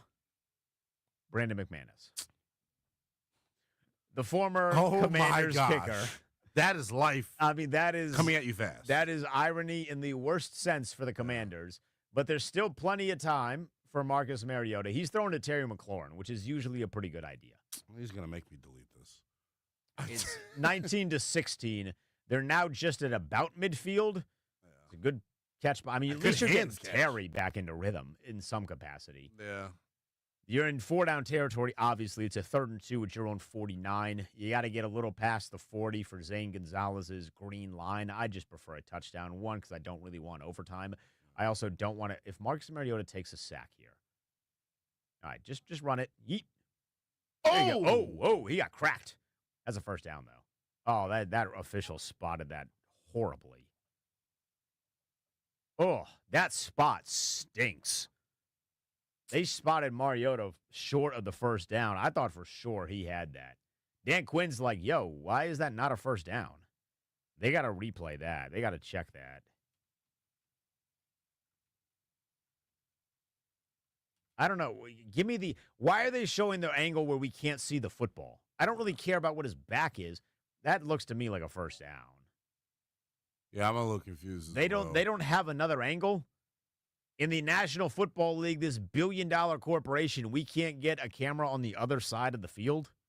Oh, they just changed the personnel grouping at the last minute. Washington scrambling, getting dudes off the field. So this is a 4th and 1 with 33 seconds. This is the game. This really depends. This is going to be, do you want to play Philly? Do you not want to play Philly? I can't believe they came in here and screwed this up. I cannot believe it either. Then we turn our attention to Chicago at that point. Why is Austin Eckler back right here? Why is Austin Why is he playing? That's how you know they was going for it, and they wanted to win. They put Eckler in. Like, what? That guy was legitimately knocked out on the field. Yeah. McManus, like, no way. Chicago, by the way, has a 1st and 10 at the 50. So they might get in contention for a game-winning field goal. This is nerve-wracking. All this to avoid the Eagles. I don't even care if we have to go to Philly at this point. Like, football gods want to send us to Philly, then send us to Philly. I'd prefer not to go to Philadelphia if I had my choice. I know. So would every other American. Yeah. So. I mean, that's the most talented team in the NFL right now. Yeah. They got 14 wins. I'm good. Like, I don't need to see them again. Why is B-Rob on the sideline in this situation? Yeah, if they got the big boy personnel, but now that looks like they're spreading because they got Luke in there. Oh, Dak came down from the press box. News. He was sitting there. They're spreading this thing out. I can't believe. Oh, God. This makes me nervous. Oh, Marcus! Marcus! Marcus! No way. We're getting to overtime. This is insane. Marcus kept it. Wow. And he went for 30. He kept it and gone. Wow. That's a huge play from Marcus. What if he scores a touchdown? Oh, my God. I would have lost my mind. Yeah, so the Donovan Wilson, this is on you, my boy. It's a good job by Ertz. Yeah, it was. They better, if they don't throw to the end zone. That's a good meet by Marcus. But damn, I blame the wrong guy. I blame Donovan Wilson, whoever 35 is. That's a great play by Mariota. 33 yards or 16 yards. No, 33 yards to the Dallas 16. That's a great play by Mariota. Now, you better take at least one end zone shot. So help me God. Yeah, you have to. They have zero timeouts. They have no timeouts. Though. They have no. That's why I just get to the end zone. I got to stand up. I'm scared. Am I still on camera? I don't care. I'll crouch. I can't sit down. I get too nervous. I like that Jaden's also cheering Marcus Mariota on. That makes me happy. Yeah, because that's real friendship. So Brandon Coleman's come out and gone back to. Hey, I see Luke. Marcus, throw it to Luke. Oh, they got Zach Ertz. Oh, you gotta get to the football fast as hell, bro. You gotta get to the football fast as hell. Snap this thing. Spike it. You're gonna get one shot to get this to the end zone. They are taking their sweet-ass time, bro. All right, you got – What happened at the end? Like, why did the ball get moved? Yeah, how was the ball not placed? We've gotten just completely. What was the officiating there? That took another 2-3 seconds off the clock. You should have at least 9. All because they didn't initially spot the ball correctly is what it looked like. Horrible. They're still looking like they're going to go for the win. They should. If Luke McCaffrey gets the game-winning touchdown to stop us from going to Philly and I get rich, life is going to be good in the studio. Life is going to be good. So it's a 2nd and goal. 16-19 Washington trails. It's at the 5-yard line. Looks like he got Terry one-on-one at the top. They called a timeout. That's nerve-wracking. Are you going to Terry here, or are you going somewhere else? You're darn right I'm going to Terry. Either Terry or probably the guy that's really going to get to Zach Ertz. He's been a monster in this area. Didn't he need 2 touchdowns today if Zach Ertz gets another touchdown, it's another $250,000. That's insane. That is insane. Oh, man. What's up with Chicago? You were just about to say that? I was just about to give you an update there. On a 3rd and 6, Caleb Williams found DJ Moore for 11 yards, and it's called back because of an illegal shift. Yes. Wait, no. No. So now they have a 3rd and 11 at their own 49-yard line with no timeouts in 14 seconds. Oh, so it's over. Okay. That game is over. So you have to win this game if you don't want to play Philly. You have to win this game. Chicago is such an inept franchise. Terry is Look still at Ertz. one-on-one. Ertz is about to get a free release, dog. This is going to Zach Ertz. They're dropping that guy back to Terry, 100%. They're bracketed Ertz. Terry! Wow, that's touchdown! That's the franchise record. Touchdown, Terry! That is the franchise record, too. Bang! Oh, we love to see it. Did you just spank off of that? We love to see it. Chicago won, too. Oh, wow, and Chicago won. Chicago won at the buzzer. Washington is not going to Philadelphia. Ah! That was so dramatic. Oh, that was fantastic. Did that get Terry over 60 yards? Please get that over 60 yards. Did it? It had to have. I think it did. This ESPN is taking forever to load. What a catch. That's a hell of a catch. They knew they were going to Terry the whole way. Now, where's the mic? Where's the camera? I need you to zoom in on me. If Dan Cliff is turned on the sideline right now. If Dan Quinn kicks this ball to Kevontae Turbin, God help me. Do not do it. You're crazy. Do not do it. We saw what happened last time. Just squib that jaunt. Wow. So hold on. I'm going and checking for you. Parlay. It did, yes, 62 yards. 62 yards. Okay. 62 and a tutty. That is Terry McLaurin's 13th touchdown. So that makes him in the most receiving touchdowns in franchise history in a single season. For him to walk it off like that and get the record is amazing. And he got interfered with. Deron Bland. Terry's back. He's back. So I can delete Look at Jaden getting lit. Yeah, I love that. He was jumping around too. Looks like his quad's okay. Cliff is turned up too. Peekaboo. Man, I really thought I was about to freaking do Snow Angels shirtless. Oh, I really. So Packers now go to the Eagles, and then Washington. I haven't checked the Bucks score. The Bucks are up. They're up 27-19. So the 38-38 tie with the Panthers Falcons doesn't mean much. Insanity to me. I can't believe. And then it really just becomes the Seahawks and the Rams. My expectation is that it's going to be Tampa Bay. If they win this one, they're kicking it to Turpin. But it's so far back in the end zone. This idiot. Is he serious? What was he doing? I mean, I'll take it. Turpin takes it 9 yards deep in the end zone to the 20-yard line. The Commanders get their 12th win of the season. They're not going to Philadelphia. Marcus Mariota leads a game-winning touchdown, and now we're all going to pester Dan Quinn about why the hell he took Jaden Daniels out of the football game. Line the phones, 800-636-1067, 800-636-1067. We officially start the post-game show when we get back. You get DOC, and I believe you get Toby. Yeah, Toby. You get DOC, you get Toby. They're taking your phone calls about Washington's 12th win of the season when we get back.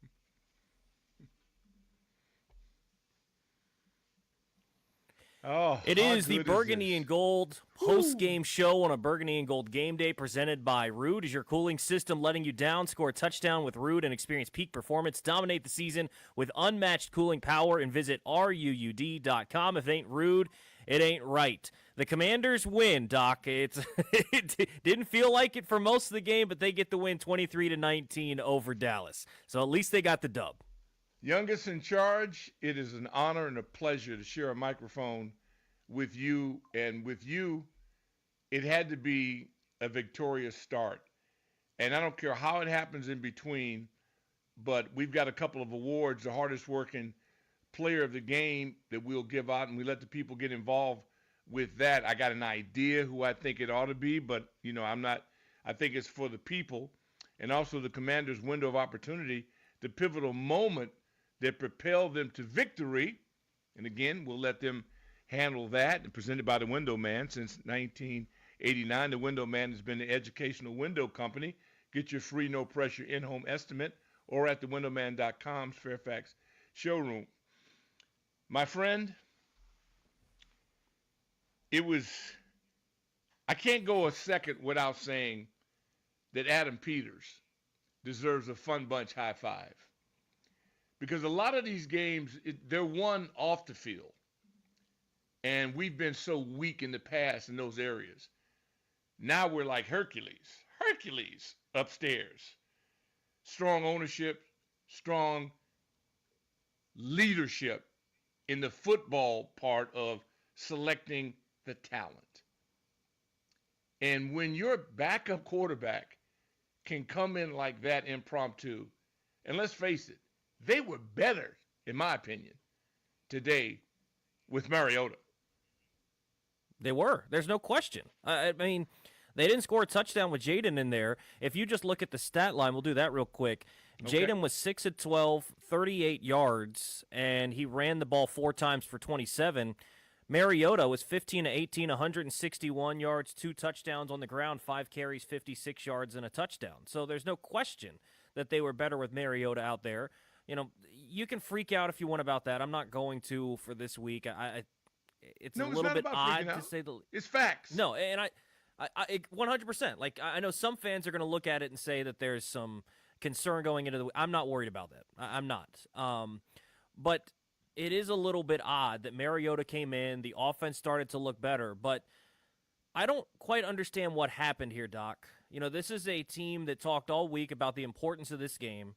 And, looks like they got help either way. Chicago beats Green Bay on a walk-off field goal, so they weren't going to have to go to Philly regardless. But it's a little bit disappointing that they're telling us how important this game is, and this is the kind of effort you got. The second time against the Dallas team, there's no CeeDee Lamb, and the defense, Trey Lance was having his way. I think Linnell brought up a great point on the game day broadcast. You look at what they faced the last couple of weeks. Jalen Hurts goes out early. Kenny Pickett steps in. You have Michael Penix last week, and you have Trey Lance this week. They win those ball games, so it's a credit to Washington for doing their job. You're not going to take anything away from that. At the same point, you can't pretend that Pickett didn't miss a few throws. You can't pretend that Penix didn't miss a few, and Trey Lance sure as heck missed a lot today. So, Washington going into next week, regardless of who they faced, even if it had to be Philly, if it has to be the Buccaneers, which they got the job done today, so it depends upon what happens with the Rams game, who they're going to face. It doesn't matter who you face. Any of those quarterbacks are going to dice you up next week unless you make some serious changes. Yeah, and again, what we can't predict, and it's a week-to-week league, as we all know. Effort was there. Execution was not. The mystery with Terry, clearly, there was a disconnect between, JD5 and Scary, but that was solved.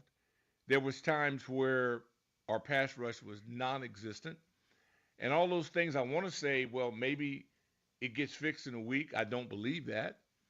But what I do know is that the second season puts a spark in all of us. And it's something that I played 5 years before I ever got in the playoffs. And it is a magical feeling. These guys have heart. And Toby, you know it. X's and O's are one thing. But when those players decide to make up their mind to go out and make plays, and today is so weird because it really sounded and felt like an NIL kind of game. All these bonuses that guys were getting, that's what made today interesting for me. All the guys that went to the bank off performance, and yeah, you make money, but this is special when you can go get incentive money. And guys were doing it. Ertz is playing his best football. Our middle linebacker, he was a madman again today. When your oldest players are playing the best, it makes you look around the locker room and say to some of them young bucks, hey, you got to crank your game up. If not, we'll be one and done. I mean, I'm not going to take anything away from the victory. I'm all about the win. But realistically right now, we got some guys that got to look in the mirror and say, let's get ready. Yeah, absolutely. Absolutely. I thought one dude that I thought really stepped up today defensively, because there weren't many, frankly, with the performance they put out there today. I thought Mikey Sanders still played really well. Thought you saw some plays from him. But there's a lot of concern going into the playoffs, Doc. And, credit to them. They find a way to win. It seemed to be their MO. You don't want to get too – I don't want to do the bit where a lot of fans are going to look at going into the playoffs thinking, let's take the big approach and look from the outside and the 10,000-foot view and say they shouldn't have been here. No. We'll do that in February. We'll do that in March. We'll do that when the season's over. Right now, they're in the thick of it. They're in the playoffs. They're going to take on either the Rams or the Buccaneers. Screw that. Right now, they need to find a way to win their next game by any means possible. And a credit to this team, their last three, it's been ugly. It hasn't been pretty, but they found ways to win. So at least they're doing that. Because, Doc, how many teams have we seen in the past, teams that were more talented than this one even, maybe not the quarterback position, but teams overall that were more talented than this one here in D.C. that would get into these spots, and they didn't find ways to win, they found ways to lose, right? This team is at least finding a way to come out on top. We're lucky because we've got two guys you can win with now. And that's important. Not everybody in the league can. Most people don't have one. We've got two guys I'm very comfortable with.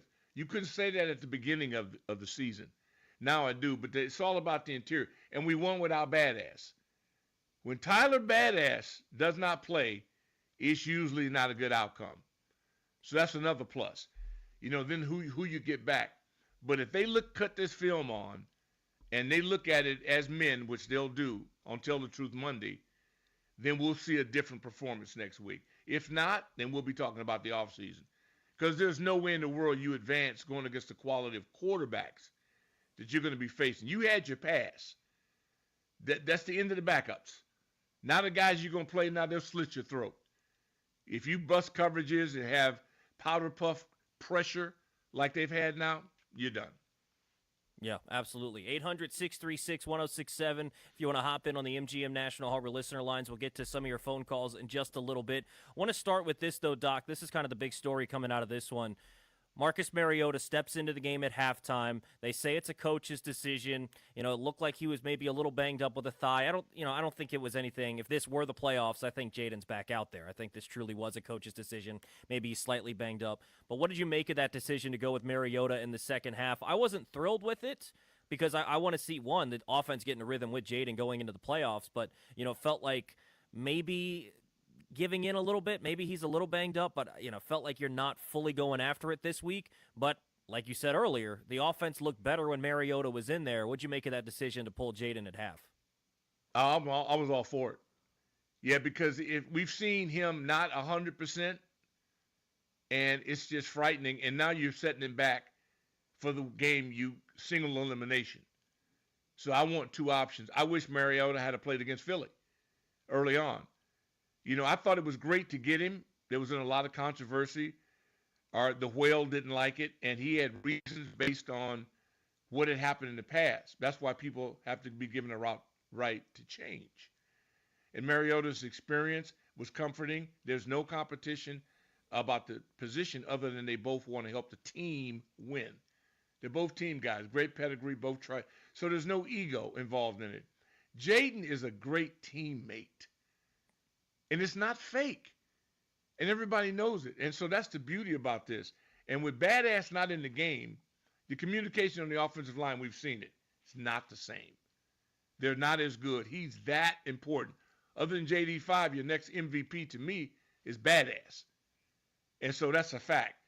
So if we can get healthy, but it's so comforting. We had receivers step up. Terry came back and proved why he's all pro. And getting Ertz to play like he's 25 again and getting our middle linebacker to play like he's 25 again, you have no idea, because you need those Warriors next week. That's where the experience comes in. Age is fine. No, we need your expertise on the field. That's important. James Taylor had a comment here on the stream we put up on YouTube. If you want to watch on 106.7, the fan said, blood pressure medicine is involved. It definitely was today. It was all over the spectrum. 800-636-1067. You want to hop in on the MGM National Harbor listener lines. Let's start with our guy Bones in Southeast. Bones, what's going on, dude? K9. Hey, what's up, Toby? Shout out to my main man, Doc. Hey, man, y'all know my blood pressure was up high. You know, I'm kind of like in here fussing with myself and everybody else about this play calling, you know what I mean? At some point in time, we got to establish a run. When we keep getting away from the run, when we got to establish the run, somebody, C-Rod or the other guy, or somebody got to start running this ball. You know, Benjamin St. Juice, I'm not going to get off. He has to play aggressive. He has to play aggressive. The referees, man, got to stop making them little fancy calls, man. You know, it's the wrong time of the season to be making them calls. I'm saying we got the win. I'm satisfied with the win. But that play calling, we got to switch that play calling up, man. I love you guys, man. Thanks for taking my call, man. Peace. Toby, I don't Appreciate know about the you, phone but call. is it the play calling or the execution of the play that's called? I think it's execution, Doc, because how can you be committed to the run if you never get any yardage? Like, right. The last couple of games, that didn't happen this game because Jaden got pulled at halftime. We didn't get to see if he could pull out another vintage, second half performance. But this is something where he last two games they haven't had a run game, and they were better off when they just said screw the run game and let Jaden go do it. So I agree, I get his point. They need a run game because if you're going to face L.A. or you're going to face Tampa, you don't want to have to get into a scoring contest where each team is getting max amount of drives and you're going to have to put up not just 30 but potentially 40 to win. But at the same point, if you can't run the football, if you can't block, you can't get a hold of B-Rob, then what are you supposed to do? Well, Toby, you know the game. At this time of the year, everybody, for the most part, has passed the test. We can run it and we can stop the run. Or you're not in it. Our quarterback can make plays, or we're not in it. That's the beauty of the second season. Equals. So if you've got flaws, that's your problem if you can't fix it. You'll be out. That's why I love the playoffs. We don't have to stop making excuses for everybody. Either put up, or you'll probably be gone next year. Because this exposes you. This is what you need to get to the championship round. So now we can stop all the filibustering. Seeing is believing. If you got it, put up. Because everybody's going to have a pass rusher that's probably better than your best pass rusher. That's the way it goes. Somebody's going to have a corner that's a, quote, shutdown corner. In this tournament now, most people have at least one. If you don't, you better go rent one or figure out something. Otherwise, you're one and done. Well, and what you're seeing right now, Doc, is this team has the trump card. They didn't have it today, specifically with Jaden, but you talked about being able to run the football and stop the run. You know what this team does neither of? Run the football and stop the run. But they have the ultimate trump card of the quarterback. Right. And when the quarterback plays well and he turns into Superman, you got a chance against anybody. So, I was frustrated about potentially losing and having to go to Philadelphia, but you want to know what the saving grace was, Doc? 5. Jaden Daniels gives you a chance against anybody, against L.A., against Tampa. If they move on to another round and they face one of these top teams in the NFC, it doesn't matter. You're going to feel good with your chances regardless of who you play because you have faith in your quarterback. So, they're going to need Jaden to play much better than he did today and get back to more of what you saw in the second half against Philly and the second half against Atlanta. But regardless, you at least feel like you've got a shot with this guy because, frankly, the way that this team has played, like you were saying, running and stopping the run has not been playoff worthy. It just has not been. They won't admit it, Toby, but in my mind, if you could put true serum to the Philadelphia people, they didn't want to see you either. I wasn't afraid because they're in our division. We know more about them than other people. You're more comfortable going against your cousin because you know your cousin. And the way they defended us and the way Baltimore defends us and the way Pittsburgh, it's a philosophy defensively. But we didn't get crushed against none of them because of this freak we have. So believe me, it's a sigh of relief. I didn't mind going against them because they've got the worst quarterback of our other options. Because it's the quarterback that ultimately puts you to sleep. I go up against theirs. Everybody's acting, oh, give me the round. Are you serious? Really? Okay, be careful. Because they've got a guy that has kissed the Lombardi. And That's see, this true. is what I'm saying. Be careful. We so used to people missing people. That guy today, he couldn't hit a bullseye at a carnival if you were getting him $10 million. He was awful. And we were in a death match with him. So we enjoy the celebration of victory, but let's keep this real. This next tournament we're going in, if the film doesn't tell you all you need to know, you won't be around long enough. Next week when we do this, yeah, we'll be walking slowly and singing next year. Because all the jokes are over now. This is serious business. Starting tomorrow, Victory Monday, got to hit the junks, do their thing. Got to go through they deserve that. This wasn't easy, but they got it done. How many times have we been in the similar situation over the past several years and lost? This team has a resilience. They got dog in them. Well, and that's the beauty of this time of year, like you were talking about, Doc. It doesn't matter what it looks like. It doesn't matter what your stats look like. It doesn't matter if you put up 50 fantasy points. It doesn't matter any of that. Just find a way to walk out with more points than the other team. It's all that matters. And they did that today. 800-636-1067. You want to hop in on the MGM National Harbor listener lines? Let's get out to Little. Little, what's going on? What's going on, youngest in charge? How's it going, man? Shout out to Max. Hey, look, man, I was telling Max, we got to get us a dog, Toby. That 95, that freak up there in Cleveland, he ain't staying for no rebuilding. So we need us a dog on the defensive line, Doc. Also, let me help Bones out. And again, I'm violating rule number 675. Right, we got to go get us a dog. Enjoy the victory. Enjoy the victory. But he would be little because you family. I'm sharing with you. That's the only person that I covet. I'm telling you what, if we got cash and we got assets and we got everything, yeah. If there's a way, and again, and Adam and all them boys I trust. Yeah, man. I know most of our listeners, especially the young folks, I trust them too, like Noel, they'll be talking about the receiver in Cincinnati. Receiver. Yeah, 95 in Cleveland.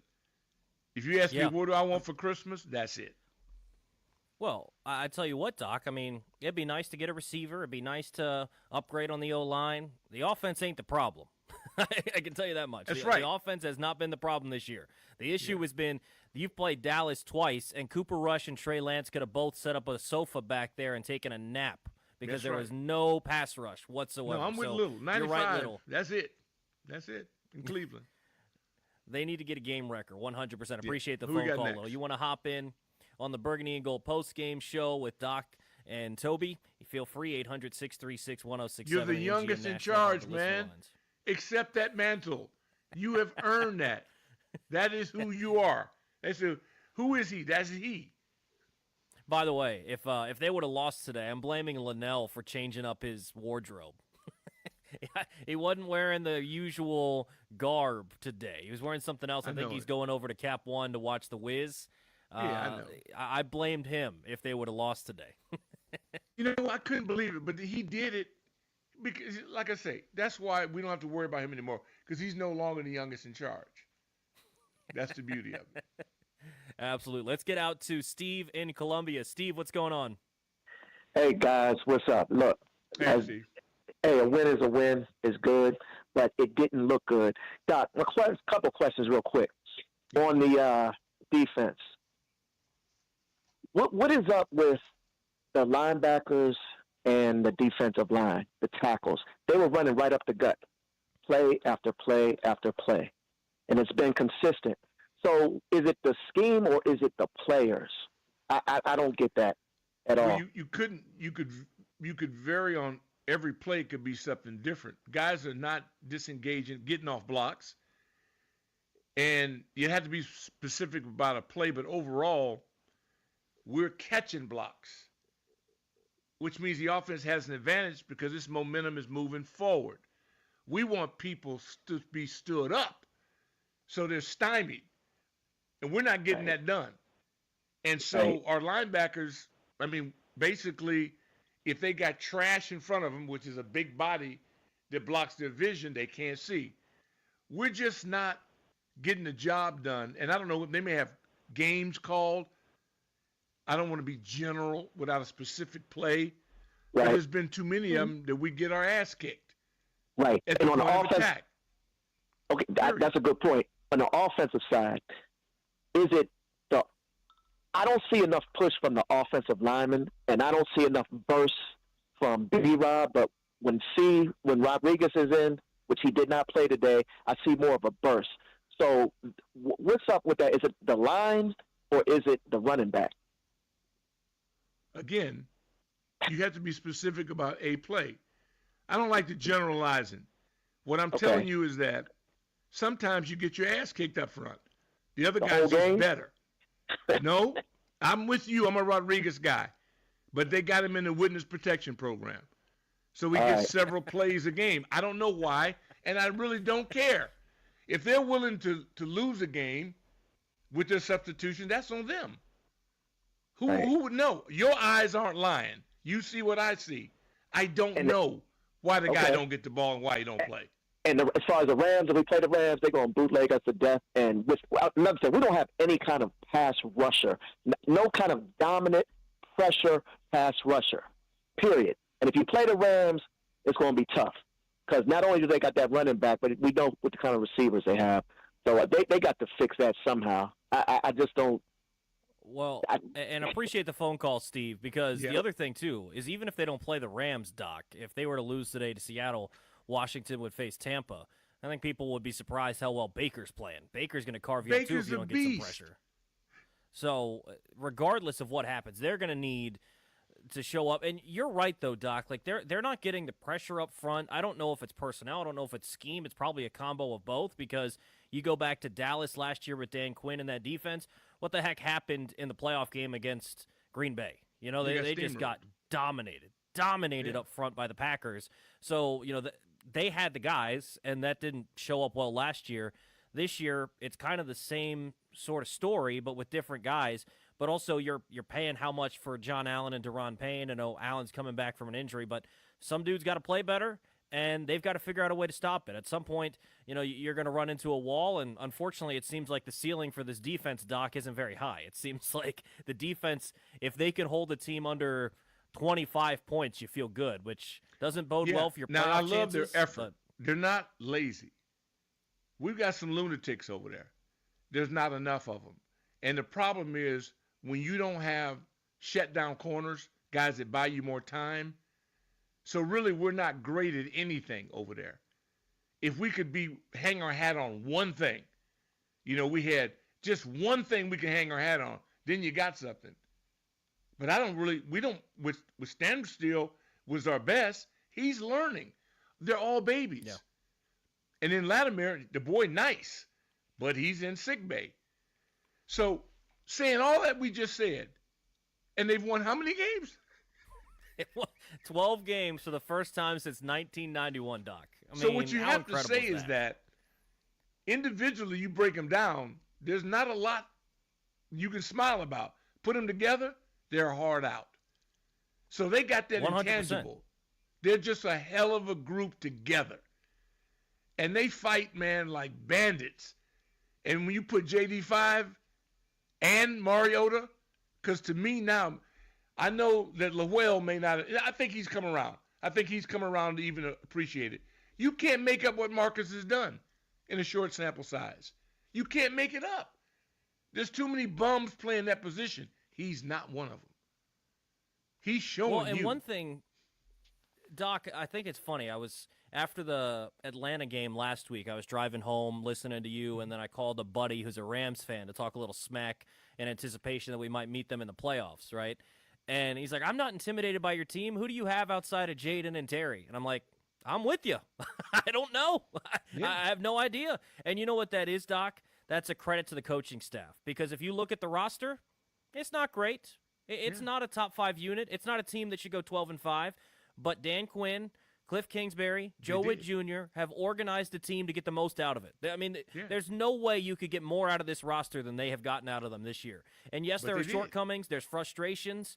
But at the same point, this team's only going to get better next year. Like you talked about, Adam Peters is going to get this thing beefed up. And this team's a playoff team this year with a chance to go on the road and potentially win against whoever they play because you've got the quarterback right. It's and a I know a special lot time of to be a people may fan of not this like team. this, but the way St. Juice fights, under all circumstance, that was not PI in my opinion at the end. He got robbed, but you can't break him. I urge people that call themselves members of the Burgundy and Gold family, he's one of ours. He never quits. He keeps fighting. And then but you can win with him. And I keep telling you, don't you nitwits understand what's behind him? If you love the staff and respect them and they keep putting him out there, they're telling you, hello, he's the best we have. Would you send your son to school and call him dumb if he brings home a C or D in a class? No, you wouldn't. You get him a tutor and you keep encouraging him. And I believe this Benjamin St. Juice is going to help you win a game. He never stops. He never quits. He keeps his head above. That's why together, if it was a one-on-one contest, well, he may not win that one. But part of a unit, I want him on my team. He's long. You can't break him. If he just keeps his spirit high and we back him, he's the best you got. And we go to war. And if the past people up front, hell, there was one time the quarterback for Dallas, I didn't think it was an actual play. I thought they had blown whistles. Nobody was rushing. And the guy still didn't hit anybody. But that's why Dallas will be home watching the playoffs. It's almost embarrassing that we were in a death match against a group that bad. But it is what it is. But we won.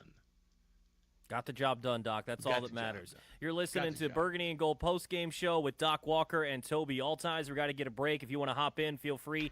800-636-1067. The phone lines are full. When someone hops off, you can hop in. Again, 800-636-1067 on the MGM National Harbor listener lines. More to come next here on The Fan.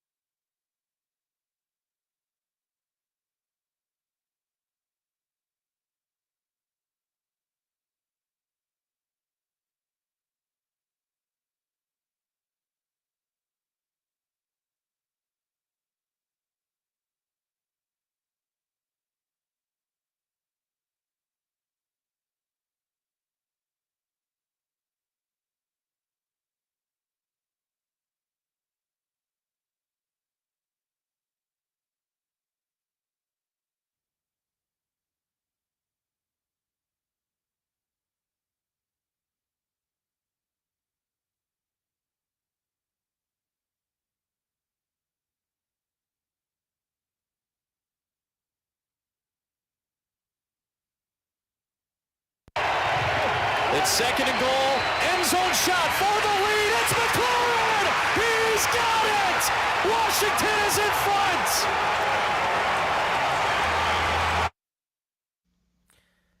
I don't know about you, What'd you think, Doc, Toby? but What'd you think? I've been told that Terry isn't a number 1 receiver. I've been told all these things. I don't know, man. Who Dude told just you? set the franchise record for Check most the touchdown source, catches Toby. in a year. Check the source. You're listening to a Burgundy and Gold postgame Well, I show. always say Toby check the Altizer source. alongside Doc Walker. I always And say we're check the presented by source. Rude. Is your cooling system letting you down? Score a touchdown with Rude and experience peak performance. Dominate this season with unmatched cooling power and visit ruud.com. If it ain't Rude, it ain't right. Real quick, I do want to get to some callers in just a second, but also wanted to shout out our guy. We're thinking of him today, Pete Medhurst, as he's rehabbing from brain cancer. He's had to have some surgeries. Today's his birthday, so we want to wish Pete Medhurst a happy birthday. And if you want to help out in any way, we put up a GoFundMe on our 1067 The Fan Twitter page. You want to help out him and his family as he's going through this difficult time. We're praying for Pete, and hopefully he can make the best of it and make it a quick recovery, and hopefully we can have him back soon. We want to wish him a happy birthday today as we think of him. Absolutely, man. As Coach Thompson would say, simply one of the best, and throughout the bowl games and the victories, the Navy, it's just Pete, and I just hear, I never do not hear his voice during this time of the year, and it's a spirit, and the dude is strong as an ox, and so he will be back with us. He'll be on there. Yeah, he's built for this. Absolutely. Thought of him last couple of weeks ago with the Army-Navy game. I know that was tough not to have him on the call for that, right? I mean, so we're praying for you, Pete, and we wish you a happy birthday and the best, and hopefully a quick and speedy recovery there. Amen. Toby Altizer alongside Doc Walker. If you want to hop in on the MGM National Harbor listener lines, 800-636-1067, as the Commanders finish up their season with a win over the Dallas Cowboys, 23-19. They finished the year 12-5, Doc. 12 wins, the most they've had since 1991. What a season for the Commanders. We'll have plenty of time to reflect on that, but right now we're talking about today's game. We're also talking about potential playoff opponents. If the Rams win, then they would face the Rams in the wild card round next week. If the Rams lose today, then they'll be going to Tampa to take on their Week 1 opponent, the Tampa Bay Buccaneers. But right now we're taking some of your phone calls. Let's get out to LeVar in D.C. on line 4. LeVar, what's going on? Hey, how y'all doing? What's up, LeVar? How's it going, man? All right, listen. Thrilling game, and I got to say, like I said, I wasn't really worried because fourth quarter is when we play our best football right now. I don't think Dallas really did any scouting for Mariota, which is a good thing because he looked awesome. And one thing I can say is a good sign that we have a competent, reliable backup quarterback who can step in there and get us a W. Yeah, and that's the job of every backup quarterback. It shows you how important it is, right, Doc? I mean, having a guy out there that can step in. And, obviously this is a little different circumstance being the final week of the season, but he stepped in earlier in the year with an injury, and he let him – people forget that Jaden didn't play in that game because you still look and there's 40 points on the board, right? Like, Mariota's done a heck of a job this year. Well, I refer to him as a stunt man, and not everybody can be a stunt man for an incredible starter. So he's actually emulating a freak. He was a former freak. He's just older now. Yeah. But he still had it in his bag. So where Adam Peters deserves so much credit is that, and also bringing over his OC from the Eagles, he has been through whatever he's been through, he survived it. And Jaden being a guy with a great attitude and a great dude as a star, and this guy, they don't clash, they blend.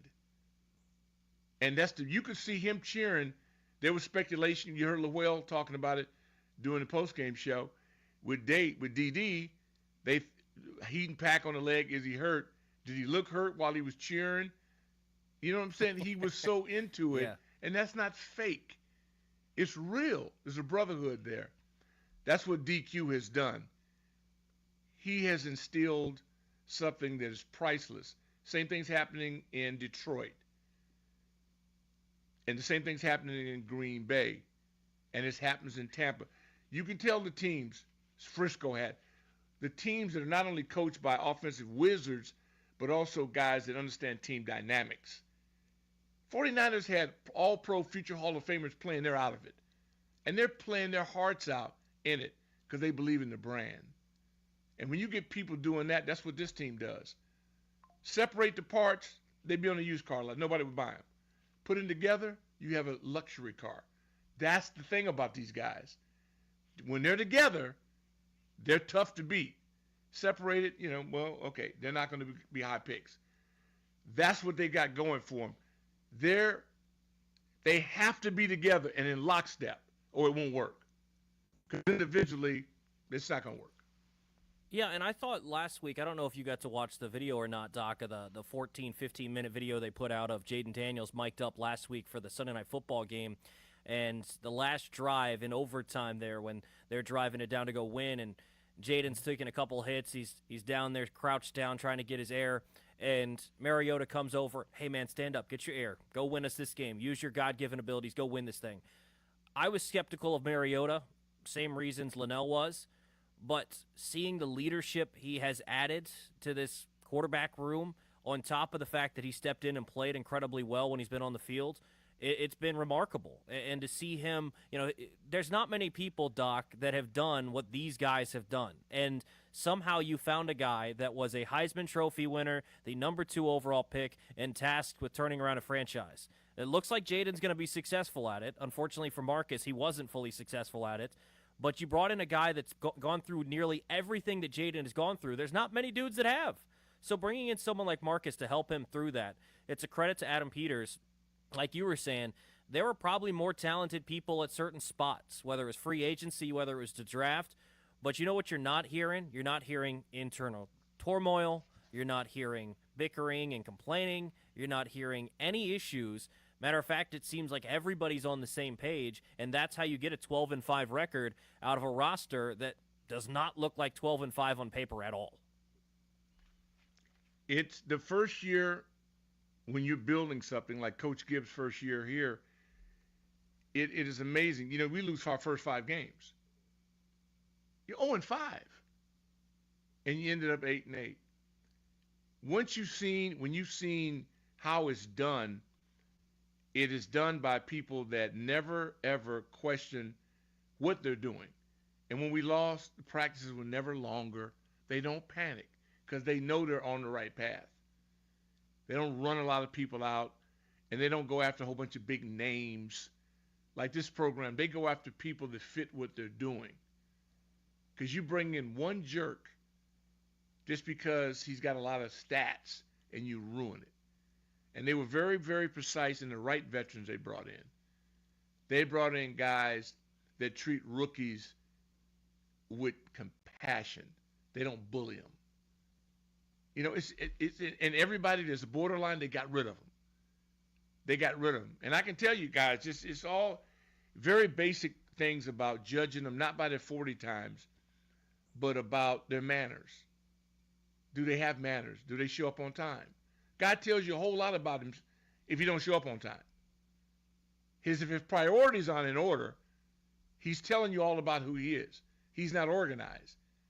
And if he's not organized enough to put his priorities in perspective, I don't want him because he's going to end up letting me down.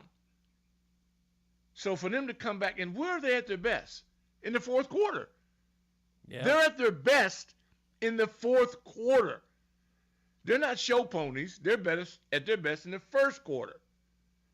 So these are the things about a team and traits. If you want to be a champion, they've got championship traits. Now, if they got guys to play up to it, and we'll just wait when they get a couple. Now, you got to get up freaks. Nobody wins without them. But as they collect more, and they've got draft capital, they've got all these things in common, it could get frightening. And not for just a season. Sustained. They're building Fort Knox. It's important. Yeah, and I think that's what's so encouraging, Doc, is 12-5 in the first year of the new regime, and it doesn't seem like something that you're going to lose all that steam going into year 2. It seems like something that you can build off of. Not saying that they're going to suddenly win 14 games next year, but it feels like something that you can continue to keep building, where you add in an edge rusher here, you add in a corner, you add in maybe another receiver, you get a better running back, you improve the O-line, just now, little there you things go. I here was or waiting. there. I was thinking, oh, my God, are you about to do a well on me? When are you going to get to the most valuable asset? You could no. Hey, listen, if they went the whole offseason and all they did was improve the O-line and D-line, sign me up. Done. You're done. The rest of that stuff, we can find it. Trust me. We can go get it at a yard sale. We can go get it at swap meet. We can do all that. What you can't get at the yard sale and the swap meet is the interior dudes. They're priceless. And isn't it amazing how little pub they get? Why is Detroit where they are? Yeah, they got a great OC, a great D. They got all that. They Fab Five. Philly's Fab Five. Oh, yeah. It's the boys with that wall. You know how good Minnesota is? They lost one of the best left tackles in the league 6 weeks ago. And Sam Darnold's having a record year. I thought the left tackle was so important. It is. Which tells you that their backup might be better than your starter. That's how you build teams. Well, guys, we don't even know. Look at KC. That interior three, best. incredible. That's the best example. They're 15-1. They're 15-1 and not playing Patrick Mahomes today because it doesn't matter. I can't name 8 players on their team. But it's true. That's the beauty about it. It's not glamorous, and that's why I go. The Jackrabbit, or whatever he calls himself, is one of the dumbest moves in the history of the NFL to me, was when he left to go to Miami. You can buy an island that'll be sunshiny and bright for the rest of your life. Coach Thompson taught me this. I used to say, John, he go, why is everybody trying to go somewhere where it's hot? If you're a millionaire, you can buy an island somewhere and make it tropic for the rest of your life.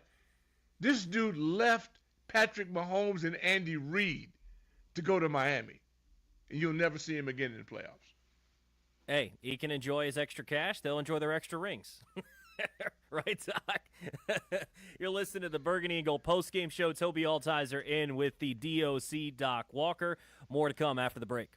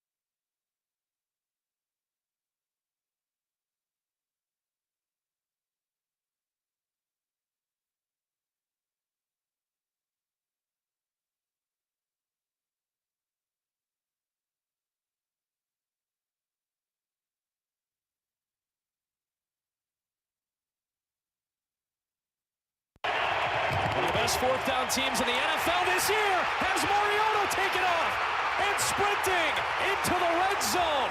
Down by 3, less than 30 seconds left. Marcus Mariota doing his thing. He was big in the second half for Washington. They get the win today, 23-19 over the Dallas Cowboys to finish their season 12-5, their best season since 1991. Toby Altizer in with Doc Walker on the Burgundy and Gold post-game show presented by Ruud. Is your cooling system letting you down? Score a touchdown with Ruud and experience peak performance. Dominate the season with unmatched cooling power and visit RUUD.com. If it ain't Ruud, it ain't right. 800-636-1067 if you want to hop in on the MGM National Harbor listener line. Doc, you mentioned the matchup. Do you have a preference, Tampa or L.A.? It's tough because Baker is cooking.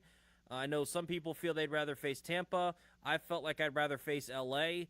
with Stafford, but you were right earlier. Stafford's one of the few dudes in the NFL at this point, with some of the dudes retiring, that he's actually won a Lombardi, so you feel like he could do it again.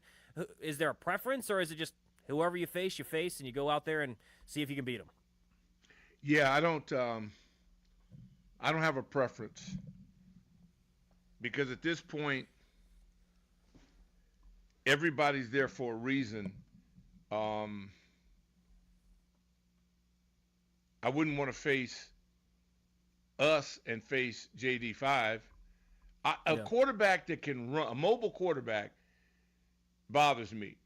So a lot of people don't respect Baker. Baker makes people miss.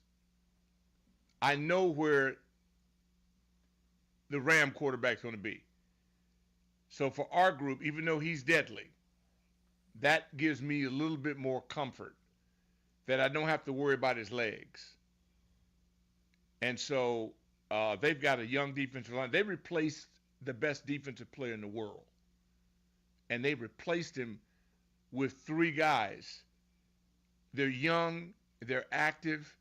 They're the best team never discussed, in my opinion, are the Rams. And they're just solid. So that's just me personally.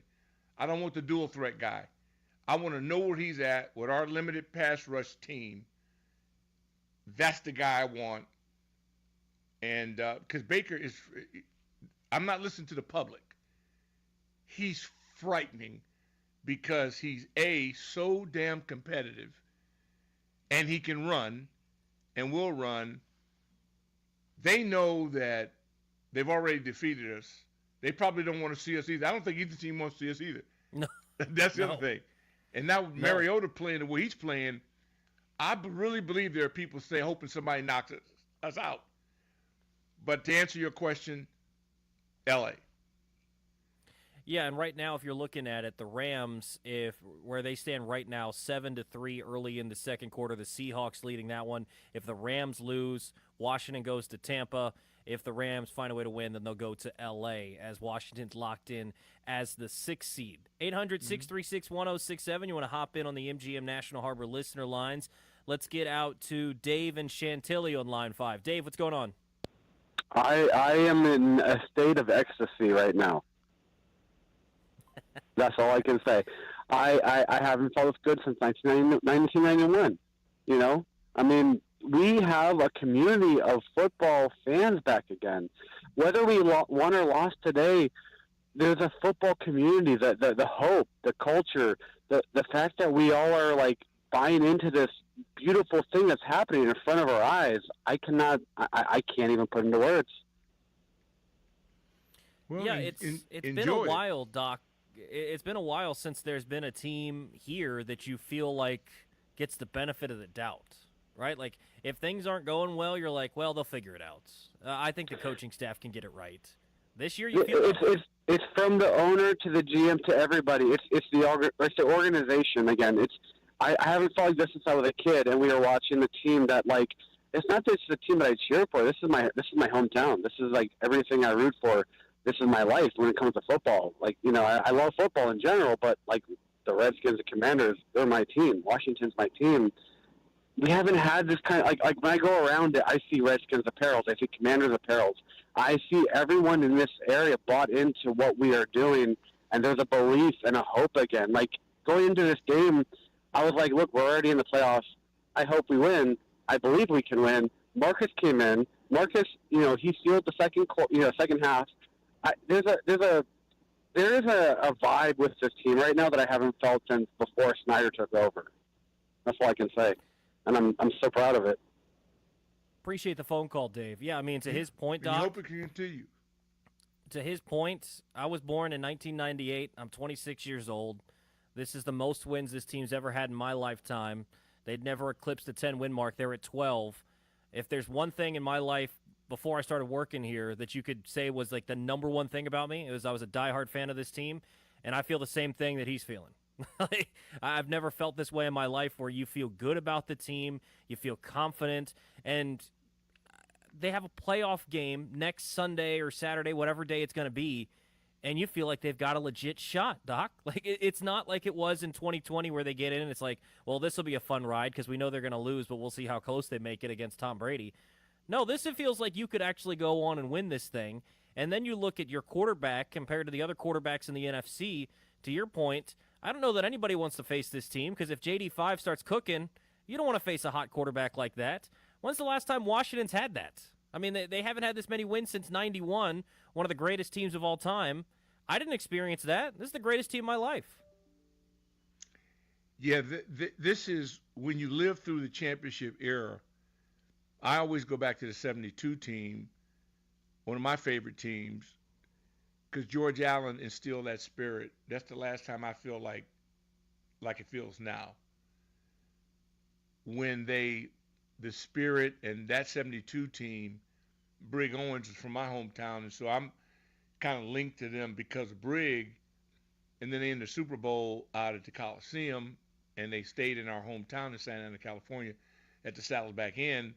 So now they're into town, but Sonny was hurt prior to that. Billy's starting, and they're playing the undefeated Dolphins.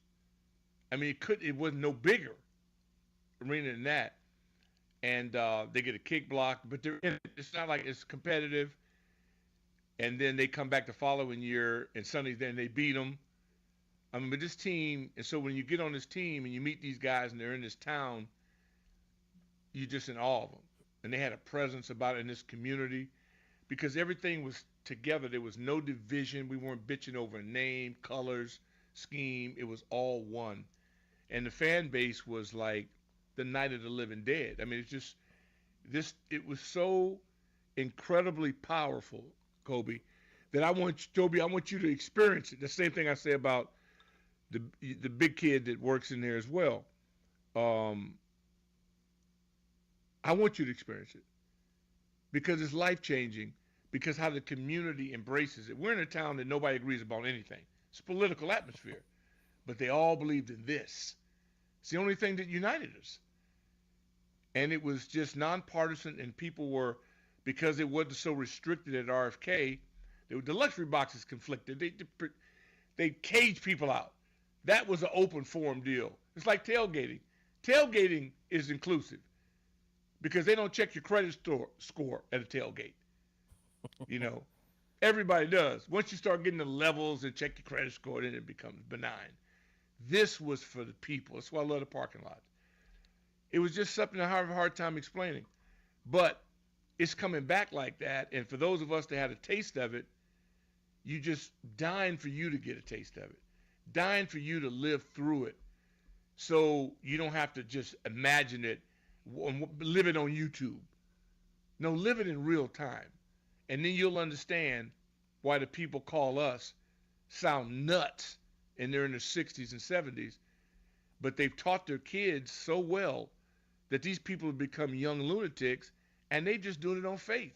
But what is faith? It's believing in something you may not have seen or touched, but you believe in it. And that's what Burgundy and Gold pride and spirit is all about. And now we're close. And I just think that what would be better for us than to get a win? It'd just be mind-boggling. But don't take it for granted. That's what we're going into right now. It's a different atmosphere.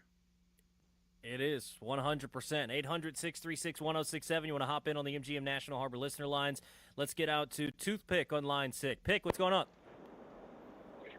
Hey, Doc. Chief on 3. Oh, hey, Chief. What's good, Doc? Hey, Chief. That voice you heard, that's Kansas City Chief fanatic, okay, who is taking over Toothpick's whole being right now. He is a surrogate right now. And No, Doc, that's not true.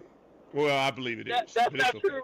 That's okay. All right. That's not true, Doc. Listen, I'm going to tell you something. It was a couple at the beginning of the season. Toby, you said this a little bit, but at the beginning of the season, everybody was saying Terry's not a number one wide receiver. Well, you can put them questions to bed. He's a number one wide receiver. The problem has been he's not had a quarterback. And even though, JD5 didn't do his thing today, Marcus Mariota came in, stepped in, and then in the clutch time, he hit 17 with a dagger in the corner, right? And if for some reason that stadium was so sleepy today, like the Cowboys fans, I'm sitting next to a couple of them, they really didn't do anything. They weren't excited about their team, and there was no energy in the building. But the defense did their job. They held them to field goals all day, so we can roll into the postseason knowing that our defense can hold you out of the end zone. And if you give 5 time, he's going to make some things happen when it comes clutch time. So there's some things we got to clean up, yes. But are we on the right path? Absolutely. So I'm looking forward to what's coming next week. They got some film they can look at and know that they have to go to work on that field. It's not all wrapped up, right, Chief? That's right. Right. See, we're not sitting everybody, Doc. We're not sitting everybody. Hey, it's like Dan Campbell and the Lions. You practice all week to play, and you're striving for something that we're in unknown territory. We won. And part of me is glad that it wasn't perfect because I want them to get after their behinds this week because you get one more shot. Now it's win or die. Now you're playing for life or death. And that's the atmosphere. The veterans told me about it when I was a puppy, and I didn't understand what they meant. What do you mean a second season? They said it's different. Like preseason, for a rookie, you're more excited than you were in your college bowl game. Well, hell, mine was a Rose Bowl. Played in Liverpool, played Alabama. We played Liberty. And the first preseason game, you couldn't breathe. But to the vets, they didn't even want to go. But for you, you're so excited you can't breathe. Then you get your first regular season game. And you're going out in these stadiums that you've watched as a kid, and you're going, I'm in Soldier Field. You can't believe it. And then it may take you 3 or 4 years to get in a playoff game. You're in a playoff game, and you're going, you cannot calm yourself. That's the whole thing about it. Well, a young team, you can get overwhelmed. And if you're playing somebody, like you say, you want the Rams, okay, you want the Super Bowl champion then. You want a guy who's played in the ultimate game. Be careful.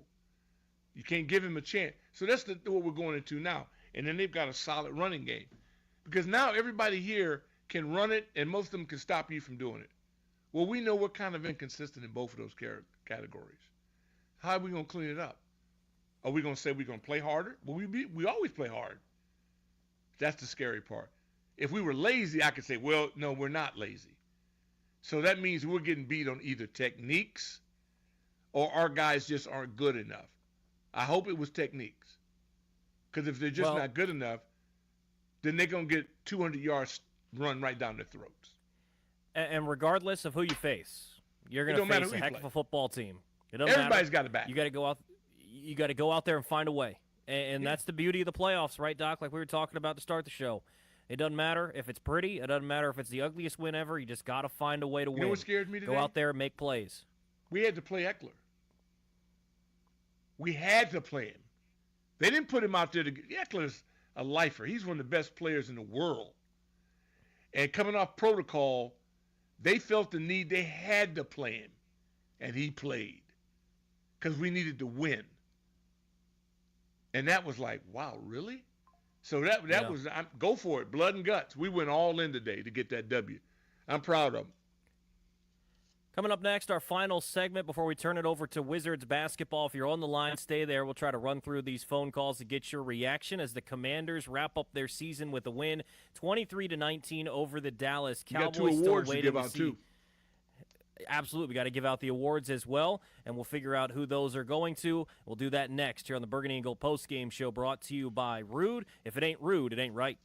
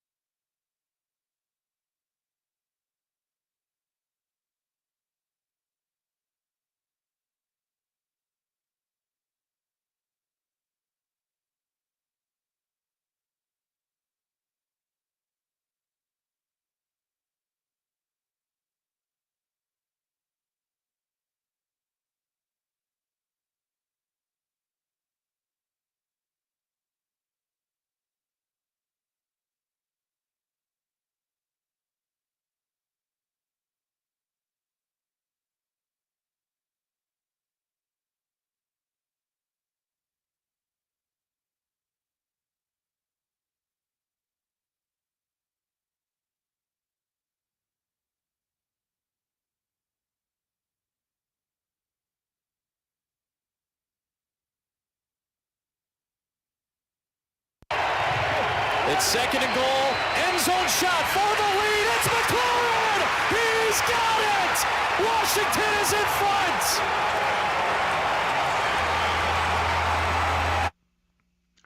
What a call. The Burgundy Gold postgame show. Toby Altizer, Washington legend Doc Walker. We're presented by Ruud. Is your cooling system letting you down? Score a touchdown with Ruud and experience peak performance. Dominate the season with unmatched cooling power and visit RUUD.com. If ain't Ruud, it ain't right. That catch by Terry McLaurin gives the Commanders the win 23-19 over the Dallas Cowboys. We got some awards to give out, DOC. And that call also goes to Scary as the recipient of the Window of Opportunity Award, which provided the pivotal moment that propelled the Burgundy and Gold to victory. Presented by the Window Man. Since 1989, the Window Man has been the educational window company. Get your free, no-pressure in-home estimate or at thewindowman.com's Fairfax showroom. And what a pleasure it is to give that to Scary Terry. He wins another award, got back into the receivers game, and he went up and snatched that bad boy out the air, man. And the dude is a freak. And Doc, with that touchdown, his 13th of the year, he also set the franchise record for most receiving touchdowns in a season. How about it? How about it? You know, he has never bitched about, having the circus of quarterbacks that have been here. He just kept his head down. He blocks. He won it over for me, man, playing against the Steelers when he came down and tried his best to block their ends. Wide receiver, coming in, chipping like a tight end. The guy is a freak. And that's why it was also easy for us to award him the hardest working player of the game.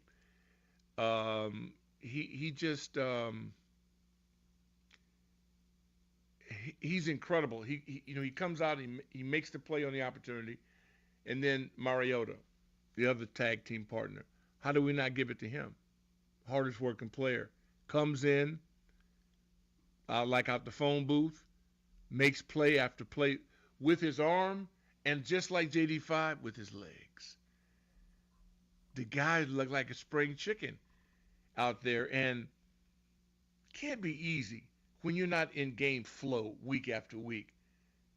Just trying to keep yourself ready. It's like if you haven't done the shift in a week or so. It's just, it takes you, he do just on demand. He came out there. How old is he now? He's got to be 33-ish. Yeah, something like that. I mean, it's like, Doc, it's like you calling someone off the bench in Game 4 of the finals or something like that hadn't gotten in game action and throwing them the ball and expecting them to knock down a three. Threes, yeah. It's not a easy. layup. Threes. No. And expecting him, and what he did right away to jumpstart the offense, 15-18, 161 yards through the air, 2 touchdowns, 5 carries, 56 yards, and a touchdown on the ground. He was impressive. I mean, he did exactly what you asked. So he's really a toddler. In today's football, that's easily 5 more productive years, easily, in his sleep, the way he keeps his body right and handles his business. So, hardest working player of the game, presented by Miss Utility. Remember to contact Miss Utility before you dig. Every dig is the law. Visit missutility.net or call 811. So, winning's fun.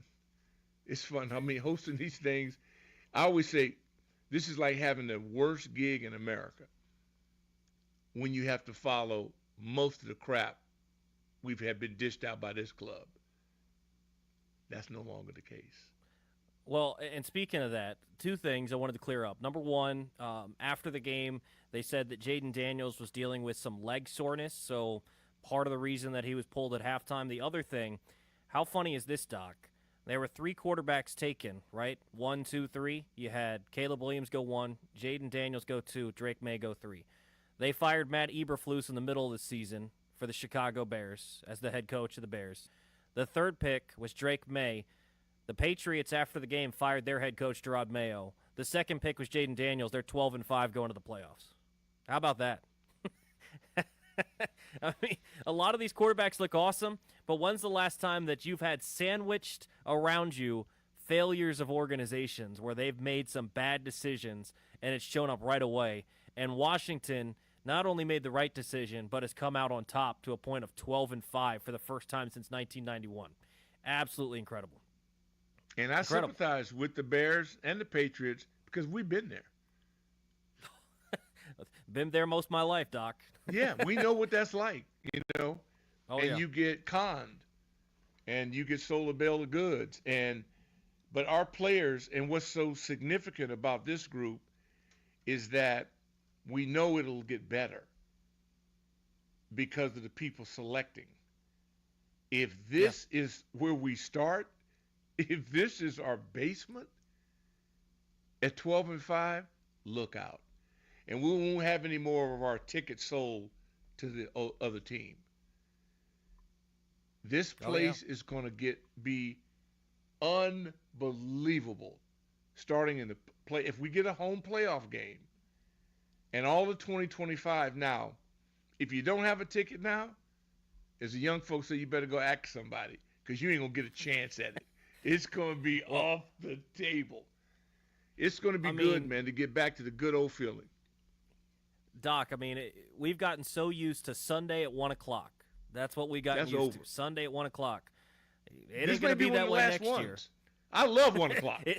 I love 1 o'clock. I do too. It's a nice rhythm to get in. It ain't going to be that way from now on. This team's going to be going to Europe. This team's going to be playing Thursday night, Monday night, Sunday night, every single spot except for Sunday at 1. If you're a network, how do you not want to see this guy? JD5. Yeah. I mean, Mahomes, I thought the league did Kansas City justice. And I give it out to the Chiefs. They played 3 games in 11 days. And this is the same league that's talking about safety? 3 NFL unreal. Games in 11 days. That's the price for being really good? It's it. Yeah, well, we see the Steelers and the Ravens so much, I know their whole rosters. Well, and frankly, Doc, we see the Cowboys so much. But they're on all the time. And usually they do deliver to their, and all kidding aside, you couldn't tell that team's record today by their play. No, they fought hard. They fight. I mean, to their credit, they fought so hard, Doc, that if you would have asked us about, a month and a half ago, Mike McCarthy's not back.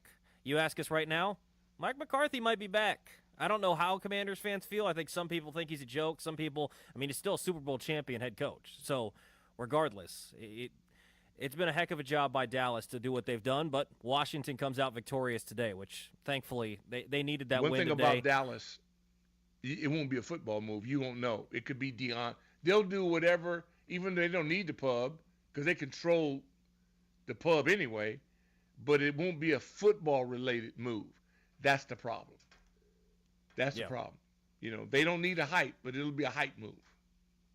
Couple more minutes before we turn it over to the Wizards right here on the Fan. Let's get some more phone calls before we have to turn it over to Dave Johnson and the Wiz. Let's get out to JD and Bowie on line 6. JD, what's going on? Listening to Doc talk about the Super Bowl in 71, Doc, you made me feel old because I remember Kilmer hitting the goalpost, so I know what I'm talking about, right? Yes. Okay. So after watching that, I was a young kid, and I decided I wanted to go into the media. So I was working for a guy named Frank Herzog. Most of these young people don't know who that is. And I used to go and cover the Redskins games, and one of my go-to people to interview was this tight end from UCLA. He was so articulate, man. He was smart. He was my go-to guy. He was my go-to guy, and then when they won the Super Bowl, he was still my go-to guy. And I'm going to him right now. So, Doc Walker, thank you for helping me have a wonderful career and enjoying what I did. And I will tell you that having gone through this whole mess that we went through, watching this, whatever that it is, you can't use those words on radio. Don't do it. Yeah, but my son, who's 27, never got a chance to see any of this. And at the beginning of the season, I got season tickets when the new owners came in. And I was talking to him and said, son, I'm telling you, this team's going to be special. He said, Dad, no, man, that's all right, man. I ain't feeling it. That's all right. And then first couple games, I kept telling him, you don't want to miss JV5 now. You better listen to the old man. And thank you, love. Appreciate it. And take care. And I just got my championship steak, Doc. So I'm ready to get home and eat. He was so locked into this, and I'm so happy for him that he got a chance to experience something that there's so many young people have never gotten a chance to experience. But the best is yet to come, Doc. And last thing, and I'll back off. One of the things I've been saying since the new ownership came. You ready for this? It's a new day. Yes, it is. JD, appreciate it, man. Let's get to Byron in San Antonio. Byron, got about 30 seconds. What's up, Byron? Hey, gentlemen, I suggest the D-tackles go and watch film of Dave Butt, how to clog up the middle. Other than that, you can only smack somebody when your hand is open. But together, when we ball up a fist, we punch the hell out of the Cowboys. Hey, y'all enjoy this victory? Let's go into the playoffs. Hail to the Commanders. Hail to the Appreciate the phone call, Byron. Yeah, Doc, I've been a fan of this team my whole life. Last year was my first time having the privilege to be back out here working with a fan and cover this team. By the end of last season, football was a pain. It was frustrating, and I was spent. This year, I've never felt better about football in my life. I've never loved it so much. It's so much fun covering this team. And next week, Doc, the beauty of this, we'll be doing the same thing after a playoff game. Well, after a playoff I can't. I'm numb. I'm numb to it. I'm so glad that we're in it because I didn't think this was possible with the train wreck that was left. I didn't think it was possible to clean up the mess.